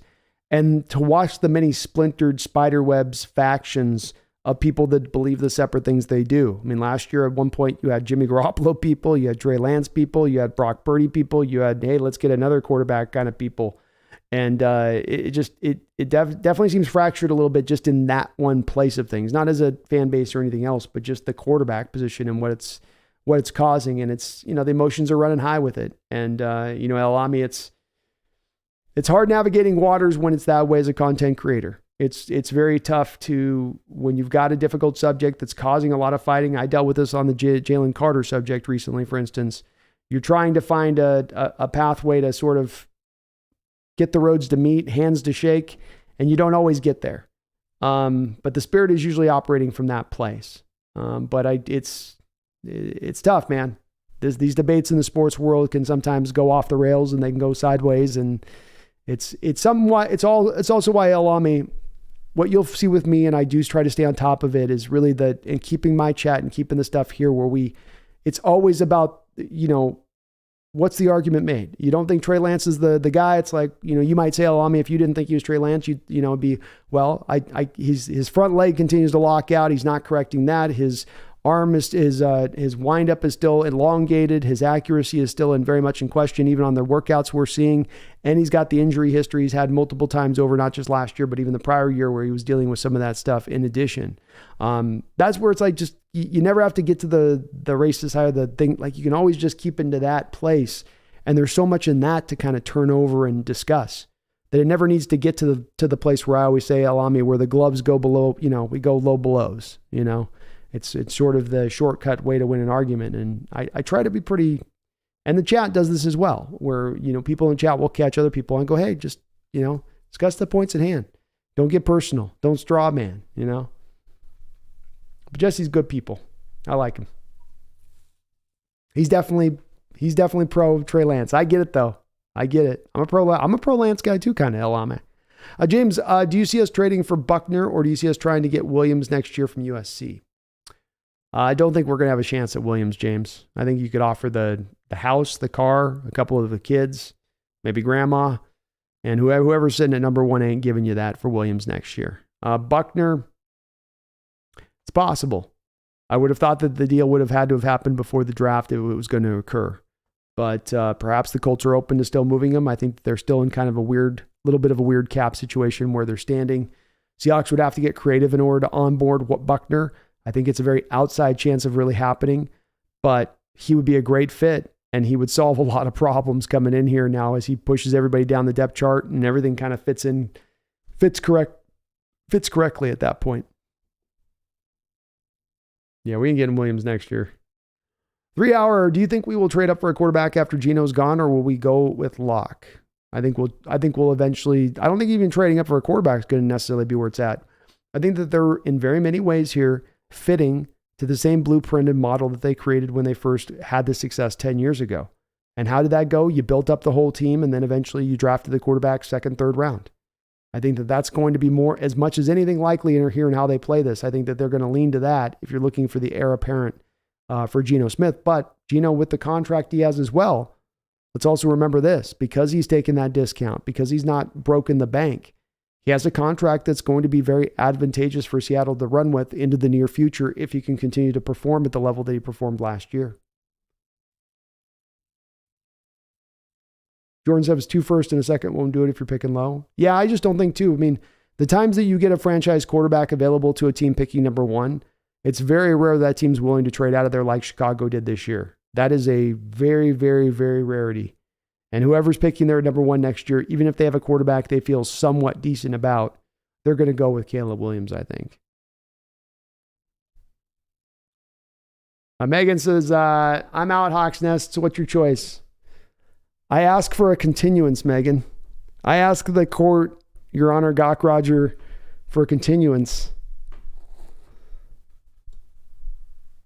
I asked the court to understand that the Hawks Nest brain is not working at maximum capacity on top of the draft, and that for the particulars of this deal to come set and be legal, that I have to be of sound mind.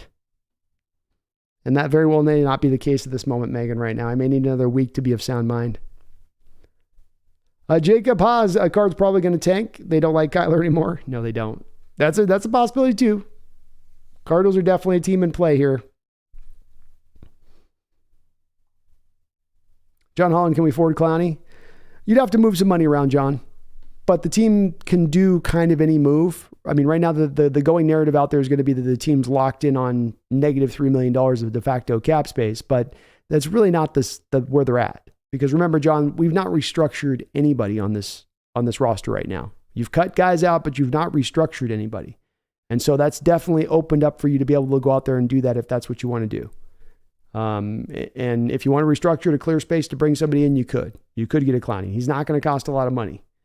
But you would have to kind of move a little bit of money around. Paul says, I don't think you can rely on starting four talents and beating the San Francisco Philly line rotations. On a player snap count basis, as they will be fresher late in games. Clowney, thumbs up. I'm with it. Paul, sign me up for it. And a place that I've been harping on for years is build up the defensive line, build up the pass rush as strong as you possibly can build it, because every single season you walk into every new year, you're always a little bit weak in that realm of things. And so if you can go even a little bit stronger, a little bit harder, do so. 100%, Paul. And the cost isn't going to be great to do this here. I'd love to see it. Sam the Great says the Seahawks will be on top. I agree. Paul, wait, Geno Smith is 32 and got a decent contract. How is this not a Super Bowl window now? Is Geno... Sorry, your message got cut as soon as I was reading it, man. Let me get to sometimes it updates the chat, Paul, and it Oh, here we go. Paul says, wait, Geno is 32 and got a decent contract. How is this not a Super Bowl window now? Is Geno planning to play to 40 or something? Well, Geno's definitely at his max point of this, Paul. I tend to think if we're talking about just next year and not talking about 2024, 2025, I am reticent to believe that a roster that's really mainly stocked at that point with first and second year players is going to have enough seasoning and have enough veteran presence on it in order to be able to push over the top into a conference championship or a Super Bowl. I just don't think that they're going to be, they've got some veteran presence, but I just don't think that that's going to be quite enough. It'll allow them to be successful. It'll allow them to win more games than they lose. It'll allow them to get into the playoffs. But will it allow them to be up on one of those elite teams in the league? Only if those guys can really develop at a much faster pace than I would anticipate, Paul. I think that the long term, that they will be there, but you're going to be relying on rookies next year, second year guys. I don't have a lot of teams in NFL history that have been carried to a Super Bowl with first and second year guys, or even carried to conference championships with just a roster really fully mainly stocked with just first and second year guys, kind of carrying the day and leading the day a bit with that.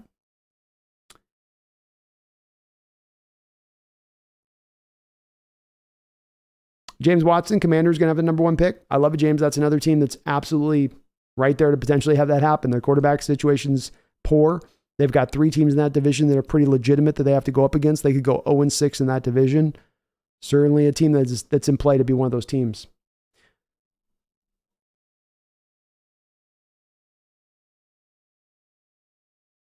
JV John has his eye on the Texas quarterback next year. Mentioned him when we talked about JSN.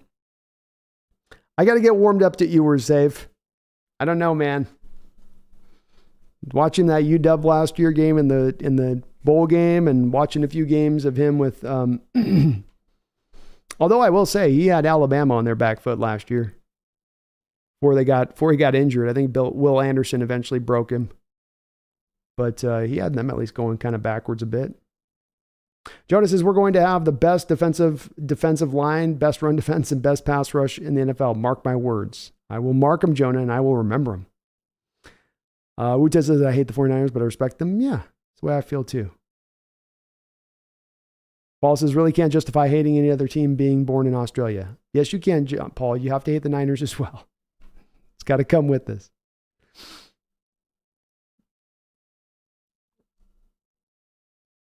Jonas says, I start my season off with a 49er fight, and I ended off with a 49er fight. Laughing out loud. Win or lose, let's go Hawks. Let's go, man. Let's go.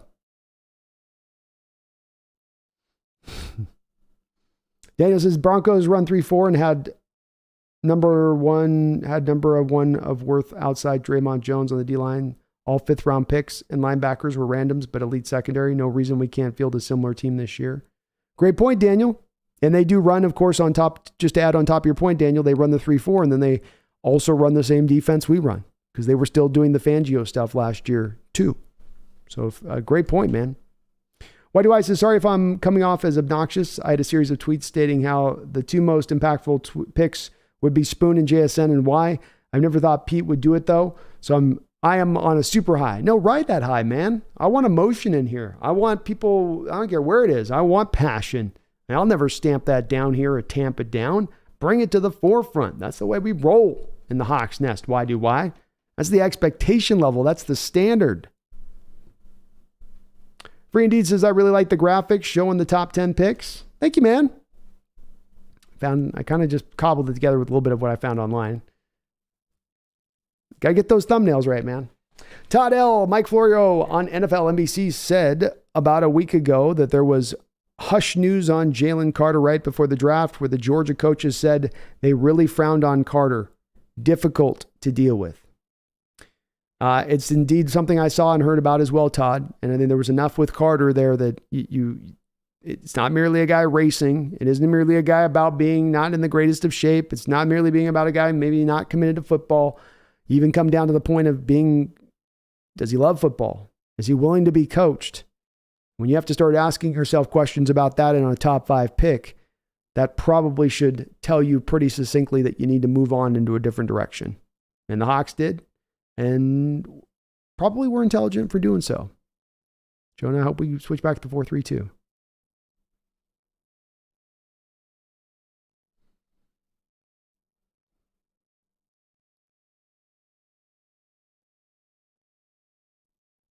Jonas says, my personal feeling on the Trey Lance situation is San Francisco Niner fans don't deserve another good quarterback. They should give the boy time to heal, play, and whatever he's got to do. Agreed. I would be, I would be pro Lance if I was a Niner fan. You want the Lance situation to work out. And, your coach should not be running power runs up the middle with the quarterback.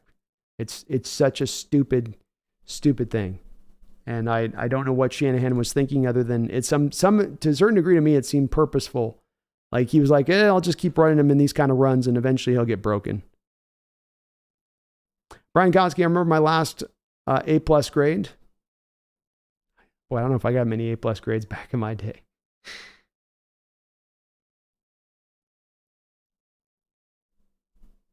Connor says, do you think the Arizona will trade out if they get the first overall pick? No. Connor, whoever gets to the overall pick's taking Connor Williams. They'll take Caleb Williams and they'll move off of Kyler Murray, and they will feel tremendous doing so. They'll take him all day long. As Hong Woo Lee says there, all day long they'll go with him. Williams is going to be one of those defining quarterbacks at the top of a draft. He's going to be probably included into that group of John Elway, Andrew Luck, Trevor Lawrence, maybe, I guess, Peyton Manning, kind of. But, I mean, yeah. Alami, I like Trey too, but he needs to step up and earn his job. I don't care what was given to him. He needs to beat out Purdy and Darnold. Our all-pro players want the same and are not fooled. Agreed there. He should definitely earn it. But he also needs to be put in a position to succeed, right? And the coach can't call power runs with your quarterback, And that's the thing with it. I think when I see the Niner fan base giving him the shade for last year, just for last year especially, Alame, first game, he is playing in a monsoon in Chicago, not in kind of like rainy conditions, but in literally a monsoon-like conditions in Chicago, which any quarterback's not going to look good in. And then the next week, his coach calls 2 quarterback power runs right up the middle. And, the power runs are bad runs to call for a quarterback in particular, Alame, because you can't see where the hit's coming from. And so the injury likelihood just goes up through the roof. I'm sure you've seen Alame, the soundbite too, of Shanahan talking about, the lessons he had learned in that regards with Robert Griffin. Prior to, it's a clip you can find of him talking about running quarterbacks and how to utilize them and how to better protect them and lessons he learned from the Redskins. And he didn't seem to apply them with Trey Lance. So I do get the Lance has got a lot to prove and show, but at the same point in time, the organization needs to put him into a position of succeeding here too, if he's going to be put out there and not put him into a position to kind of fail a little bit. But I think you bring up right. Let the competition win out. You shouldn't give anybody the job necessarily. But likewise, Purdy shouldn't be given the job here either, Alame, right? Well, he had that great run at the end of the year, so now he's got to be the starter. No. He's got to earn it then too, coming back off that Tommy John,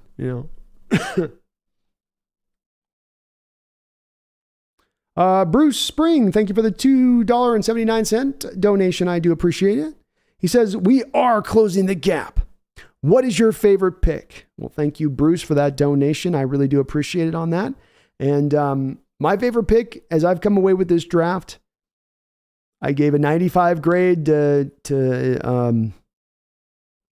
the Devin Witherspoon pick. I gave a 93, an A grade to the Jackson Smith and Jigba pick, but I gave a 96 grade to the first 5th round pick, Olusegun Oluwatimi. And the reason I did that, Bruce, is because I love the value. I had a 3rd round grade on him, and that's an amazing value to get at the top of the 5th round. I feel like he's going to be able to hit the ground running and get to what he's going to be as a player very quickly into this league. But beyond those first 2 points, Bruce, he's a pure schematic fit for what we need on the offensive line. He can do all of the mobility stuff that you require in this offense, and that gets me so excited as we start to change over to the Waldron scheme in more of a purified fashion so that we can start to add pages back to the playbook rather than tearing them out because we don't have the offensive lineman that can move in space to get to those blocks at the second level or pull out in front, those type of things. So for me, that was the best value pick in this draft. I think that kid's going to find his way to start this next year. Maybe not immediately, but by the midpoint, by the end of the year, he is going to be your starter. And I just really loved him because he does everything you need him to do in this scheme. Reach blocks, get to the second level, pull back across the formation, pull back out in front. he can do it. I love that pick from that standpoint. Love the other picks too, but this one's just got a little bit of a special place in my heart. I didn't think, Bruce, there was another center in this draft who better fit our scheme in his play on the field at Michigan than Owatami.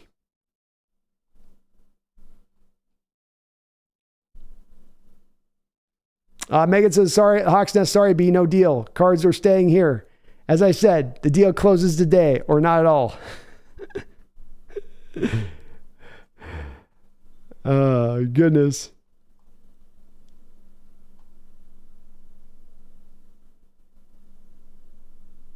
And Elami, I don't think those that don't want Trey Lance, I don't agree with Jesse on this. I don't think that those Niners that don't want Trey Lance don't want him because of that. I don't think that at all. It's not like San Francisco's not known, that area is not known for being a real, it's not like Boston, right? With some of the reputation coming out of there, right? You know what I mean? Ethan, hey Brandon, if you're up for it, I'll have to do the impressions on the next one, Ethan. My voice is still pretty tapped from the weekend, and I'm just getting it back to front. I'm also kind of low energy tonight, so impressions gonna have to wait till the next one on that. Sorry, man. I'm kind of chilling tonight on that.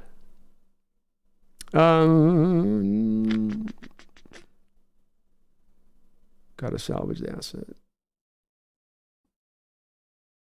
Wu-Tang says they'll have to give Lance a shot if they want to trade him for anything. Gotta salvage the asset.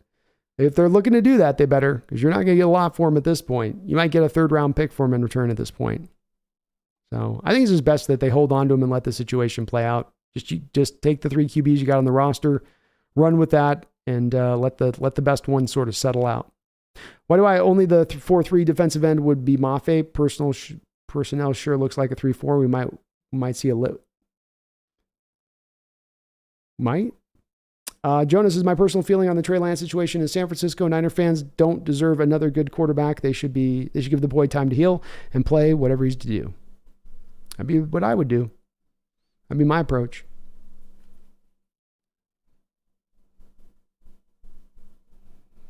Well, dang, I think the Cardinals are about done with Kyler too. I think they're already starting to eyeball how to get out of that room. Hongwu says it's hard to bench a high pick at quarterback. That's why I hated the idea we get a quarterback at 5. It is. Once you become married to him, you're married to him. And it's in your best interest to make it work one way or another.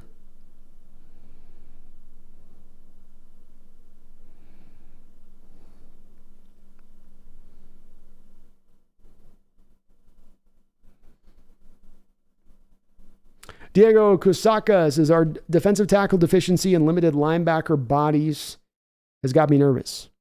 Should have you nervous, Diego. It is the one thing that is definitely the Achilles heel right now of this team, and the thing that could eventually upend you as a team and your upside and how many wins you can get and how much noise you can make in the playoffs. So you're right to be concerned about it. Valid concerns. Y2K says, love the draft. Any odds of Witherspoon playing outside on base downs and inside on nickel and dime downs? No. They'll fit the people into their given roles on that Y2K. They don't move guys around defensively in that fashion. That's just not Carroll's way. He wants to put guys into their role and suit them to their role. So he'll be purely on the outside. Lucas Lunn, how do Kobe Bryant and Trey Brown fit into our roster now that we have Julian Love? Who should be the starter at slot, assuming Jamal Adams plays at free safety? Some of this depends on, Lucas, how they're looking to utilize Jamal Adams. Are you trying to move him up around the box and then have Julian Love be your strong safety now? Or are you going to just have Jamal Adams back at strong safety, and then you're going to move Julian Love up in to be the slot, and then Kobe Bryant now goes out there and becomes backup on the outside? I could make a guess on this, Lucas, as to what I think they're going to do, but nobody has any idea. Nobody has any idea. They have a lot of flexibility in the manner in which they can unfold this, but there's no clear path the way they're going to make it go. It could be just Julian Love and Kobe Bryant fight it out for the slot, and Jamal's just your full-time strong safety starter. It could go any number here, Lucas, of like 5 different directions. And until we get into training camp, until we see how it's playing on the field with the competitions and the battles, I think making a prediction on that's going to be kind of in the dark, just a little bit. Elami, imagine if the Hawks never started Russ over Flynn because of what was given to him. All most of us want is the best quarterback to play and for them to earn it and beat out the competition. I think that's fair. I think that's completely fair, man. And you're right. If we had just decided it's who we pay or who we allot to, and that we would never have gotten to Russell Wilson. I am a big guy, Elami, on competition being the king.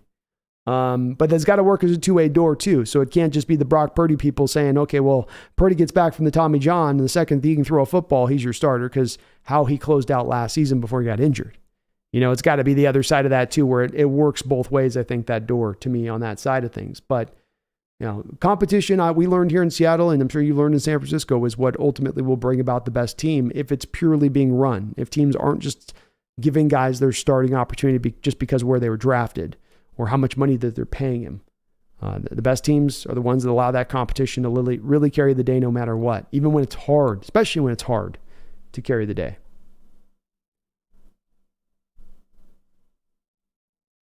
Jonas says, am I the only 12 in the chat that thinks Kobe Bryant should get a shot at safety behind Diggs? I'm open to it, Jonah. I think getting Jarek Reed in here in the 6th probably gives you a guy that's just a better fit at free safety and knows how to play the position and probably would be able to back up Diggs better at that point. But they can try him out. I wouldn't hate it. You can give a shot over there. He's never played the position, though. It is a little bit late at this point to transition a guy like that to safety. After you just moved him to slot corner last year. I'm not a really big fan of moving guys all over the place year after year like that. I don't think at the end of the day, too, when this comes down to this, Jonah, he's not really ever going to be super, I don't think, impactful as a slot or super impactful as a safety in this league. He might have some potential to be impactful as a corner, but I just don't think that there's really a squeeze worth of juice in moving him to those other positions. Taker610, thank you for the $2 donation. Thoughts on Brendan's run defense video? I haven't had a chance to check out Taker610, Brendan's run defense video. I know I say this a few times. I think sometimes the chat doesn't quite understand a little bit. The channel and prepping for shows and putting the videos together and doing all that stuff. I literally am 24/7 on that stuff. It's not a matter of like I do it for like 20 minutes a day and then I put down and I'm like watching series and videos. I can't remember the last series on Netflix or Amazon Prime I've watched. I can't remember the last movie I've watched. I literally every day just get up and bust butt on the channel. And so when it comes to watching stuff and I get asked about, did you check this out or do you have a chance? Like, guys, I have not the time in the day. I swear to God. I'll try to check out the Brendan's deal if I can, but you'll have to kind of reference what he might have talked about on that. If you can, take her 610 in the comment section, what he might have referenced or what he might have been discussing, and I'll try to check it out. But I get so many recs right now for stuff to check out. And it's frustrating because I feel bad. I just I can't do it. This literally not humanly possible at this point in time to watch all this stuff that I need like not just 30 hours in a day. I need like 35 hours in a day to get all of my stuff done. And it's mind blowing to me, but no, Taker 610, please do mention what the run defense might've been upon. And then I can reference what he might've been talking about. But yeah, I didn't have a chance I do check out some of Brendan's stuff.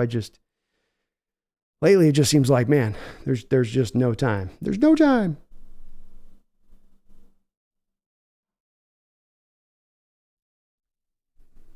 Paul Third says, responding to the Geno timeline and Super Bowl window, can't agree more. Can't agree, man. The quarterback position is hard to get right, and there are elite rosters outside of the position who can't get over that hump. Bird in the hand. Were you responding to me? Was that me you responded to on that? I'm getting rummy at the end of the stream here on some of these.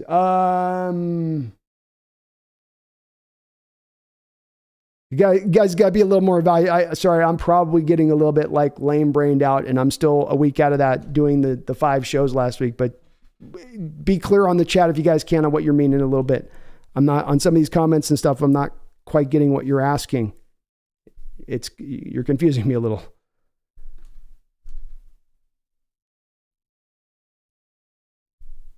Jonah, I think everybody in the chat's getting really tired. There's misspells. I'm seeing words left out. I think we are going to go ahead and start to put a wrap up on this because every comment I'm reading right now, I can tell you guys are getting super rummy on your end too. Jonas says, my brain almost exploded there, Brandon. Can we not talk about or mention names from next year's draft yet? I haven't recovered from overload to my Anibala Oblongata from draft yet. Laughing out loud. Okay. Yes. Well, we're going to get people are going to be bringing it up. So, I know we're already going to start talking about it. I'm ready. I'm ready to go. I've turned the page already. I'm reset. I just need a couple days to catch my breath.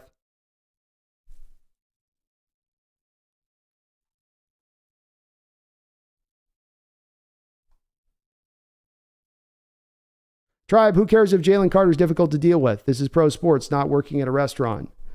It's not about just being difficult to deal with, Tribe. It's about the fact that at a pro level that you can't just operate off of pure athleticism and your natural gifts and think that that's going to carry you through the day in the modern NFL. You might have been able to be like that in the 1980s NFL, but in the modern NFL, you're going to need to have the work ethic and commitment as well to go in addition to that. And if those are the case where those are in question with him and he's not going to put that work ethic out, then that's going to affect him getting to his top end. This is a guy, Tribe, who couldn't even get through his pro day workout. Not put up bad numbers, not post bad numbers. Couldn't even get through his pro day workout. To say difficult to deal with is to probably put this in a little bit of terms, which is not exactly encapsulating the situation with Jalen Carter. And where I come down again, Tribe, I know that there's folks that feel very much like you feel on this, but as I've kind of said a couple times on this show, you nor I don't have the information John Schneider had to deal with and look at as far as the background checks and what this kid was looking at as a player and who he was as a player and how his commitment level was, how coachable he was, how much he wanted it. And when you're making a top 5 selection and you're talking about making that pick and you got a guy with off the field problems, who's not very coachable, who doesn't have a very good work ethic, and who you've got big time questions about whether or not he even truly loves football, that absolutely can lead you down to a pathway of passing on that guy eventually. No doubt about it.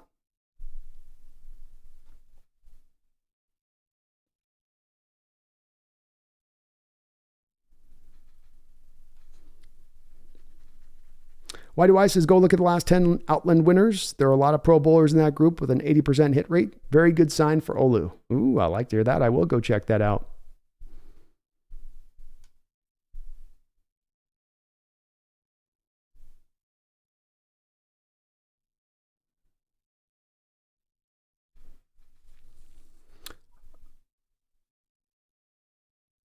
Stone Farsight should be using an extra lineman unless we use Bradford in that role. Stone played extra lineman last year.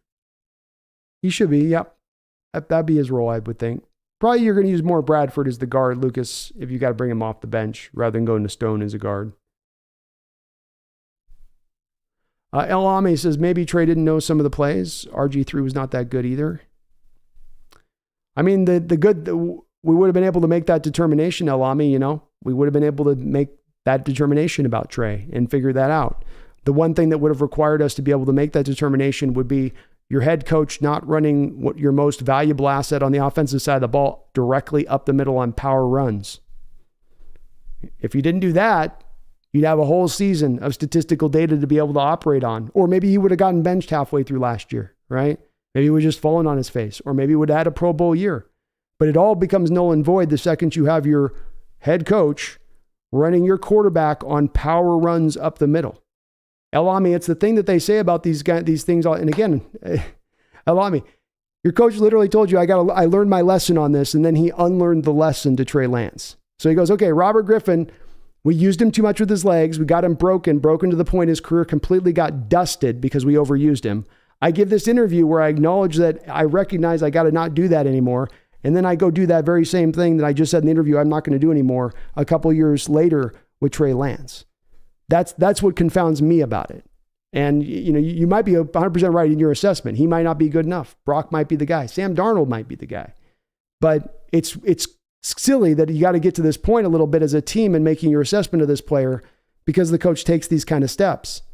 And it didn't make any sense why he was using him that way. You guys were driving up the football field without having to run quarterback power,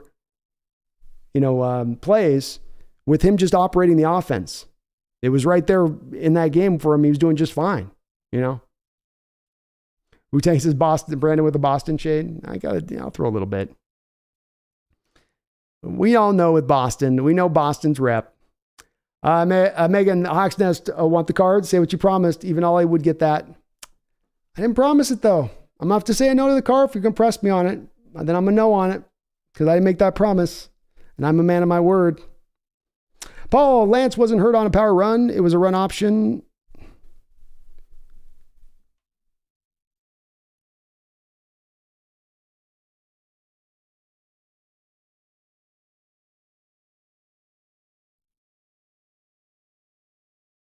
Yeah, I don't know, Paul.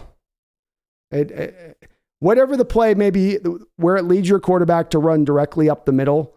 If that's usually when you're running the read option, Paul, you're running the read option with the quarterback taking to the edge. You don't tend to run a read option where you have the quarterback running it right up through the middle. So whether or not that's a read option called where the keeper for the quarterback is for him to then take it up the middle or not, you're not running that with Purdy in there. You're not running that with Jimmy Garoppolo in there. And if you took a number 2, number 3 over quarterback in an entire draft because you need to have him run read option to get the best utilization out of him, then you have failed on that draft pick. Then that's not a good pick to me. That should not be how you're trying to utilize a guy you're taking up at that top 5 at that point. And again, you want to run the read option then at that point, Paul? Great. Have him then running to the edges on the keeper so he can see the hits coming. He can see what's coming his way. When you run up the middle, running backs talk about this all the time. The biggest running back hits that hits to them, where they get hurt the worst, right? The ones that the Chris Carson type hits, it's the issues come right up through the A gap where they can't see the guys coming from the side because they're running as fast as they can through the middle of the defense.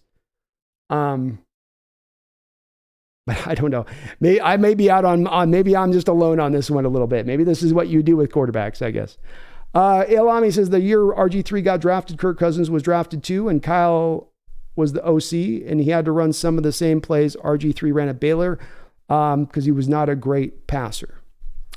Indeed, they changed over a lot of their offense that first year to accommodate Robert Griffin III. But you didn't draft Robert Griffin III in a bubble or a vacuum, right? You didn't draft Trey Lance in a bubble as well. And if you have those issues with it where you feel like you have to change your offense wholly at that point to accommodate a quarterback, you maybe don't have the right quarterback at that point. It also doesn't explain things that you're going to take those steps and then you get the guy injured and then you learn a lesson from that and then you unlearn the lesson. I can get it that there was no baseline here for that mobile type of read option quarterback at that time, right? Nobody was running any of the read option stuff. They were accommodating it to RG3 at the pro level. So you didn't know as much about, hey, is this guy going to be a hold up to this stuff? Is he going to get broken down? Is this kind of a fallout that you get from doing this type of stuff? So I can have a lot more rope to say, okay, I understand that with the RG3 situation that occurred and you couldn't anticipate that as much. But when it comes to the Trey Lance one, yeah, we actually do have a lot more of a track record behind. Maybe that's not the best way to be developing a young quarterback is having him to run read option. Especially a guy like Trey Lance that's not Lamar Jackson. He's not Cam Newton. He's got good legs, but he's not in that same level. I don't even think he's as dynamic as probably Robert Griffin was coming in that league, in that range of things. So yeah, I mean, you do want to develop your player, but you also want to pick the right guys. And if you're going to pick a guy like that, that's not going to fit your offense, and you have an offense like Kyle does, Elami, that is a West Coast offense requiring a guy that's very accurate and can hit his back foot and make the proper reads, well, then you need to get to the right quarterback, and that's, to me, I go back more to that as the source of the issue there more than the trying to accommodate to Lance by having him run read options.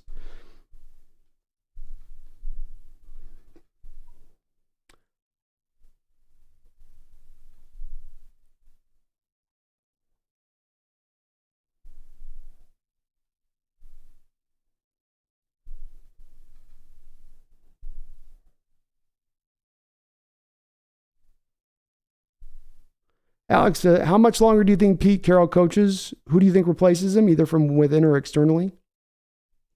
Alex, Pete's kind of struck me as the type of guy that you're going to have to rip the whistle off his neck to get him to stop coaching. And I don't foresee that happening anytime soon. I think as long as he's going to be successful, he's going to stay out there and keep going.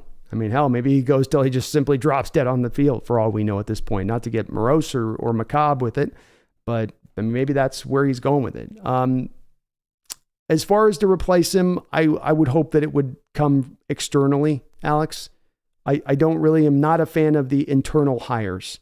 I'm not a fan of earmarking a guy to be an internal hire and have that be the way. So I think you're better to go external. As far as some names and some guys, I don't have a lot to give you on that. Harbaugh, maybe. Lincoln Riley out of USC would maybe be a possibility. I am going to try this year, Alex, to maybe take a little bit of a deeper dive into the coaches at the college level and find out who is more of the brighter prospects out there that would be better fit. But I have to admit a little bit of ignorance in regards to this, as I'm not as well understood on who the coaches are, what the coaches are, and stuff.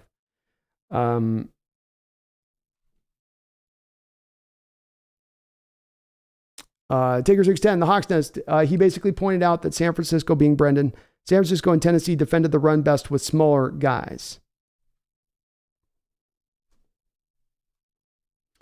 Well, definitely you could see where the helpfulness comes in on that, Taker 610, and that you have smaller guys. You're going to be able to get to more of the lateral, horizontal runs rather than the vertical runs. And certainly the modern-based running style offensively is to go to more of the lateral, testing teams in that nature, testing team speed in that nature. A lighter team is going to be a faster team, better against those runs that'll be to the edges. I would only be worried on the other side of that a little bit, Taker 610, on more of those A-gap runs. And what's to stop the teams from just attacking you downhill on those runs, all day long at that point? I suppose those teams do have a way of overcoming that. They do have a little bit more talent, I think. I'm thinking about this a little bit. Yeah, I mean, he may be onto something with that. Maybe a little bit. I don't know. It gets a little more complicated for me on that with Taker 610. Take San Francisco, for instance. They run a wide 9 situation, and they've got their gap integrity more hard-lined into where we had ours in, for instance. They know how to run that scheme, and they know where the guys need to be, and it's more about guys filling their gap, which is a little bit what we do, but I don't know. We'll see on that. We'll see. It goes against historical norms with it. I mean, and maybe it's the new breed of where it's going with it, but I'm a little reticent to believe that it's going to work all the way around. I think teams will attack you in those A and B gap runs. And if you're missing the beef up front to get it done, you're just going to be missing the beef up front to get it done. But you might be onto something with it. I haven't given it a lot of consideration with the benefits Taker on the running the lighter fronts. So admittedly, I haven't probably given it as much depth of thought as maybe even Brendan has on this. Megan says, Hawks Nest, looks like we're done and the cards stay on the shelf. Then okay, fair enough. Because Megan, you got me this week right now. I'm still in recovery mode. So if you press me this week, and I've been getting pressed in other areas, so my pressing patience is not great this week. I got to be honest with you, Megan. I've got some pressing stuff coming from some different edges that's got me probably a little touchy on the press. I don't need any press. Flags have it. There's only 2 other guys that have won the Outland and Remington Award, both combined for 0 starts in the NFL. Ouch. Flag does say I still like the Olo pick and hope the guy's an all-pro for us for a decade. Me too, man. I'm going to put a good video together. I think that's going to get people pretty stoked about him. Shout out. Thank you, Sky Rockets. A shout out from PH. Let's go Hawks. Go Hawks, man.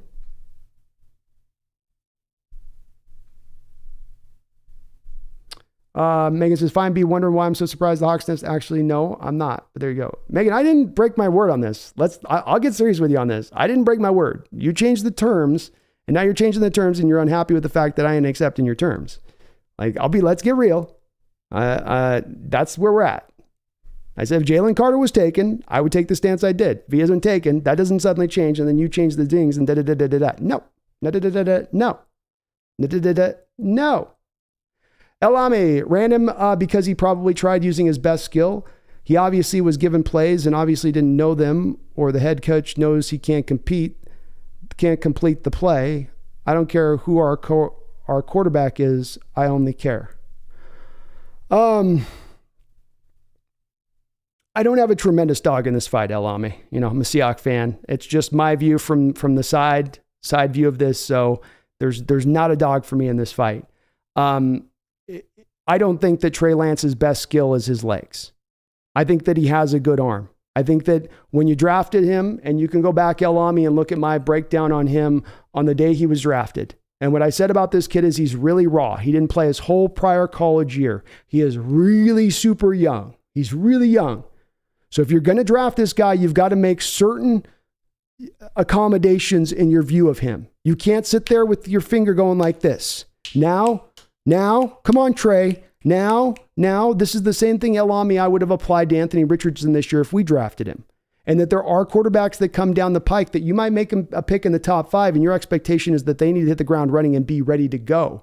But that's not always the case with all of the top 5 pick quarterbacks that you end up taking. And Richardson and Lance have this in common. If you were going to take them, you needed to give them a couple of years to develop. And if they're not ready to be on the football field, then you don't rush them onto the football field. You let them develop. And if I've got a top 5 pick and I'm going to take a quarterback as a top 5 pick, and then I'm going to just be trying to use his legs to get the value out of him, well, then it's a bad selection at that point. Then it's not a failure of Trey Lance. It's a failure of the team to be picking him as a top 3.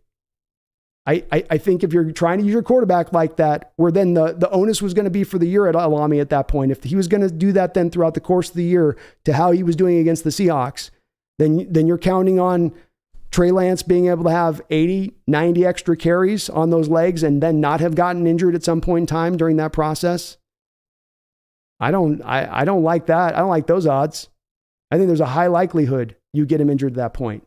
I don't know about whether or not he knew the plays or not, El-Ami. If he doesn't know the plays, if that's what it is, I haven't heard anything publicly mentioned about him not knowing the plays. Again, I don't have a dog in this fight, but if he doesn't know the plays, then maybe El-Ami, you don't put him on the field as a coach, right? Some of this has got to come back to Shanahan and their responsibility of drafting him, picking him, developing him in the right way too. It doesn't just all come back to Trey Lance at that point. The kid's on the hook for this. He's got some responsibility in this part. But if there's a bit of a sabotage process going on in play, which is a little bit of my feeling on this here a little bit in the way that they've gone about it, no. You start to understand why it number one fails, and then it doesn't to me just purely come back to the failure of Trey Lance itself. It comes back to the failure of the front office and the coaching staff in this place too. Have a good night, Megan. I appreciate the donation, and the cards do remain in your back pocket.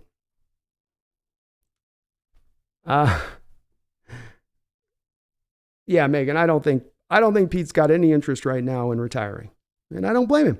He just had a rejuvenation this last year.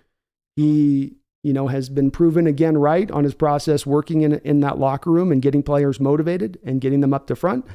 And who can blame him on that? Taker610, thank you for another $2 donation. Says Brandon's point, smaller defensive line defends the run the best. Well, see, I think they could again for that, getting the lateral side. And the NFL's game running wise has become more about attacking laterally. So Brendan's got a point on that. Absolutely. But there are those A-gap runs where you just eventually do need some of the beef inside. And if you are light, if you don't have a zero tech that can hold up against double teams and he's just going to get blown off the ball at the point of attack in that A-gap run, you can have the fastest guys in the world and they're just going to have a 330-pound man pushing a 290-pound man, 295-pound man off the ball. Bigger mass moves smaller mass.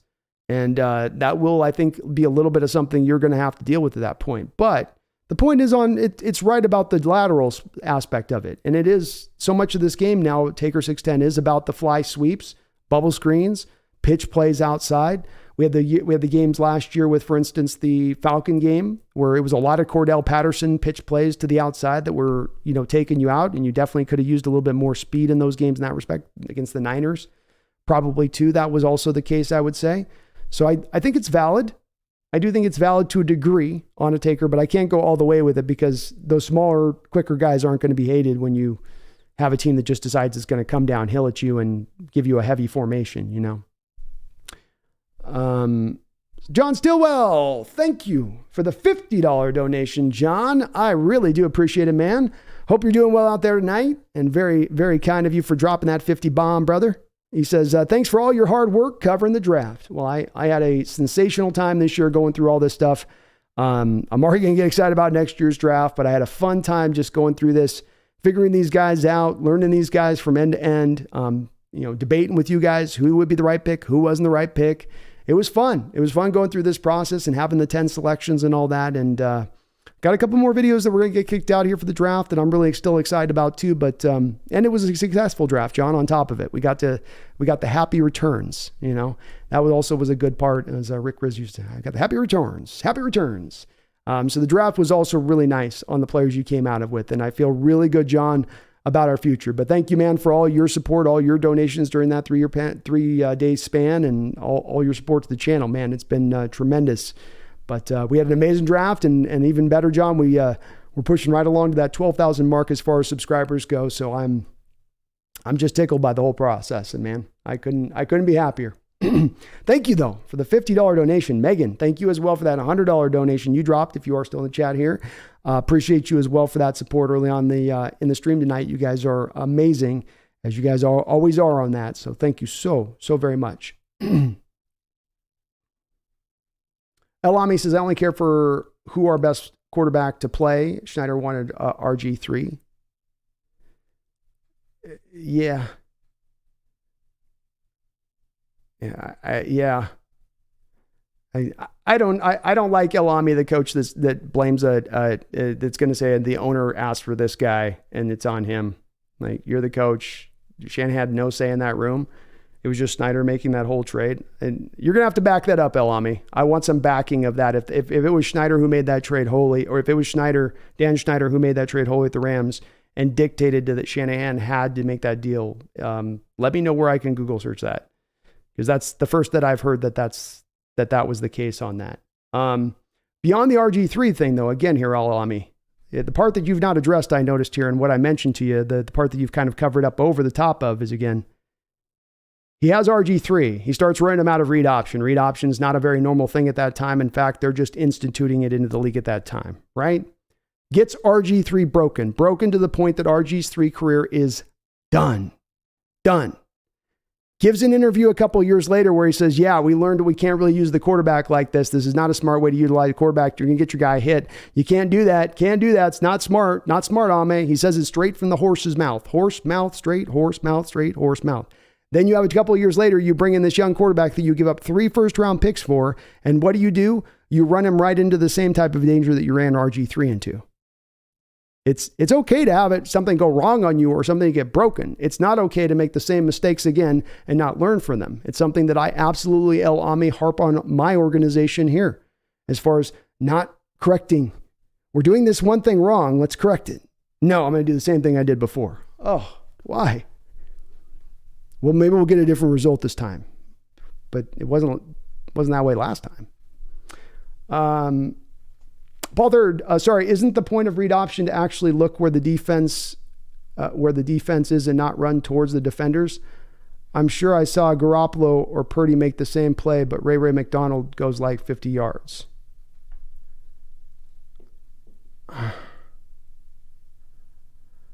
Isn't the point of read option actually to work the defenses and not run towards the defense? I don't know, Paul. I've watched the read option run a ton of times over the past 10 years. I've probably watched the read option for a quarterback run, 2,000 times over the past 10 years. I think I can count on my hand the number of times I've watched a quarterback run up through the A gap on the back of a read option run. So I don't know what their read is supposed to be on the given play, but I do know that that's the reality of it. And I do know that when I run my quarterback up through the middle and he can't see where the hits are coming, that he's very likely to get broken. And what happened? He got broken. So, I mean, there's so many other ways to have your quarterback be effective. There are so many other ways to utilize your quarterback's legs to his benefit in order to get that out of him, if that's what you want to lead with, rather than throwing him up into the heart of the defense and letting him getting battered around. Maybe it was just Trey Lance's whole call. Maybe it was just all on him on this. I don't know. Like I said with this, I really don't have a dog in the fight, but I think it's silly to use your quarterback that way that you gave 3 first-round picks for. I think it's no surprise you got him injured. I just mentioned again, the folks keep mentioning about this. Some of you guys that stuck up on the read option with Trey Lance thing. Still nobody has addressed the thing that I said. Go watch the interview with what Shanahan talked about with their RG3. And then don't tell me that that doesn't make you go shake your head about the fact that he unlearns the lesson with Trey Lance a little bit later after that. That was the second, by the way, power option run with the quarterback on that first opening drive alone. Not just one off. It was the second one on that drive. Meaning that, Paul, they were going to probably doing that a lot throughout the year. Meaning it was probably only a matter of time that he was going to get broken. There's no way you could convince me that they were having Jimmy Garoppolo run that type of play in that manner at anywhere near the same level. But again, let's just get to this place on it. We agree to disagree. I don't think you utilize a top 5 quarterback in that fashion of things, unless you're counting on the fact you're going to get him broken. And I think it's silly to do so. Develop him as a passer, develop him as a quarterback. You're Shanahan. You're supposed to be an offensive mastermind. An offensive mastermind doesn't just sit there and shrug and go, well, he's got legs, so we just need to use his legs. You go, no, let me develop him as a quarterback. That kid that came in raw as the day is long, I got to develop that guy. I got to do what I do well. Instead of coming back to people going, oh, he's hard to train him. He's really raw. Yeah, you knew that when you picked him. Everyone understood that as being part of the process. You could have gone Mac Jones if you wanted the refined guy. Yeah. Brody 13, I need a wingman to pick up some ladies this weekend. You down? If you're on the east side, Brody, I got you. I am not taking one for the team, though. I will tell you that in advance.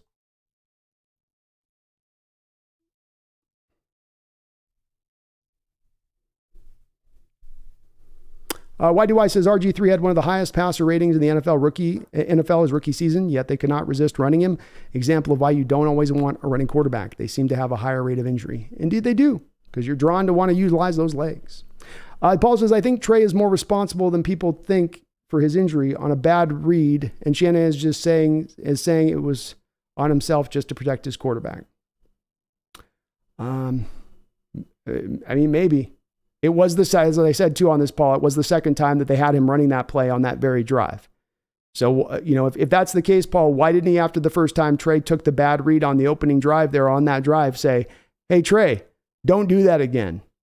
Why? You got him in the headset. You got him in the ear. All it would take is Shannon to say, hey, you just kind of freaked me out with that power run up the middle off the keeper on read option. Don't do that, please. Right? Wu-Tang, the Pete Harbaugh beef was awesome. It was awesome. John Holland says, good. Oh, John, thank you for becoming a member of the channel. Sorry, I was a little late acknowledging you on that as well, but thank you for becoming a member of the channel here. Says, good show, Brandon. Your show and Brendan's are the only 2 shows that I consistently follow. Thank you for all the work you put in and keep it up. Thank you so much, John. I have a ball doing this. It's me and Brendan have been rolling along really great. Shows have been going well. We've been having some great we've had some great turn. I can't even talk tonight for some reason. But it's been awesome, man. I appreciate you. Brendan does some great work over there. He's just been grinding after the end of the draft. It's been great to see. And we're going to keep it going, man. Ryan Anderson, do you think this year we find out just how good Shane Waldron really is? Oh, yeah. I load you up as an offensive coordinator to bear, and I give you everything you could want and then double up in certain places beyond that. You got no excuses. You better shine. You better shine. Megan, the Hawks Nest. No, I'm saying that I'm giving up Jay's Zorn's card, which I love for you, so I want something that big in return. So what is that? It's not a Jay-Z DK comment. Saying that I'm giving up a Jim Zorn card, which I love for you. So I want something that big in return. So what is that? It's not like a Jim Zorn DK comment then? So is that not, if that's not the Jay Zorn comment then? You just caught me on a weird day today, Megan. I'm having a weird week right now, to be honest with you. So you've just caught me on I'm in a headspace right now that's just in a weird spot. So I don't know. I'm probably in a bit of a mood tonight with it. So I don't know. Wu-Tang dropped a 50 piece at the end of the stream. Nice. Money plays. Hey, John is amazing in his donations. He also gifted a bunch of subs during the live stream during the draft. And it was awesome. It was awesome. He is always awesome, man. I appreciate his support so very much. Elami, it's on Kyle and Lynch, and we agree. Oh, that's good, man. I appreciate it, man. And I'm not saying necessarily I think that Trey Lance is going to be the answer for you guys. I just want to be able to make my assessment on a guy, you know? I want to be able to have the data to make the determination. And I am being consistent on this, Alami, and people can attest to this that are in my chat, where I did say that when you draft him, you're going to need to give him 2 years. And if you can't make that piece, if you're a team that, like the Niners, is in your Super Bowl window and you're going to be chomping at the bit to get that guy on the football field, then you need to pass on the kid. Then you need to go a different route at the quarterback position at that point. Because he was going to be raw. But glad to hear we got some common ground there.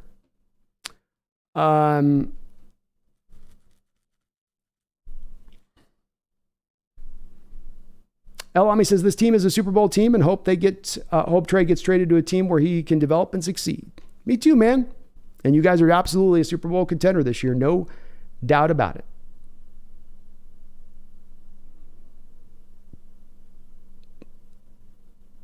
Why do we all need to remember where there are no right or wrong sports opinions? Football is one of the most objective things there are.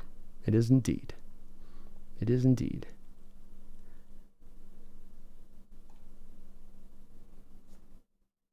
John says, if we don't get another big body, teams will run it down our throat all year.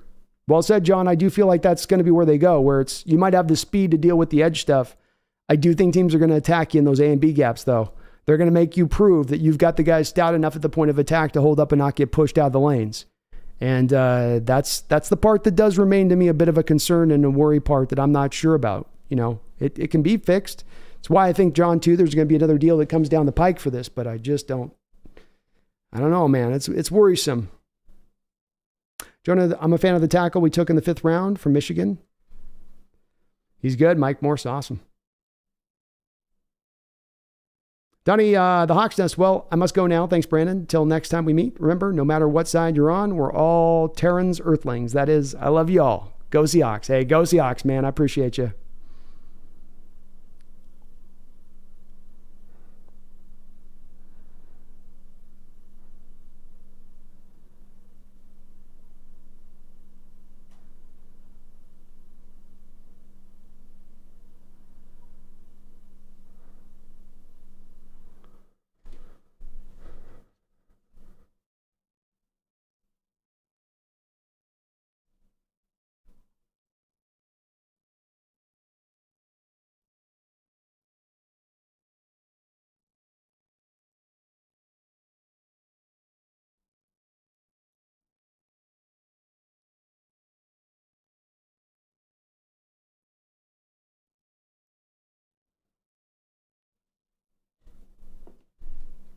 Lamy says every 49ers fan wanted Trey or Fields over Mac Jones, so you should tell Jesse that.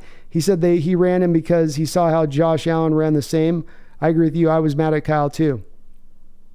Yeah, and I just never saw Trey Lance as the Josh Allen guy with his legs to me on tape. He could move with his legs on tape, and he was good with that. I mean, it's not that he's not got plus legs. He does. But, you know, and even a guy like Josh Allen, it's like, he's gotten away at times with some hits that other quarterbacks just wouldn't take running with that style. It's like, because there's an outlier out there that does it, do you take the outlier and go, well, that's the rule of thumb, you know, and in that way of it. But yeah, I think that it would have been better going either of those other two directions, El Ami. It shocked me that they went with Lance, to be honest with you, because you get theoretically Mac Jones, a guy that gets you a little bit more of the functional pocket passer, even more so than what you get in Garoppolo as he rounds into his top end, and he should theoretically get there quick. You get Fields and you want to go to that run stuff and you really want to just lean into that guy that's going to be like a Cam Newton, Lamar type. Well, now you're getting more of, to me, the pure runner that does fit to that mold a bit in Fields. So at least that makes sense and you're picking that lane. Almost kind of seems like with Lance, they tried to sort of split the difference there between those two guys maybe a bit and didn't end up getting any of the things that they wanted on either end, you know.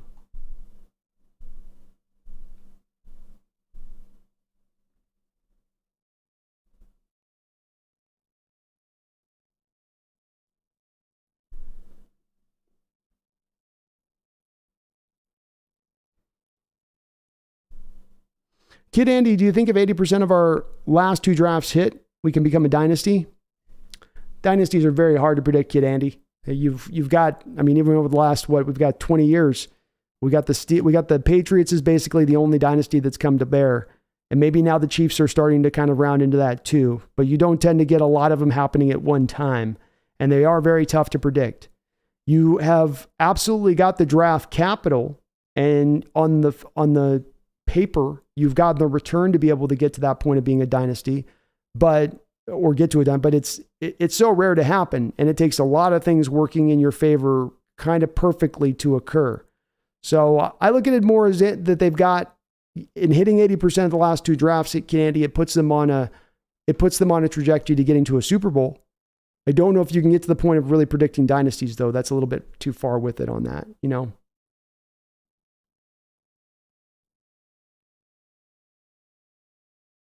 BNBA show tomorrow. We are, I think, going to be due to do a scheduled show tomorrow. I've got my mom coming into town, so I might have to change it depending on what she's got going on with her situation. But because I think she's going to be doing traveling too. But we're going to figure it out. So to TBD, I believe so, but I'm not positive. I got to check.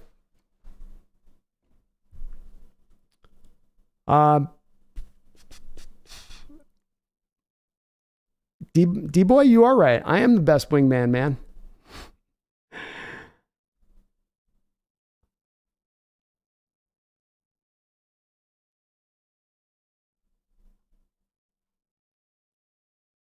John, another $50 drop. My goodness, man. Thank you so much, John. I really do appreciate it, brother. It's very, very kind of you. He says, got to get some work done. Hope you get a chance for a little break. Well, thank you, John. I appreciate the double dono on the 50 drop, man. You're amazing in your support. I hope you're not working too hard on your end either over there. But I do appreciate it, man. Thank you so, so very much. I really do appreciate it. You guys and your support this whole last year has just been outstanding and freeing me up to be able to do this channel in the way I do. I work hard days, but it's fun work because this channel is so much fun to dive into. And it's like putting this Olatimi video that I'm putting together right now. I'm having a ball doing it.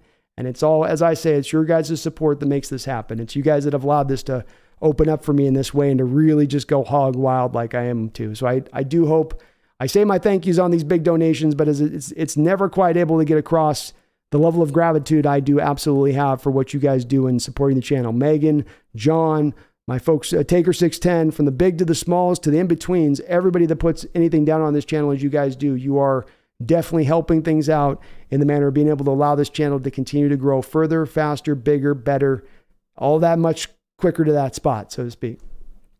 Rest in peace, Gordon Lightfoot. Absolutely.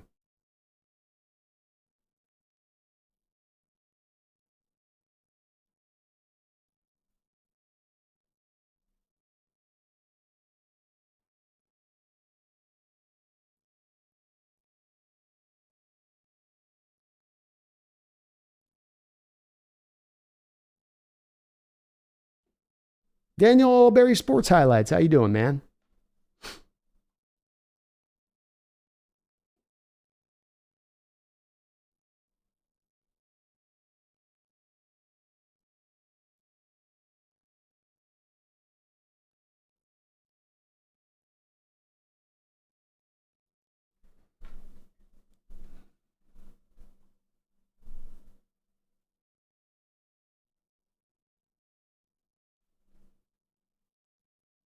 Paul says, yeah, I only rewatched the injury clip. You're probably right. Just doesn't make sense to me. Oh, on the Trey thing. Yeah, it's just a weird. So there's a story here with this Lance quarterback thing. And I mean, you're going to probably attest to this. We're going to someday learn there's something to this story that will make this make a little more sense in the way this whole thing's kind of played out with it. I think more so than him just being disappointing to them as a player, or not kind of ascending. Megan says, HawksNest tried to leave a review on the book on Amazon, but it won't let me. So we'll email you later. All right, Megan, thank you. Sometimes Amazon's like weird about that, Megan. I've had that on my other book too, where people have tried to post reviews and they're like, they allow certain people, but then they don't allow other people. I appreciate you giving it a try. And shout out to Kelly out there. I think you were able to get a review put down for that. So it does seem like, according to what I was getting from you last time, Megan, I just kind of gleaned from what you were saying. And also from a few other people, it sounds like it's being pretty well received, which is good to hear. Megan, I was really nervous about that, whether or not that thing would, even be readable. You know what I mean? So it is good to hear. Adam Zwang says, yo, quick question. How bad do you think JSN's hamstring injury will affect him? I mean, he got an entire year to heal up, hopefully back to his 100%. Yes, I tend to think he will be 100%. There are players that will have historically issues with hamstrings. I feel like that was more of an issue like 20 years ago. I feel like they've maybe gotten, it's weird to say this, but there's maybe been forward steps as far as dealing with hamstring injuries, because you don't seem to have the guys that get the chronic hamstring injuries going on now as much as you used to. And it is one that you can heal up from. To me, Adam, it's not in the same place of an ACL or a ligament tear or even a broken bone. This is one that should be much more likely to heal up. And it makes sense why it took the time it did, because with a hamstring injury, the only thing you can do is rest it. That's the only way to get it to heal. There is no, well, just get a lot of treatment on it, put the ice on it. You have to literally just put your leg up and not do anything on it of real high intensive athletic, whatever. And then it will eventually heal, but it does heal up fully at that point. Not for sale. I think we trade for a nose tackle before season 2, man. We'll get another defensive tackle in here. We're not done. Wu-Tang says Trey Lance trade up fleeced probably cost them a ring if we're being 100%. It very well could be. Niner fans, you might be looking at this in retrospect going, that was the thing that was the decision that was made at that point. It was good of them to try to be aggressive, but it was the thing that got us caught up, held up at the end of the day. Very good chance of that. Big Country, I was expecting the Niners to take Jones too. I didn't know if it was going to be a good pick for him. I could at least understand it. The Lance one caught me by surprise though, because you need to give the guy the 2 years to rest. And you were wanting, if you were the Niners, to bring in a guy that could come in and go and not have to sit and need the 2 years to kind of learn the sport and learn how to play the position. That's what made it really confusing at the time.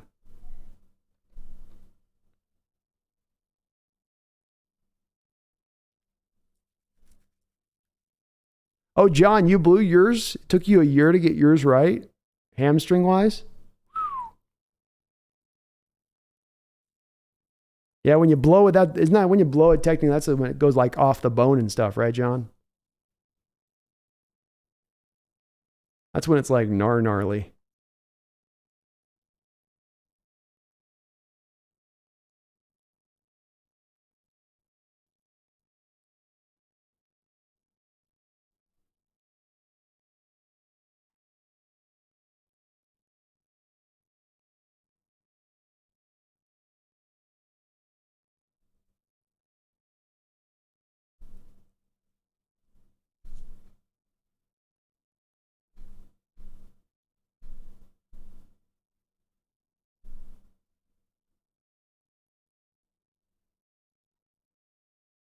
Daniel, UCLA wide receiver Jake Bobo is great. He was one of my guys in this draft, Daniel. He's one of my guys along with your Darnell Washingtons and your Sidney Browns in this draft. Just guys that were just kind of Christopher Smith out of Georgia. Jake Bobo was one of those guys for me at the receiver position. Not that he was going to be a highly rated guy or that I had him up on my board really high as far as on the horizontal board, but I just really liked his game. I liked how he played. And as a big slot on the inside, I think he could really provide some value to this team. Both him and the kid out of Arkansas are really going to be duking it out for that roster spot. Paul says, I can't judge elite quarterback talent, but I played rugby 15 years and know how confident and tough players carry themselves.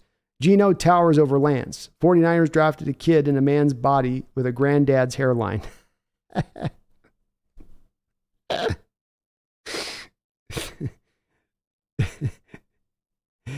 Oh, Lordy. El Lamy, is it true you guys were willing to trade Russ to the Browns for the first overall pick and you would have picked Josh Allen? If the trade had been consummated, that probably would have occurred, El Lamy. What was really occurring in that, though, was as follows. The Seahawks were in a very difficult negotiation with Russell Wilson at the time. It was not going well. Russell's camp was insisting on wanting 20% of the salary cap on a sliding scale basis on a yearly return. So you were just going to they were going to just take 20% of the cap up. Depending on how high the cap went, it would fluctuate how much they were getting paid. Seattle didn't like to hear that. Seattle was not about to try to set a market setting deal on that. And so they came back and they said, Russ's team, they called up Cleveland. They said, hey, what do you think about maybe us trading Russ to you? And they can come back to Russ's people and they can go, hey, you still want that 20%? And they go, yeah. And then you say, hey, how would you like us to trade you to Cleveland? And then Russ's people go, you know what? 20%'s just a number we were floating, really. We were just putting it out there. So it was a negotiation ploy for me, El Ame, more than anything else.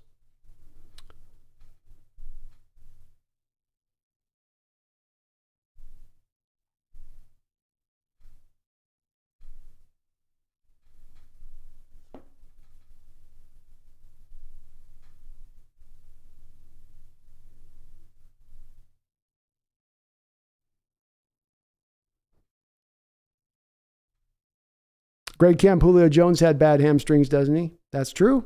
There's one.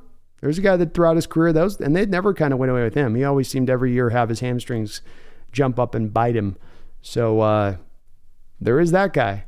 Though I'll say this, if Jackson Smith and Jigba can put up Julio Jones's career even with poor hamstrings, I will definitely take that and his poor hamstrings on top. Jonas says, hope all is good when the Seahawks are good and the Niners are good. That's the best rivalry in football right there. No doubt about it, man. We own it. For sure. For sure. Ryan Emmerich says, come on, Brandon, take one for the team. No, I get into my 40s. I've done my taking for the teams. That's for the young bucks. That's a young buck game right there. There's the respect for elders now as we age. There's the I've done my dirty work. I put that time in now. Now I get to enjoy some fruits. Megan says, hamstring is one sports injury I've never done. And believe me, I've done more than once. I've never done hamstring either, Megan. I've had the groin pull, but never the hamstring one. It's tough though. It looks like it hurts. You see him do it. It looks like when you get like your leg locked up in the middle of the night. You guys ever been like sleeping or you wake up in the morning and you get like one of those Charlie horses that like makes you jump out of bed? It seems like that. 360 says, I live with two inner fans in LA, both from the Bay Area. I watch your channel on their accounts, so you show up on their algorithm all the time, laughing out loud. Why is the Seahawk fan keep showing up on my stuff? Don't. Stop recommending. Stop recommending. I don't want him YouTube. No. Rich Gibson says, watch out, Pete with a great roster could be scary. No doubt about it. No doubt about it. And then Rich, let's also acknowledge this. This is a man that did very good in college football. Did very good with young players. Did really good. At the time when you went and won a Super Bowl, you had the youngest roster in NFL history when you won your Super Bowl. He is a coach who is maybe at his best working with the younger players. He's better there than he is once he gets the guys to being more in a veteran status of things. That you could make the determination at this point that Coach Carroll, you want to give him the young roster. Those are the guys that are going to resonate with him. Those are the guys that he can get to play at their best and their hardest when they're at that stage of their career. And I think that there's a very valid point to be put behind that. There's a lot of data to back this up. Daniel says, if Edred Eskridge could, if he remained healthy. Yeah, I think Eskridge is definitely on his way out at this point, Daniel. Elami Warner, 2 years during practice squad, said Trey was not comfortable and it was noticeable. And this year, Warner publicly said how Purdy was ready because of how he played the top defense. That's fair enough, man. That is fair enough. And you're more interconnected to this for sure than I am. I do try to pay attention to what the Niners have going on, but you're way more interconnected with that. I will say though, on my point on this, all Elami is, as I said at the start, and you can see this on my draft day coverage, day one stream of the year you guys drafted him. I said at the moment you guys picked him, which I said it's a pick that could work out really well for your Niner team. I really like the potential for this kid with your team, but you got to give him the 2 years. So if inside that 2 years he's showing some rough edges, if inside that 2 years he's not playing his best football, it's understandable because he was such a young player coming out, because he didn't have that whole year of college football he had to play coming out. And then if you get through the end of the 2 years and you're year 3, and now at that point, he's got those rough edges and he hasn't developed, well, then there you go. But if we're inside that 2 year period, I would have argued that's one of the reasons why I would have tried to have kept him on the bench, even though he is a top 3 pick at that point. I feel the same way, in my opinion, Elame, about Anthony Richardson. I think if you took Anthony Richardson, if you're the Colts, and you're going to go throw him out there to start next year, you're not doing him any favors. And he probably really does need to have 2 years on the bench until he is ready to go out there and really start from an NFL team. They won't do it. They'll throw him out there like the Niners threw Lance out there, but it doesn't necessarily mean it's the right way to go with those young quarterbacks either.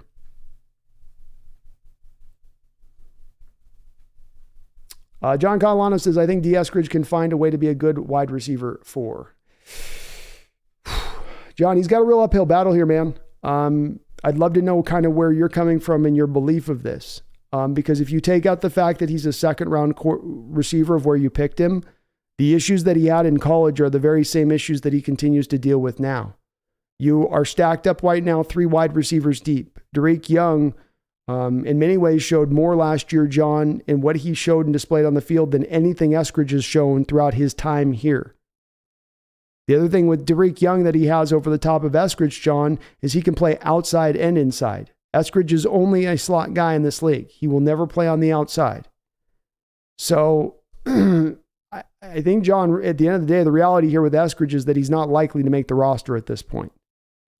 He's going to have to come out into training camp and really ball out. And unlike prior years here, John, where he had guys like Cody Thompson and Penny Hart, who were his main competition as that third wide receiver on this roster, now it's going to be Jackson Smith and Jigba, Derek Young, Jake Bobo, the kid out of Arkansas. He's got to beat out all those guys.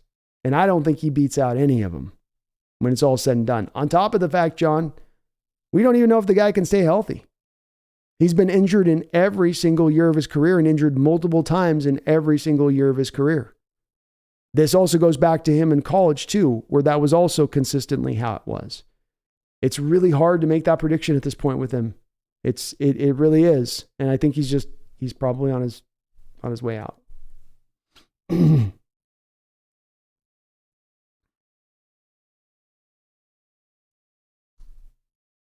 Megan says, PC is the reason I have been and always will be a proud member of the Trojan family.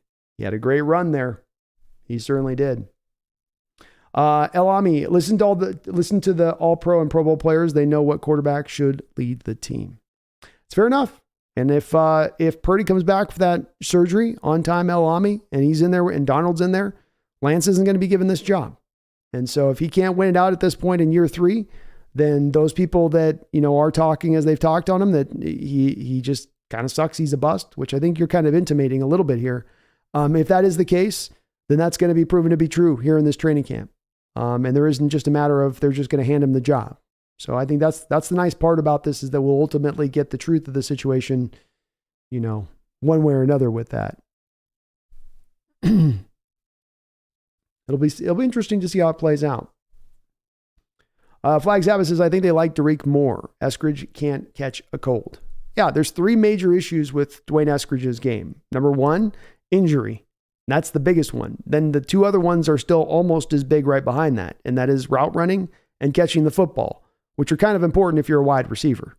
But those remain issues in Eskridge's game. And Derek Young was the guy that when they asked John Schneider, of your draft picks out of last draft, of all the guys that went out there and played on the field and played well, Tariq Woolen, star level play that he gave you, who is the player that takes the biggest step forward into year 2 in your eyes of all those guys? Who's going to jump bigger in step from what he was this year to what he will be next year? John Schneider, without batting an eye, said Derek Young. I think Eskridge's future here is very much in question at this point. Wu-Tang says, I started at UT right after they beat USC for the title. Best college championship game ever. Oh, there you go. Yeah. That's one worth going back and checking out every few years. Definitely a wild game. El Ami says, I agree with you. It's not Trey's fault. It's Kyle and Lynch's fault. I just hope Trey gets a chance to succeed because he's a smart quarterback that can go under center. Unlike other quarterbacks, he needs time. He will. I'm glad to hear your view is kind of on that, El Ami. I am. Because I think that it's always important for the sake of fixing things, right? As much as anything, not for the sake of, pointing at somebody and saying, you're not smart.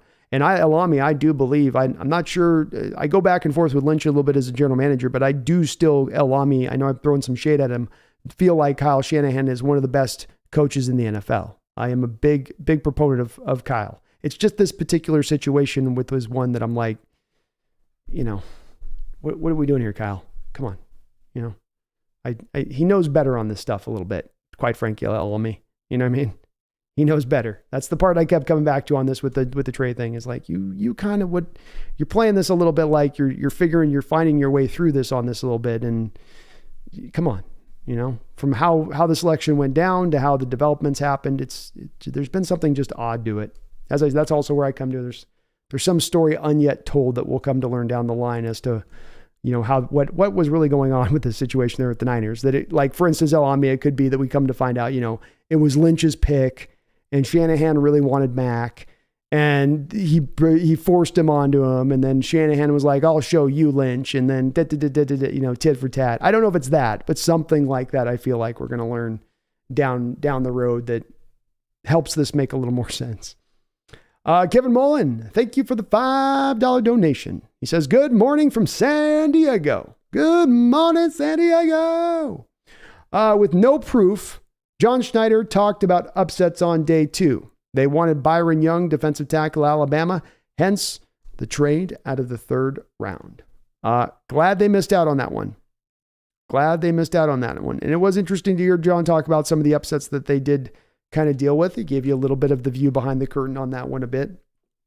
Bryce Young was a guy that played all over the Alabama defensive line. Kind of just thought he was a guy down there. I did like him better. I would say, if you're talking about between him and Cameron Young, I did significantly like him better than Cameron Young. But I don't think that Byron offers you a whole hell of a lot at the NFL level past a rotational body in there in the defensive line who's just okay. And to have gotten that in the 3rd round, I'm much happier, Kevin, that they traded out of the 3rd round for a future 3rd and picked up their 4th and they just went the other route they went rather than going with Byron Young. His tape was very, very meh for me. Not bad, just you go with the top 3 rounds, you got to flash a little bit on tape. You can't just be another guy in there. And he just kind of was a guy in there on tape. I think I had maybe a 5th round grade, 4th round grade on him, something like that. Matt Landers, thank you, WTC. That's the kid out of Arkansas. He's good. He's real good. Space says it's going to be Darnold. I think Darnold's probably the betting favorite right now. And he seemed to have kind of learned with Carolina how to just operate in that low leverage, low risk, take what the defense gives you kind of quarterback play and eliminating the turnovers within that as well. High propensity to running the football as Carolina was. I think Darnold's going to is going to acclimate very quickly into that Niner situation because of that. Paul Third says, how does the Seahawks defense deal with the 49ers offense? Well, the Hawks have had their number. The Niners have had such an array of weapons right now who can play positionless football. What scheme can the D use? I mean, I've always come back to the same thing on this, Paul. The reason why for years you had the paper, rock, scissors between the Niners, the Seahawks, and the Rams. And the way that worked was Seahawks beat Niners, Niners beat Rams, Rams beat Seahawks. And the reason that it worked that way, in my opinion, was because the Seahawks at that time were a 4-3 defense. And a 4-3 defense that would be willing to run out that Sam linebacker as kind of a de facto 5th man on the line of scrimmage. And what that did is it not only gave you an extra defensive lineman down there on that line to reinforce the ranks, it also widened out your defensive line in addition to that. And so what that then did is it sort of kind of openly started to kind of crush then the Niners on more of the outside zone runs that they want to run in their system and their scheme. And Seattle could get out to those plays, I think, a little bit easier with the 4-3 defense and how they ran that. And so it was that your schematics were kind of troublesome for how the 49er attack wanted to run. Whereas when the Niner attack went to the Rams ran that 3-4 defense. And of course, it's an unusual 3-4 defense where you have the defensive ends and they're operating from a 4-eye, 4 inside technique positioning, which means what you end up leaving within that, Paul, naturally within a Vic Fangio scheme is that you have those defensive ends aligned inside the tackle's shoulders. So there's a natural give from a leverage standpoint to opening up the outside runs and the pitch plays within that. And so what happens this last year? Why is it, I think, a big part of why you go 0-3 against the Niners? Yes, part of it is that they're so tough and they're so talented and they're so good. That is a part of it. Another part of it is, though, you have changed to that Vic Fangio 3-4 scheme. You have now those defensive ends rocking that 4-eye technique as opposed to being a 5 tech or a wide 9 or a Leo where you're stretching out that line and taking away those pitch plays and those outside zone runs. And so that's removed from your defense now. And so now when you play the Niners, you're facing the same sort of schematic deficiencies that the Rams would face when they would play them. And Shanahan's got a scheme that is well built to attack this Fangio defense, in my opinion, Paul. So that's really where I think, if you talk about what we could go back to, if I was Coach Carroll, what I would do is I would put into my plan of this. I got to beat the Niners to win this division. They just beat us 0-3 last year running this 3-4 defense. I know how to run a 4-3 defense. I know how to run into 4-3 defense, even if I just got to run it a couple of games. Maybe I'm crazy for this, but if I was the Seahawks, I would plan in advance to, especially if I've got I'll tell you this, especially if I got a guy like Brock Purdy, who's got arm strength restrictions, and I don't think he's going to be able to take the top off the defense on us with us pressing down in this way that I'm going to press for. And that is, Paul, you go to more of the 4-3. Okay, just when you play the Niners, go to your 3-4 with anybody else, but just the Niners, hit the 4-3 up, run out there with your Sam, have Darrell Taylor be your Sam and your de facto fifth line defensive lineman at that point. You know, have your corners on the outside running their man with Witherspoon and Tariq, and then just press everything down in that fashion. And I think you'd come back to finding some success against that offense. It wouldn't be as lethal as it was last year against us, at the very least that.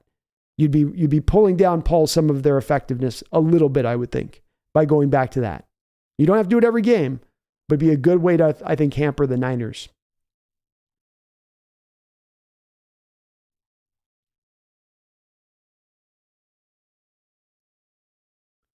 Adam Zwang, do you think Oluwatimi will move to center in the later half of the season and even Brown to guard? That's a good line. Damian Lewis, Cross, Abe Lupus, Evan Brown, Oluwatimi. Adam, I'm putting together my Oluwatimi video right now. Hope to have that drop, if not tomorrow, the next day. And indeed, I'm going to make that very prediction in the video, Adam, that the Seattle Seahawks are going to be able to see Oluwatimi, I got to learn how to say his name, Oluwatimi, ascend to the starting role before the end of the year, and I think even a couple games into the season. He is ready to roll, Adam. He's pro-ready. He's a pure scheme fit. The coaches are going to absolutely love his big brain out on the football field. He is everything this team needs in the center position. I like Evan Brown a lot. I think Evan Brown is a nice piece to have, especially at $2 million. But Oluwatimi to me was the most pure center scheme fit in this draft that existed. Maybe not the best overall center, but the best pure scheme fit center in this draft that existed. WTC, do you think we can still get Shelby Harris? I would think so. He doesn't seem to have a very vibrant, active market out there for his services. Jordan Whale says, yeah, bro, OGs don't take one for the team, laughing out loud. They take one from the team. That's it. I get the big chicken thing, right? You know, I get the nice cut of beef. And you youngsters, you young boys, you young bucks, they got to go out there now and take that one for the team. You'll see your age. You'll see your time come around. You got to earn your stripes, man. You got to earn your stripes. Wu-Tang says, even the greats have their blunders. Indeed, they do. Indeed, they do.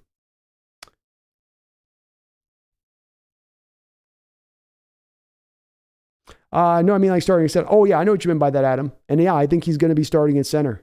I think it's going to be very hard for the coaching staff not to just put him into center as the starter right out the gate. I do think Evan gets the first couple of games going, but I think eventually Oluwatimi is so good and they like so much of how he's developed along that they just are drawn to put him into that starting role. I really trust my assessment on this kid. WTC, do you think they'll make it 6 receivers? I don't know. I don't think so, WTC, because you're going to be carrying 3 tight ends. So the expense of the 6th receiver will come at the extra tight end that you carry on the roster with 3 in the manner in which they do. So that's where I just, Landers, essentially it's going to be a fight down to those 2 roster spots. You have Eskridge and Young, which they'll have kind of the lead on this one. But Landers and Bobo are going to be pushing both those two guys. Barry Templin, Brandon, how good do you think the Seahawks team will be this year? I'm a little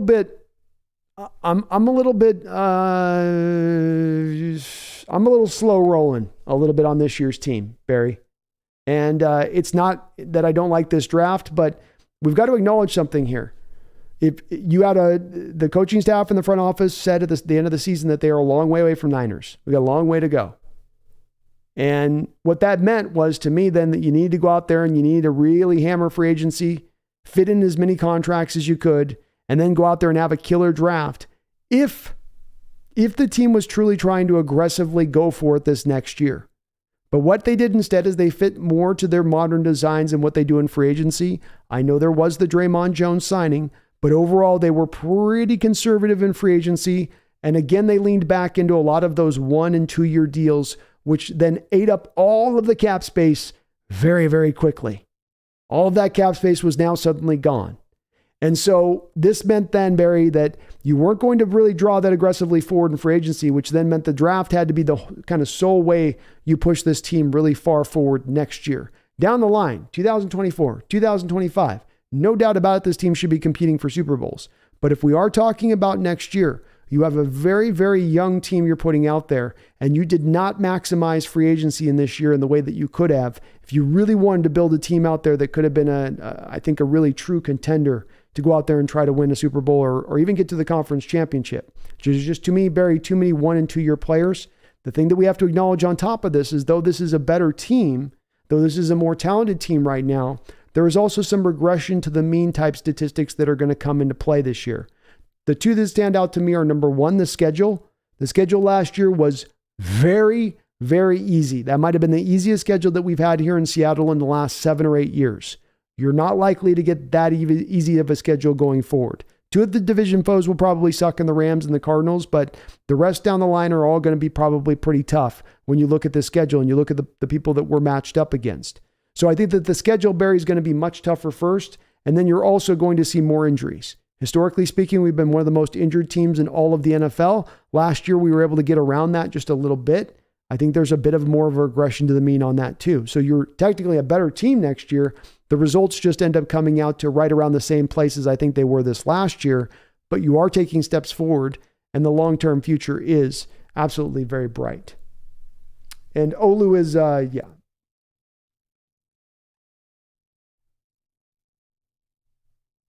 Elami says, well, what do you think of Brandon Ayuk as a player? I think it's taken him some time to round into shape there with the team, but I think he had a really good year for you guys last year. He is an outstanding route runner, which in a West Coast offense, having outstanding route runners with great length and good size like Ayuk has is very handy to have, Elami. I think that the Niners are in a position right now where you do reach a spot where you can only give out so many top-end market deals across the board. And you're paying Fred Warner, you're paying Trent Williams, you're paying, oh my goodness, I'm losing my brain here a little bit. Deebo Samuel, you got $12 million on a base salary, $11 million a base salary to Christian McCaffrey. Missing a couple of other guys. Eric Armstead's got a decent deal. You're about to have to pay probably Nick Bosa $30 million a year. You've got George Kittle on a market setting kind of contract there for the tight end position. It just doesn't seem like to me, Elami, that the money's going to quite be there to pay Ayuk. And that's what's going to probably lead them down the road to going a different direction than paying him. But is he worth the money? Yeah, he is. Are the Niners probably smart at that point for moving on and not putting the investment to him, sort of making the choice of Deebo, Kittle, and that? I kind of think so. I like what they've done with that. I like the players and the way they've added. I like the deal last year with McCaffrey, the go for move in that. So it's one of those hard places, Elami, where he's a good player, worthy of the contract. Niners would definitely probably love to pay him if they had the money. But boy, you wonder how is there another, can you fit another 14, 15 million per year under the cap right now? You guys don't even have the Bosa deal done yet. It's probably going to be pretty hard to make that work. You'd have to move around a little bit of money to make it happen. But I do like Ayuk, and I do think he's ascending. And I think last year was legitimate, and he's going to continue to play at that same level. Flag Sabbath, hey B, how close are you to 12K? I think we're, let's see here. Let me take a look. I'll give you an update. So we are right now 70 away, right on the mark from 12,000 subscribers.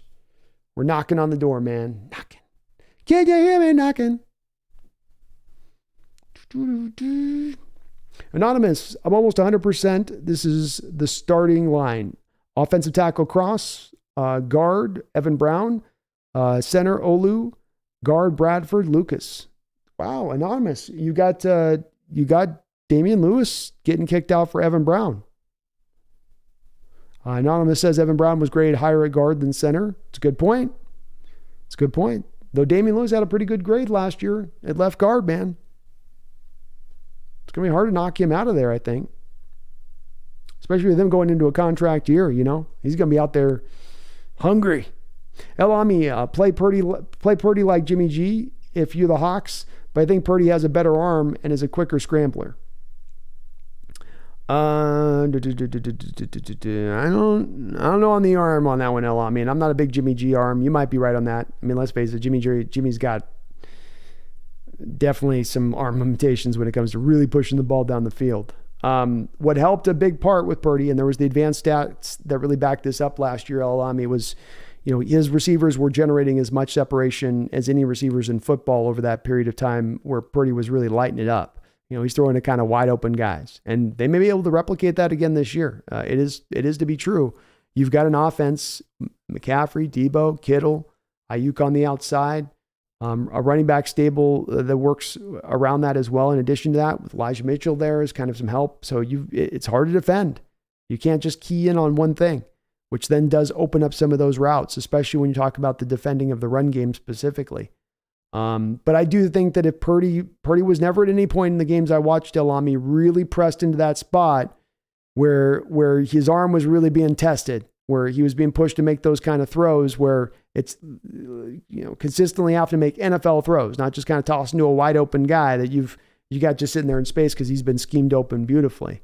That remains the place that I need to see with Purdy on him pushing me through, because there was times in the games you guys played against us even last year, in the games where the second game where he won, where there's times where he's pushing the ball up the field and I'm going, yeah, there's a lot of velocity missing there. The accuracy is going to start to wane a little bit the further he's got to get it down the football field. There is, at the end of the day, Alami, on this one, there was a reason he was a 7th rounder. It wasn't just that the whole NFL crapped the bed and completely whiffed on it. There are some limitations to the game. And that's why he wasn't a 2nd or 3rd rounder, you know. Barry's got 9 wins. Yeah, I'm about 9 wins too. 9-10 wins is about where I'm at. Anonymous says Damian Lewis let up too many sacks at guard. Evan allowed 1 sack, and center he let up 2. I mean, pass protection is going to be always a little bit of an issue there. I thought that he was good last year in pass protection, though, man. Let me go take a look at Damian Lewis's grade here.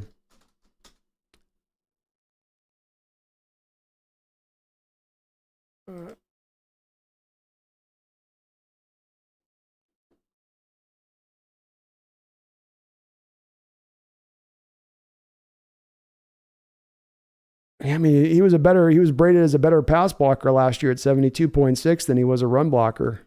I mean, you get a guy with 1,000 snaps over the course of the season and he gives up 3 sacks.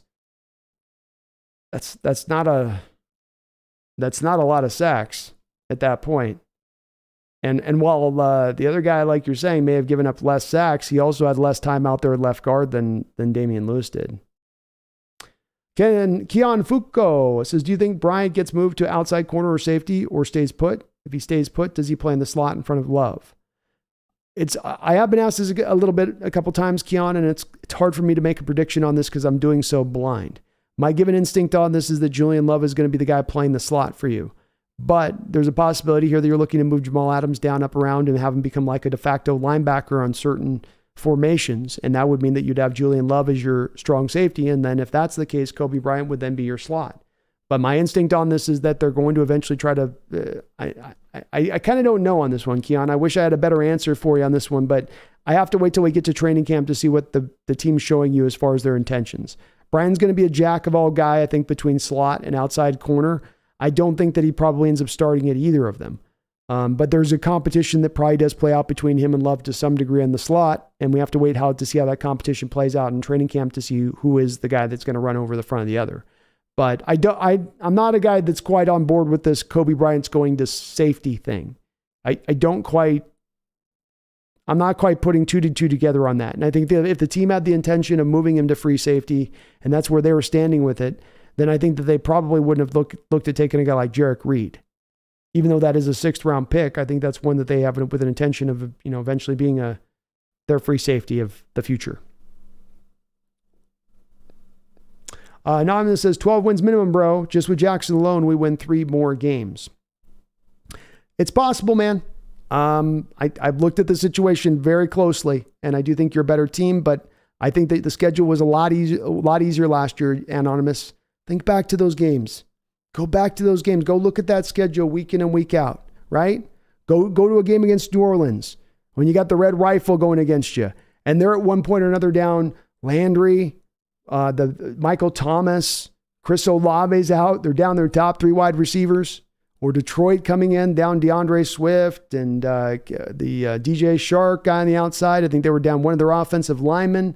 You had a lot of teams that you got to face last year that were already not very good teams who were also busted up when they faced you. So you're not going to get that same schedule this year. You're not going to get anywhere close to that same schedule. It's going to be much tougher. But I hope you're right. I'd love to see 12 wins. But I just don't quite get at that spot yet.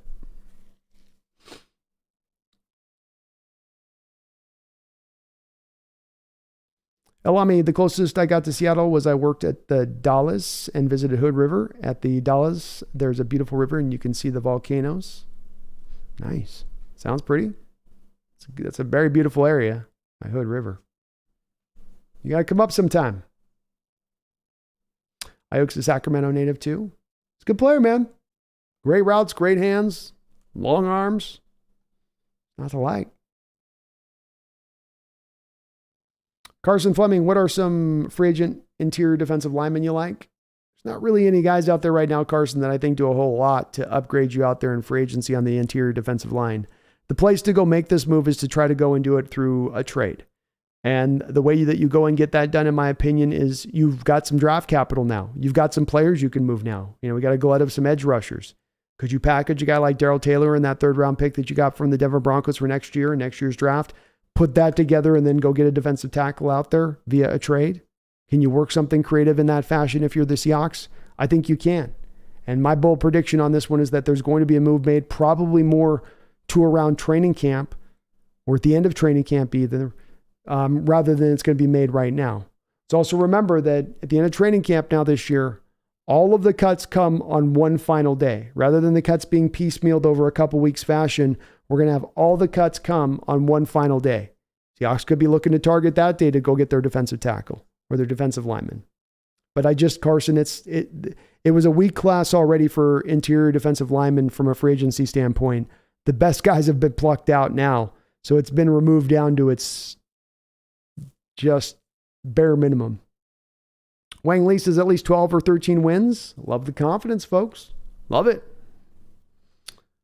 Joseph Guerrera, I think I disagree with you on this year's team. They will contend with the 49ers this year. The depth in the secondary is exceptional, and Seattle builds from front to back. Joseph, they definitely do build from front to back. And if I'm wrong on this, I will own being wrong, as I try to own being wrong any other times that I am wrong. I didn't base my prediction on this year's outlook of this team willy-nilly or on the sly, and I'm not doing it to be negative on this team or to question any of the future on this team and the direction that they're going.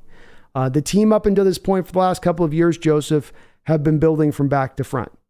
They've invested tons of resources into that secondary for years now. They're spending more money into the safety position than anybody else in football, and they have been so for the last couple of years. And they've not gotten those returns, Joseph. So it's not made them a successful defense by doing this prior.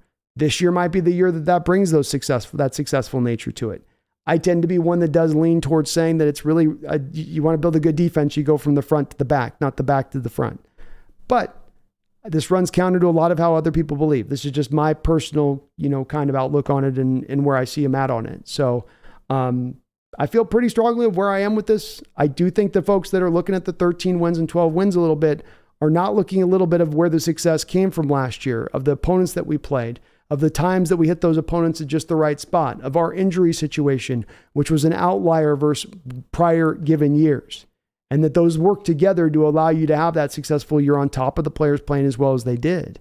I think some of those elements are going to be a little bit more removed. I think the schedule is going to be significantly harder. I think the injury situation is going to be tougher.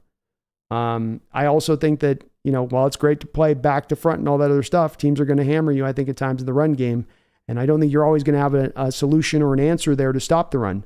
Much like, Joseph, we didn't last year against the Carolina Panthers. Much like, Joseph, we didn't last year against the Atlanta Falcons. Much like we didn't against the Raiders. Much like we didn't to a degree against the Tampa Bay Buccaneers. Those teams just basically decided in those games, we're just going to run it down your throat. Good luck stopping us. We couldn't stop it. But I as I said above on this too, Wang Lee, Joseph Guerrero, I hope I'm wrong. I hope the team is absolutely into 12 to 13 win thing. But it's just my general gut on it. Cooper Bebe is our left guard of the future, says Flag Sabbath. God, I wish he would have come out this year. Would have been a hell of a pick at 20, Flag. Hell of a pick at 20. El Ami, is Jadarius Ward okay, good, or great? What did you think of him versus DK? And he shadowed Hopkins and called him steroid boy. Yes, he did. I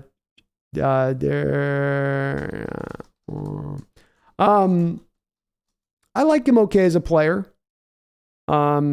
Solid, good. I wouldn't go great.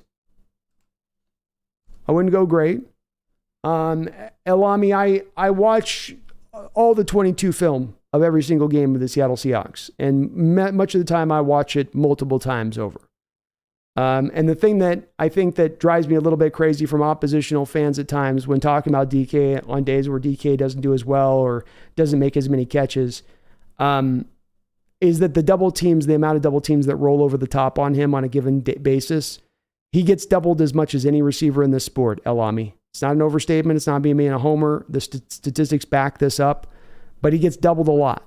And in that game, even against the Niners, it wasn't just Jadarius Ward out there always on an island just doing his own thing. He was still being double teamed a lot of the time. So it wasn't just him out there locking him up and it's like, no, that's not how that was going. I will say as well, there was a lot of those games there with Jadarius Ward where he gets away with a lot of the pulling. There's a lot of grabbiness to Jadarius Ward's game. I'm sure you would call it physicality, but I'll tell you what. There was a lot of pulling on that DK matchup when I was locked into it. And it was kind of getting frustrated at times where there weren't calls coming down the pike because he was getting away with quite a bit. I still think he is a good corner, but I'm not in on that. Well, he locked up DK on that. No, the tape doesn't exactly back that up. You're going to lock a guy up. You ain't getting safety help over the top most of the time, But he is good. I can't go to great, though. I can't quite get there on that.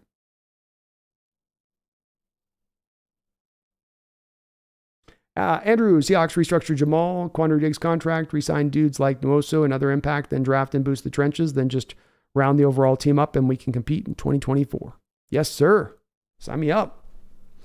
Anonymous, it's no way we only win 9 games. With a way better team if Jamal was healthy last year. Half of them runs wouldn't have happened if we had Bobby. Half them runs wouldn't have went the way they did. I hope you're right. Jamal healthy is a statement to be made for sure.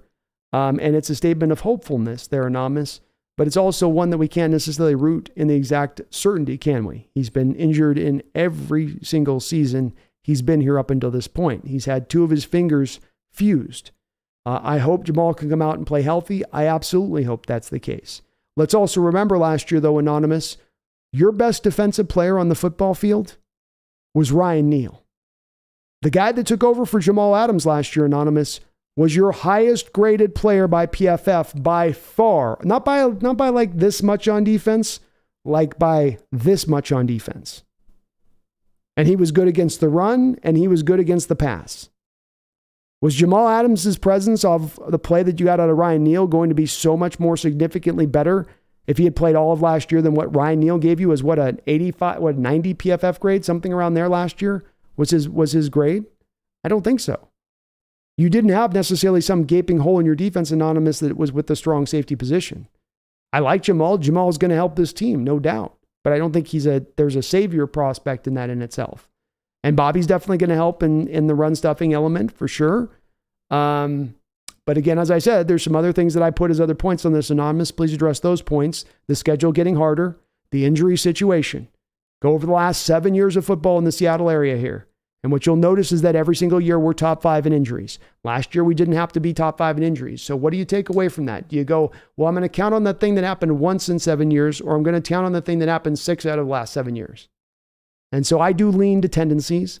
And when I make predictions, I especially am going to lean to tendencies and traditions.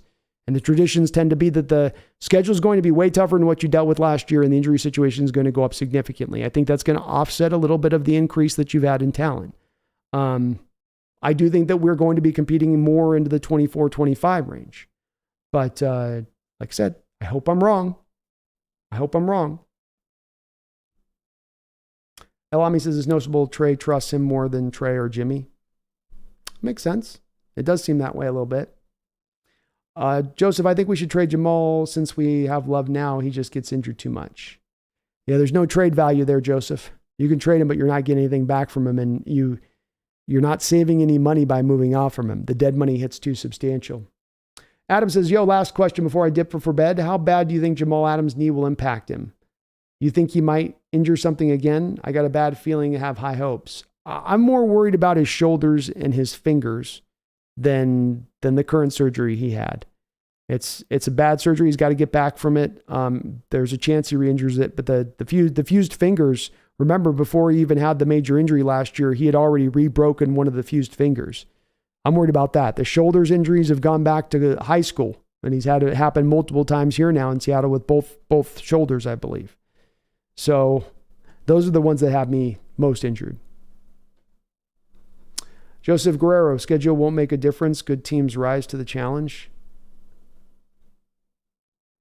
I don't know how you can't say schedule doesn't make a difference. If I have one team that has a strength of schedule that's incredibly hard, and I have another team that has an incredibly easy strength of schedule, that team with an easy strength of schedule has an easier path. I mean, that's kind of logical. That's, I think, pretty reasonable, Joseph, is it not? Megan says, the Hawks Nest OKB, 6 p.m. here. I'm starving, so need some food and to rewatch the Kraken game before the game tomorrow. Talk soon, Megan. I'll hit you up on text. And go Kraken. Keep it going. Kraken. Keys to winning. Do you think Mike Morris has the size, athleticism, and strength to hold up at the run at the 5-tech? Oh, absolutely, at the 5-tech. I do kind of wonder, too, even with them beefing him up to 295, if they're not looking to maybe, as they're talking about moving him inside, move him more to that 5-tech role, like a la Red Bryant back in the day and how you used him. He was much bigger than even Mike would be at 295, but the point is you're using that big end to just shut things down, especially at the strong side of the formation. I do think he does. Absolutely. Paul Third says, nah, Brando, I can see the Seahawks winning every home game except Philadelphia for 7 wins. Beat Baltimore, Dallas, Arizona, New York Giants, Detroit, and Tennessee on the road for 13 wins total. Lions, Cowboys, Ravens have plenty of weaknesses. And they do? And I hope you guys are right. This is just I'm going to be consistent. And I know maybe some people are going to get angry at me and bristle at me, but please understand, and I think people know this about me in running this channel for 4 years. Beyond all else, what I do with this channel is try to be honest with you guys. I'm not scared to be wrong. I try to be right. I try to be on point. That's part of me making these predictions, is that I want my track record to stand for itself in this respect of things. So, when I make these predictions, it's not to try to be negative or to say that I'm down the team. It's just my personal outlook on things and covering the team and looking at this team closely and kind of analyzing how things came about last year. I love where the team's going. I love the shape they're in, but I'm not yet there for next year. And I don't think they did enough in free agency. I think there's too many 1 and 2 year deals on this team. I think they have too much of their cap space there not to augment the team, and they've brought it all fully reliant now on the last 2 drafts to carry the day. And I'm not going to believe that a team comprised mainly of first year and second year players as being the players that they're going to rely upon to carry the day, that to be enough to take you to conference championships or Super Bowls. I could be wrong on it. That's just the logic and reason that I've applied to arrive at the conclusion that I have. Carson says we could fashion a trade for Fant, Taylor, or Uchenna. I just don't think we trade for anyone because of our cap situation. But I trust John Snyder and Pete Carroll will do some magic to free up somewhere. Yep. It's going to get hard, Carson, to do it. That's for sure. It is. It would be tough to pull it off. You could do it. Fant trade alone. That's $5.85 million you clear right off the books. You restructure another contract here, restructure another contract there. You've cleared up a ton of money at that point to go kind of do whatever you want to go do. It just takes the will to do it. Does the team have that will? Are they hampered right now by potentially a future sale? Is Jody Allen pulling on the purse strings a little bit tighter? I kind of think so. That does inhibit you a little bit. But they could if they wanted to. If they just got to be willing to get creative. Joseph Guerrero says, you're right, from back to front, just like the Legion of Boom years. Nah, that's a gross misstatement of the Legion of Boom, Joseph. I got to push back with you on that one, man, big time. Yeah, the Legion of Boom got the cool nickname, man. But the Legion of Boom doesn't do what they do if you don't have the front seven that you had at the time. Was the Legion of Boom, was it that we had a bunch of no-names on the defensive line? Do we have no Pro Bowlers up on that front part? Do we have no quality up front up there? Do we have do we do the bare minimum during the Legion of Boom on the front seven? Right, Joseph? Did we have Chris Clemens and Bruce Irvin and we say, you know what? Our edges are fine. We don't need any more on the edge. We're good. We'll just stop there. No, you added on top of that Cliff Averill and Michael Bennett. You reinforced the ranks. You built it up strong. You had a 3rd round pick in there and Brandon Mabane operating on the inside. You got a Clint McDonald guy that could be your pass rush specialist from the interior point. You built it up. It all was a strength. Bobby Wagner was going to Pro Bowls and All Pros. KJ Wright was right on the line of being that kind of player. You know, you had them both working together. The Legion of Boom didn't just work because it was all built on the secondary. It worked because they both were true strengths of your ball club. Keys to winning. Mike has good tape, but I think his length may hinder him gaining leverage on guards. And I think his power may be suspect taking on pullers. His length.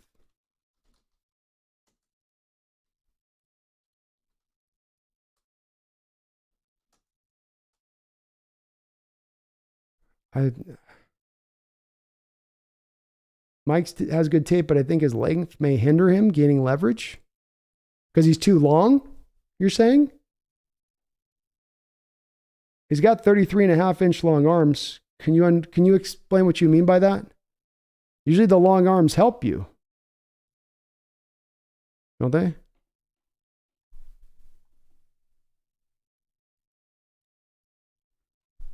Flag says our schedule's pretty damn tough coming up. It is. It's gonna be pretty tough. We can overcome, and I hope all these folks with the confidence. I hope you're correct. I'm not taking revelry in the fact I'm making the predictions, just kind of where I see it. Anonymous, man, if we had Jamal Adams and Bobby, we would have had a way better run Wasn't our run defense top 10 when Bobby and Jamal played in 2020?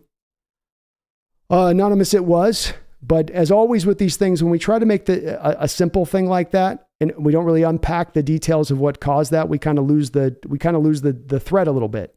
What was happening in 2020 through a lot of that year? And what was happening was your offense was blowing up, right? Scoring all those points.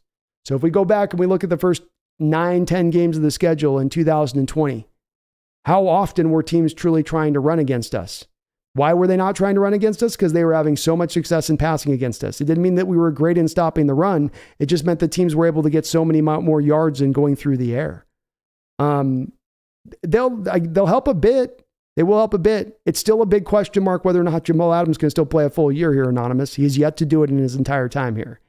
Yeah, that's a question. Bobby's an older player at this point. Hopefully he can play the whole season. Hopefully he can remain healthy. He did get injured at the end of his season here the last year he was here, right? Missing on the last couple of games. He is getting older. I'm hopeful for it. But if we're counting on this as the bread and butter of the thing that's going to elevate the defense wholly at that point, I'm a little reticent on that to believe it. Are the Seahawks going to get, who are the Seahawks going to get in next year's draft? Too early to tell, man. Way too early. Joseph says, no, Hawks would be smart to trade Adams to for an elite defensive tackle. Adams gets injured too much. He just doesn't have any trade value right now, Joseph. So who's going to take on that base salary of Jamal Adams at this point with where his injury situation is? And then Seattle has to eat a bunch of dead money. All of his bonus money accelerates instantaneously on the cap. And you're already negative $3 million in the hole. It would cost you more money at this point to essentially kind of move on from Adams than to keep him.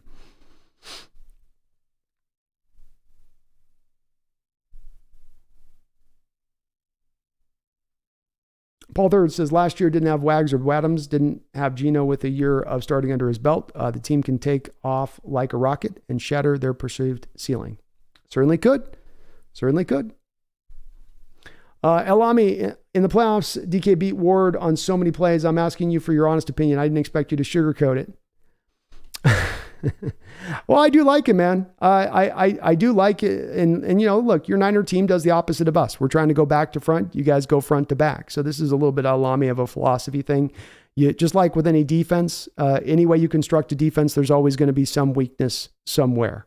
You know, do you minimize the weakness? Do you keep it small enough to where you can overcome it? I tend to think front to back allows you to overcome that a little easier than back to front. But we're going to truly find out the reality of that this year because we have two different types in this division alone. Allow me playing that out in real time, right? Two different test subjects being your Niners with the front and my Seahawks being with their back end. But yeah, I did think definitely Ward was able to lean on a little bit of the grabbiness there to get the job done there against DK. Key to winning. I like DJ as a person, but as a player, isn't dynamic in any noticeable way. No, he's going to be your fourth running back probably on this team. Elami, who's the 49ers most overrated player? This is the most interesting one, honestly.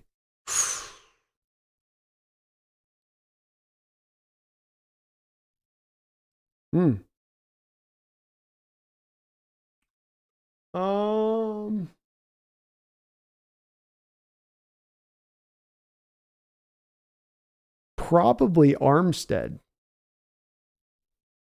I think Armstead's probably the most overrated. It seems like he had that 1 year that was really good, and then he's just been kind of doggy paddling his way along the last couple of years.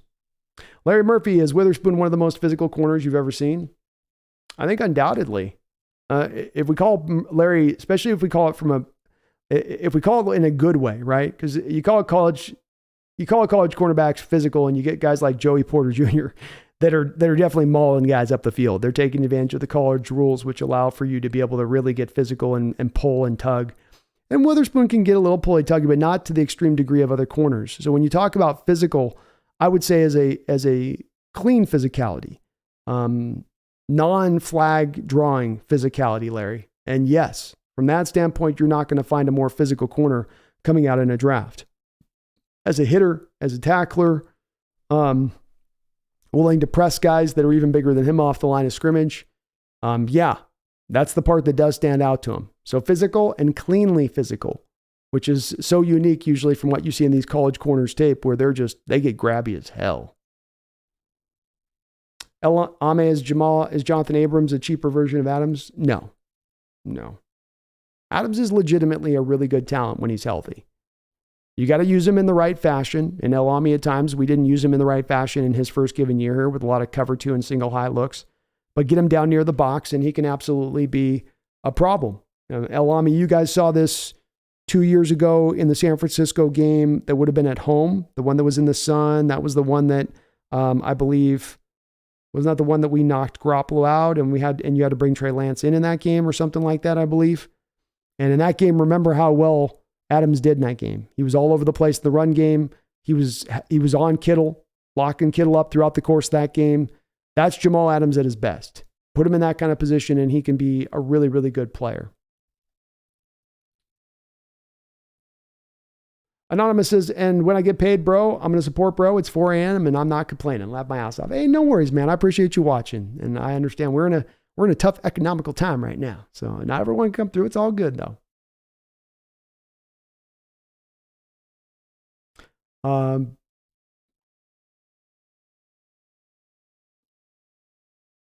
Hawks Nest release the Kraken. Release the Kraken. That's right, Megan. Let's go. Paul Third says strength of schedule is a Fugazi in the preseason. Need to see how the other teams look.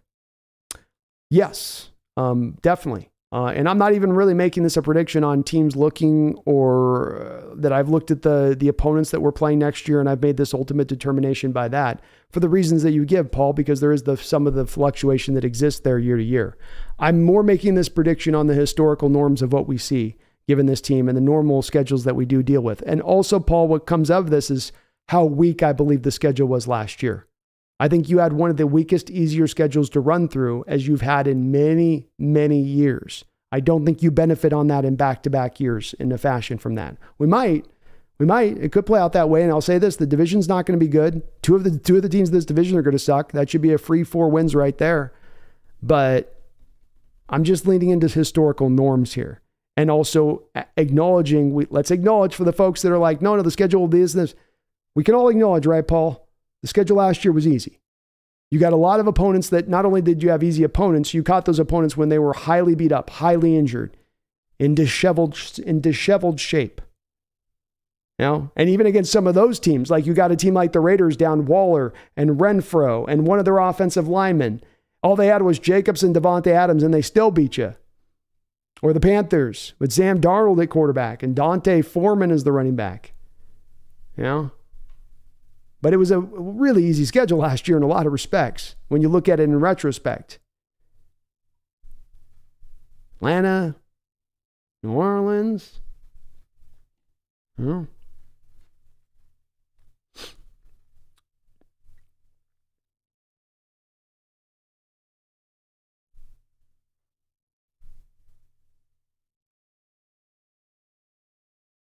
Mike is 65? Pennsylvania long arms. Keys to winning. Oh, the height. Okay, the height's a worry, Key. Yeah, because he is a guy that he is 6'6". So you kick him inside, he's going to have to learn how to win the leverage war. And he's a guy that's been standing up. That's a valid point, Keys. He's a guy that has been standing up. Kicking him inside now, as far as the height wise goes, yeah, the length helps him though. The length is nothing but a benefit to him, even on the inside at that point. But the height, yeah, he's going to have to learn to get low with that height, which with guys that are 6'6", sometimes they just can't pull that off. They don't have enough of a bend to get in on that. So that's valid as a concern. It's going to be interesting to see how he rounds out on that inside. The team feels very confident about him doing so. They didn't blink an eye about him out in the 295 and kicking inside. And you heard Clint Hurd on the call to him being like, get ready to be in that 3 tech. So they're ready for it there. Who's the overrated top Niners top 3? So yeah, I'd go Armstead.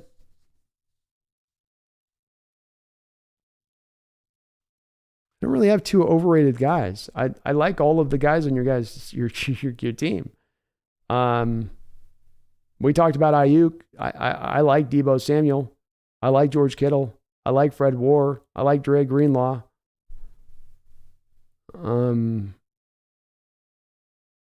Hufanga, I guess, a little bit. But other than Armstead, I don't think there's a guy that stands out to me that's, Kinlaw hasn't gotten up enough of a name to be overrated, right?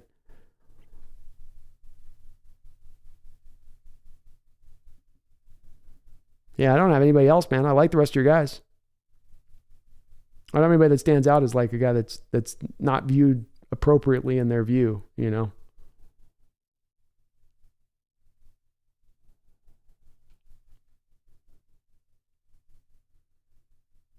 WTC, is Witherspoon going to be a top 5 cornerback and win Defensive Rookie of the Year this year? I don't think so. I know we had a couple of corners come in last year and really ball out, but I think he's going to probably take himself a year to get to that potential elite stage of things. Rookies don't tend to usually come in like that, but you do take a top 5 guy. I mean, that door or that possibility opens up a little bit wider, I guess. It's hard to predict that though in rookies. Keys to winning. Do you think Devin Bush can turn things around? And what do you think his biggest weaknesses are?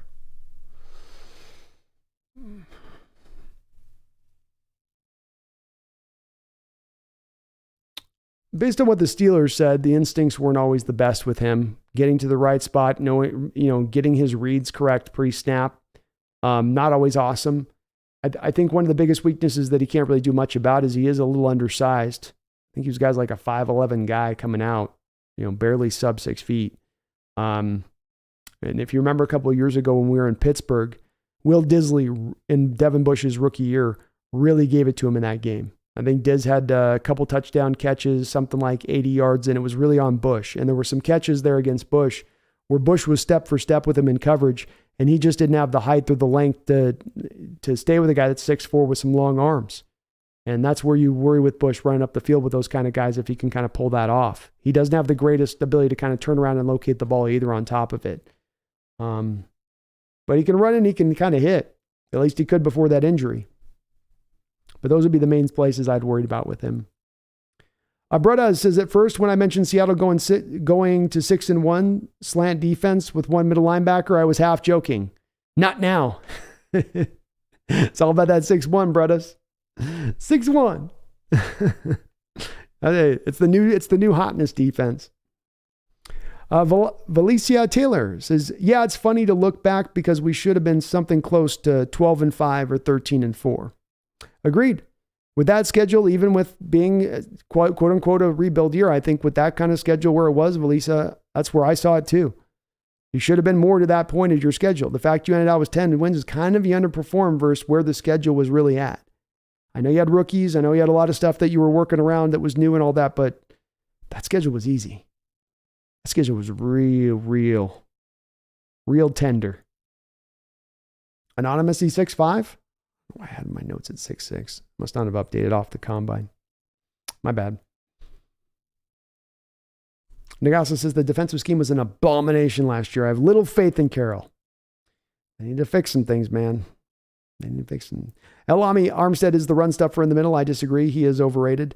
Hufanga should not have been an all-pro on his second year and gave big plays. Greenlaw is reckless. All right. Well, then we agree. Oh, no, you're saying he is. I disagree. He is overrated. I was saying Armstead's overrated. So I think we were kind of agreeing. Lama Greenlaw is a great person. He was adopted in college and he stopped an assault from happening. That's cool. Guy can run. I love the way the Niners have adopted the undersized middle linebackers, inside linebackers, and found a way to allow it to work with them in that defense and be able to use that speed best. It's an interesting type of scheme in the way you guys run it with the wide nine concepts and just very unique, and stacking up the talent the way you guys have on the defensive line. I'd love to see my Seahawks do something similar in the future.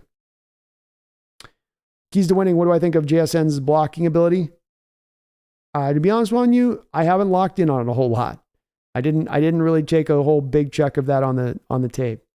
I'll try to go back and watch a little bit of it though. Keys to winning. So we can get a bit of an idea on that one. But I can't remember.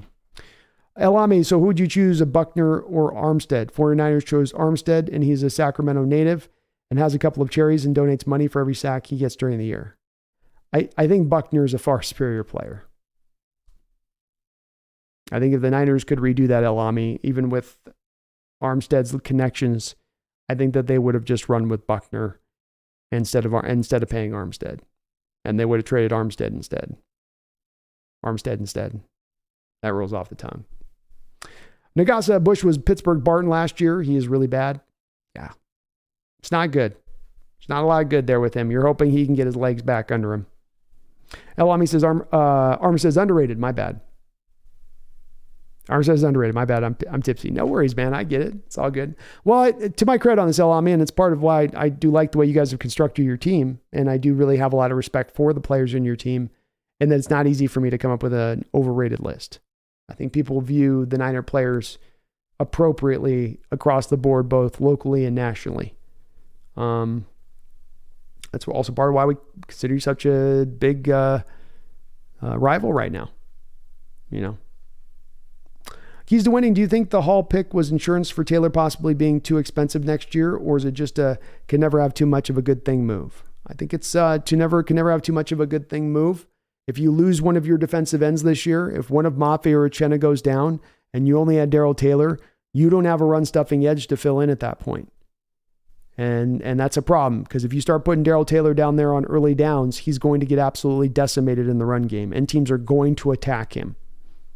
He is a very, very poor run defender. And Seattle does not want to go down that road with him. Understandably so. So I don't think it's impacted by that.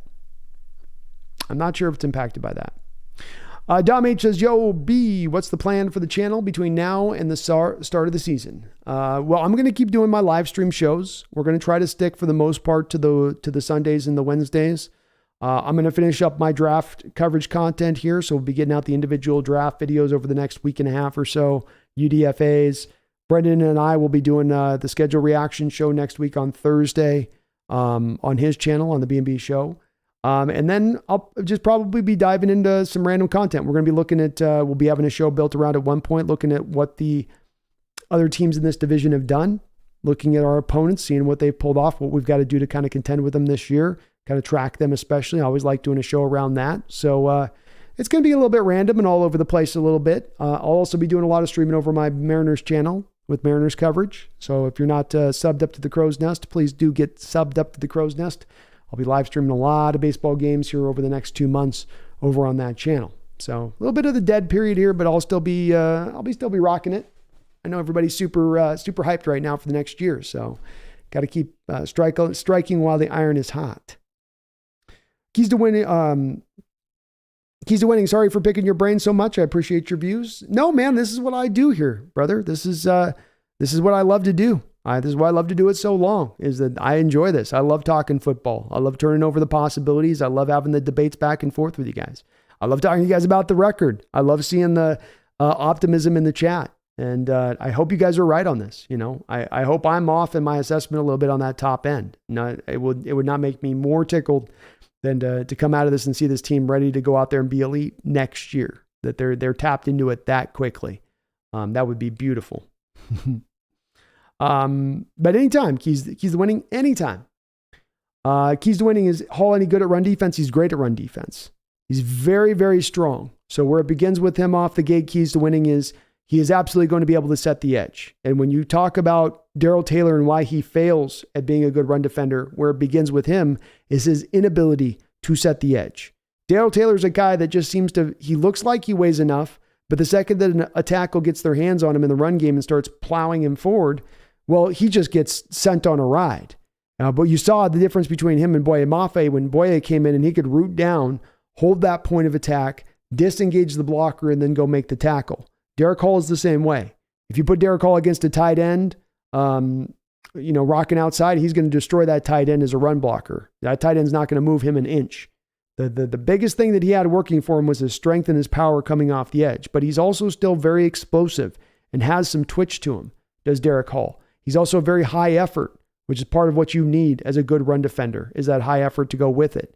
So yeah, he's very much, I think, in line with what you get from Boye Mafe as an edge run defender first and foremost. In fact, I would say keys to winning that's where we begin with Derek Hall's game. It doesn't start with him as a pass rusher. He's a good pass rusher. He gives you some really good components to work with, but it starts with him as a run defender for me and what he brings with his skill set to bear on that. And I know that he was slightly better graded last year by PFF, I think, as a pass rusher than a run defender, but this is where I'm more seeing him as a projectable state than more of where I see he's at, so to speak. Elame, I agree. Buckner is better, but the franchise values character and great character. One of the many reasons they picked Trey Lance, they value high character guys. Makes sense. We're in that same mode right now too, Elame. This is one of the reasons we just passed on Jalen Carter. It does pay off. I didn't know Buckner was a bad character guy though. Is he not a good teammate? Keys to winning. What UDFAs do you think make the 53? I think Landers and Cooper might stick. I think Jonah Tavai of San Diego State ends up making the roster and shocking a lot of people. I think Derek Young is going to take one of the receiver roster spots, which will make 4 receivers on the active roster, which means that I believe one of Landers' key to winning, one of Landers and Bobo are going to make that receiver spot. So those will be my 2 UDFAs for you. Tavai on the defensive line, and then one of Landers or Bobo. I don't think Eskridge I think Eskridge gets moved out. I think we move on from Mr. Eskridge at this point. George says, wow, still live. I was the first comment here. You were, George. I got to go to sleep and wake up. You're here. Beast. I'll start from the beginning. Sounds good, George. You know I love what I do, man.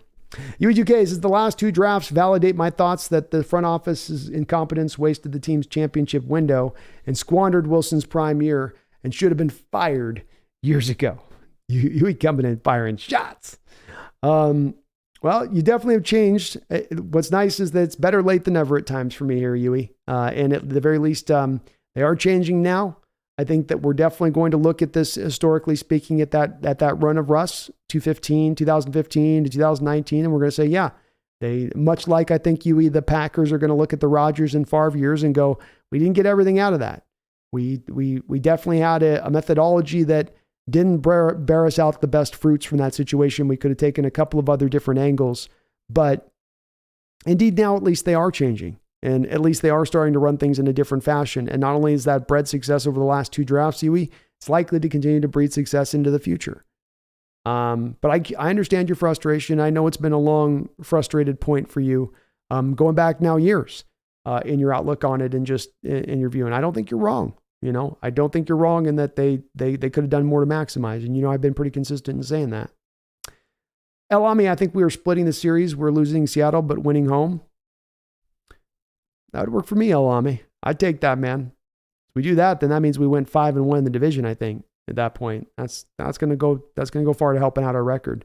But we've got to figure you out, man. You 0-3 against us last year. A couple of those games, you kind of just ran away with it. And especially when it comes to winning the battle at the line of scrimmage, that's really where you won those games. Both lines of scrimmage, you won the war on that. And we've got to find a way to fix that up. We do. El Ami, he's not, but he wanted more money. I would honestly have chosen Buckner over Armstead. Yeah, Buckner definitely was going to cost a little bit more. Boy, he's just he's so good, El Ami. I mean, we've been kind of thirsting on him here in Seattle this offseason to see if maybe the Colts would trade us him. And I get where the Niners were. You had to make a pick of one or the other. You know, you weren't going to be able to keep them both and pay everybody. That's just the reality there. I get that. Jody Vera, I want to see more pressure schemes, D-line stunts. I think you will, Jody. I think you will. And this all comes from really one main place of confidence here that really sets it apart here. Coaching staff talked about Tariq Woolen last year, saying when he did his best stuff, he was doing it as a man-based defender. And that led me to believe they're going to run more man concepts before we drafted Devin Witherspoon. And if you're going to bring pressure-based attacks, you wouldn't need to run the stunts that you talk about, Jody. Obviously, you can just run stunts with the four-man fronts, and that's how you do it. But if you're going to run a pressure-based scheme, you first need to usually have a 3-4 defense, because 4-3, it's easy to see where the blitzes are coming from. That is with a 3-4, where things can be coming from every different angle, and this guy could be dropping, this guy could be coming, this guy could be coming, that guy could be dropping. So you kind of need a 3-4. We've adopted the 3-4. You've got to have the players that are good blitzers. Bobby, Jamal, good blitzers, right? Even Kobe Bryant last year, good blitzer out of the slot. So you've got those guys that can blitz. Got that next part, right? The other part you need to now have, if you're going to be that pressure-based team, is you need to have the lockdown corners on the outside that can hold up in man coverage out on an island. And we got that final installment now, Jody, with Witherspoon out there. So you've got all of the recipe ingredients right there on the table at this point. We just got to cook it up. But it's all right there. Love it. Keys to winning. I don't think Bobo has the athleticism to play at the next level. Although he's a good red zone threat, it's hard to justify giving him a spot because he's so limited. It's a great point, man. It's a great point. He's got some great hands. He runs some tremendous routes. He is a slot-only guy at the next level. I agree with you there. You're not playing him on the outside. But can he be a really good slot?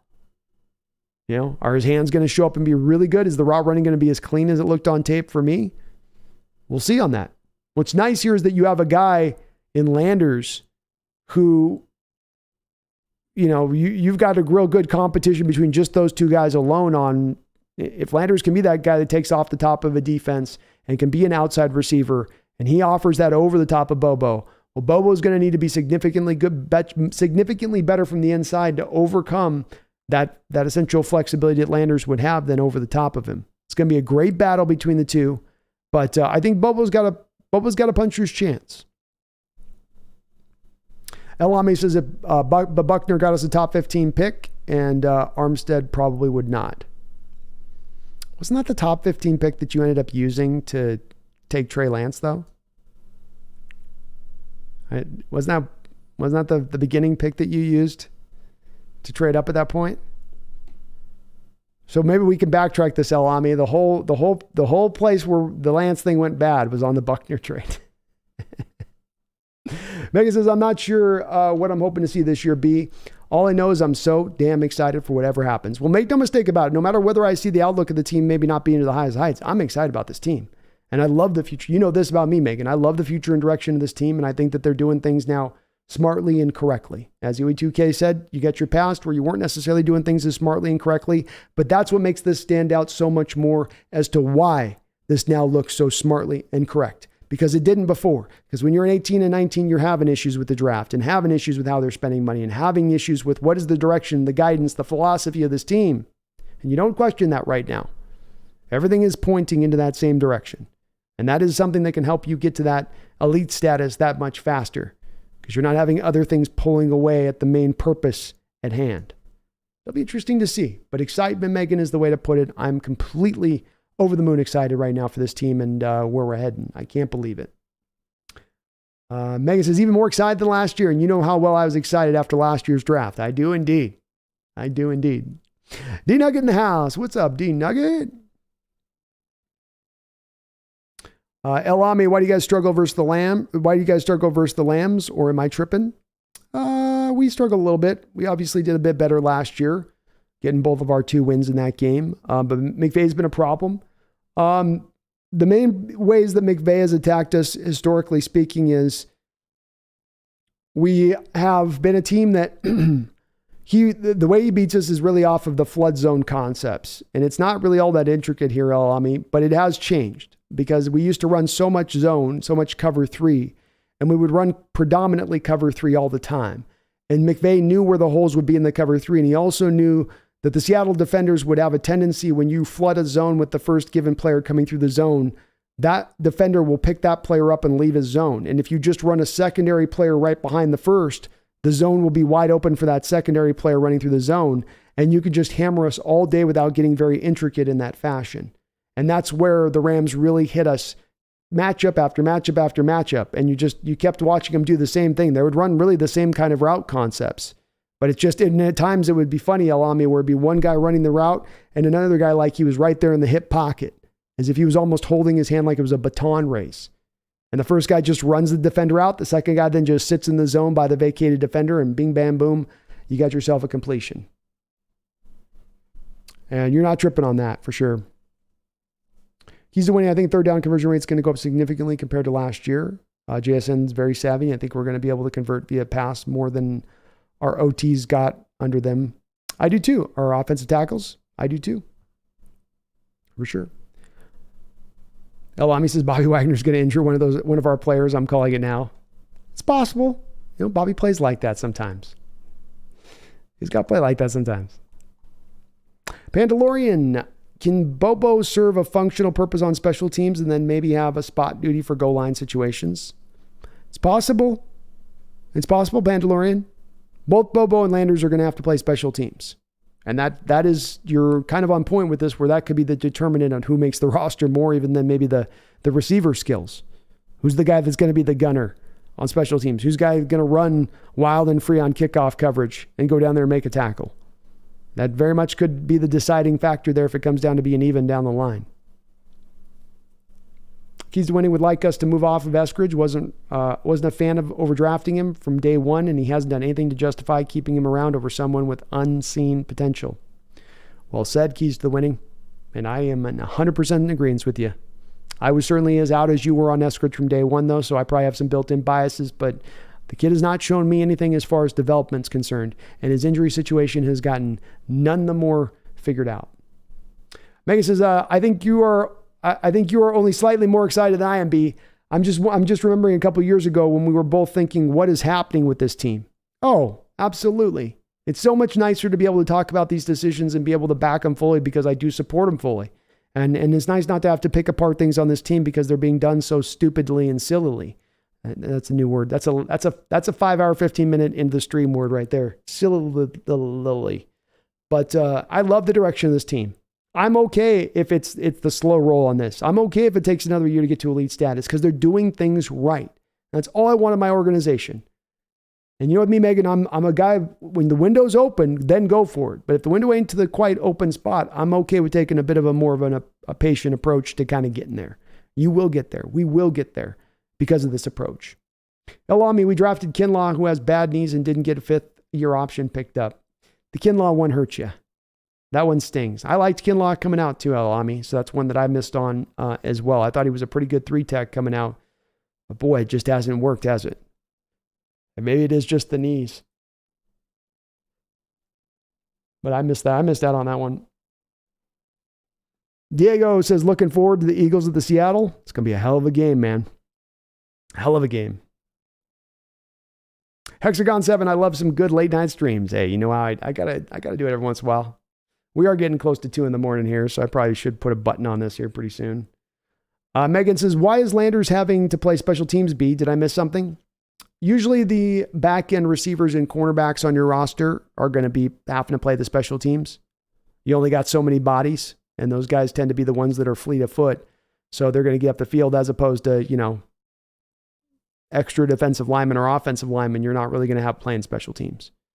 So it's kind of more of just a numbers game, Megan, where you come down to you need them to do it. You just don't have enough guys to get away with just corners being your gunners most of the time.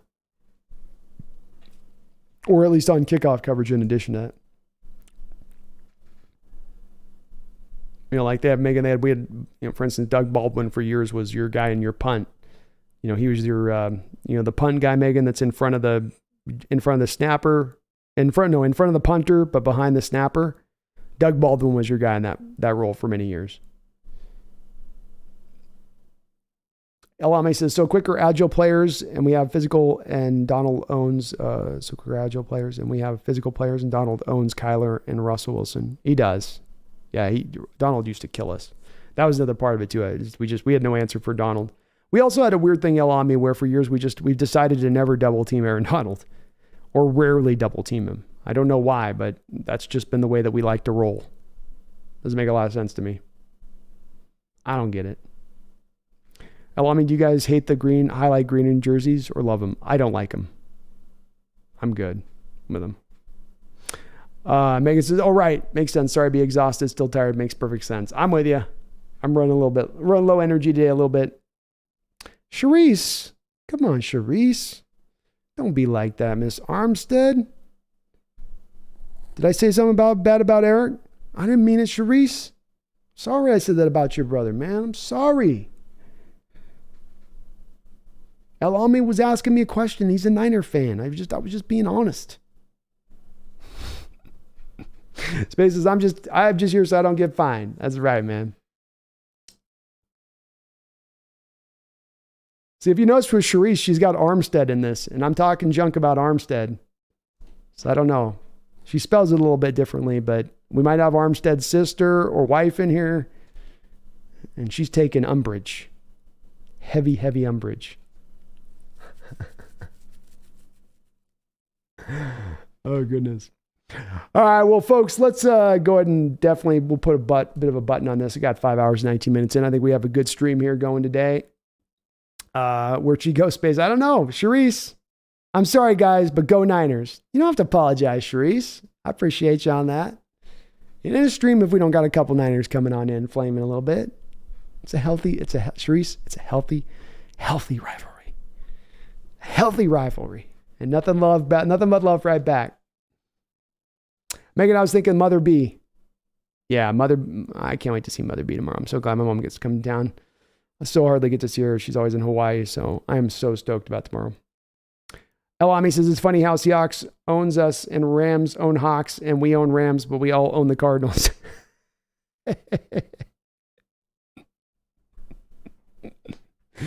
They're the one at the bottom of the hill, my friend. It all runs downhill, and they're at the bottom. No matter what, we have that in common. No matter what, we always have the Cardinals to beat up on, Elami. They say in the movies where no matter what, we always had Paris. Well, no matter what, we NFC West foes always have the Cardinals to kick the crap out of. Oh, goodness. Megan, I will definitely tell her you said hi. She'll say what's up back, no doubt about it. Keys to winning, you have yourself a great night. El Ami, had a great time talking to you on your Niners, man. I appreciate you, and it'll be good to see you back in the chat in the future, brother. It'll be a great battle this year. It's going to be fun. I can't wait.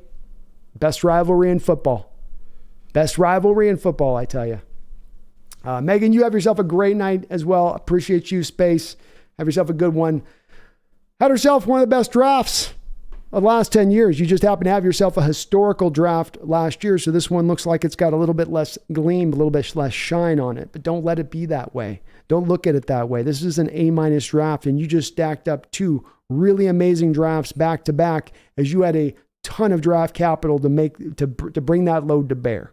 And the returns on this might be next year. It might be within 2 years from now, but the returns will be there. When you make this many good picks, when you make this many smart picks, when you trust the value of your board so thoroughly on every single selection, that is what brings out draft success. It doesn't matter whether you're Seahawks, you're the Niners, or the Baltimore Ravens. When you look at the teams that have had recent historical success where they have been above the common denominator, where they have been the separators, where they have been unique in having that kind of success in the draft that other teams are not able to have. They might spend their money bad. They might have their contract situation be messed up, but they draft really well. And you look at those teams and you go, what do those teams all have in common? Value. You can see in every draft that they run the value and how that drives their board first and foremost over need, wholly over need. And our Seahawks are operating in that manner right now, and that is something absolutely worthy to get excited about. Not just now, but into the future, because it means this draft success is replicatable. I'm inventing new words all the way from here now. Replicatable. You can do it again. The same process will be in place next year that was in place this year, that was in place last year. That can bring about that same success because you're not reaching for need. And that's what brought the failures of 2015 to 2019 drafting for your Seattle Seahawks. Schneider's told you so himself. They've changed their ways. They've smartened up. Look out, rest of the NFC. Look out, my fellow Niner fans. We were already competitive when we had one arm tied behind our back. Now that arm's free. Now we're running wild. And now we're about to become elite once again. My name is Brandon Kane. This is the Hawks Nest. Don't you ever forget, especially as we're just about to go on our rise now, don't you ever forget. Go Hawks.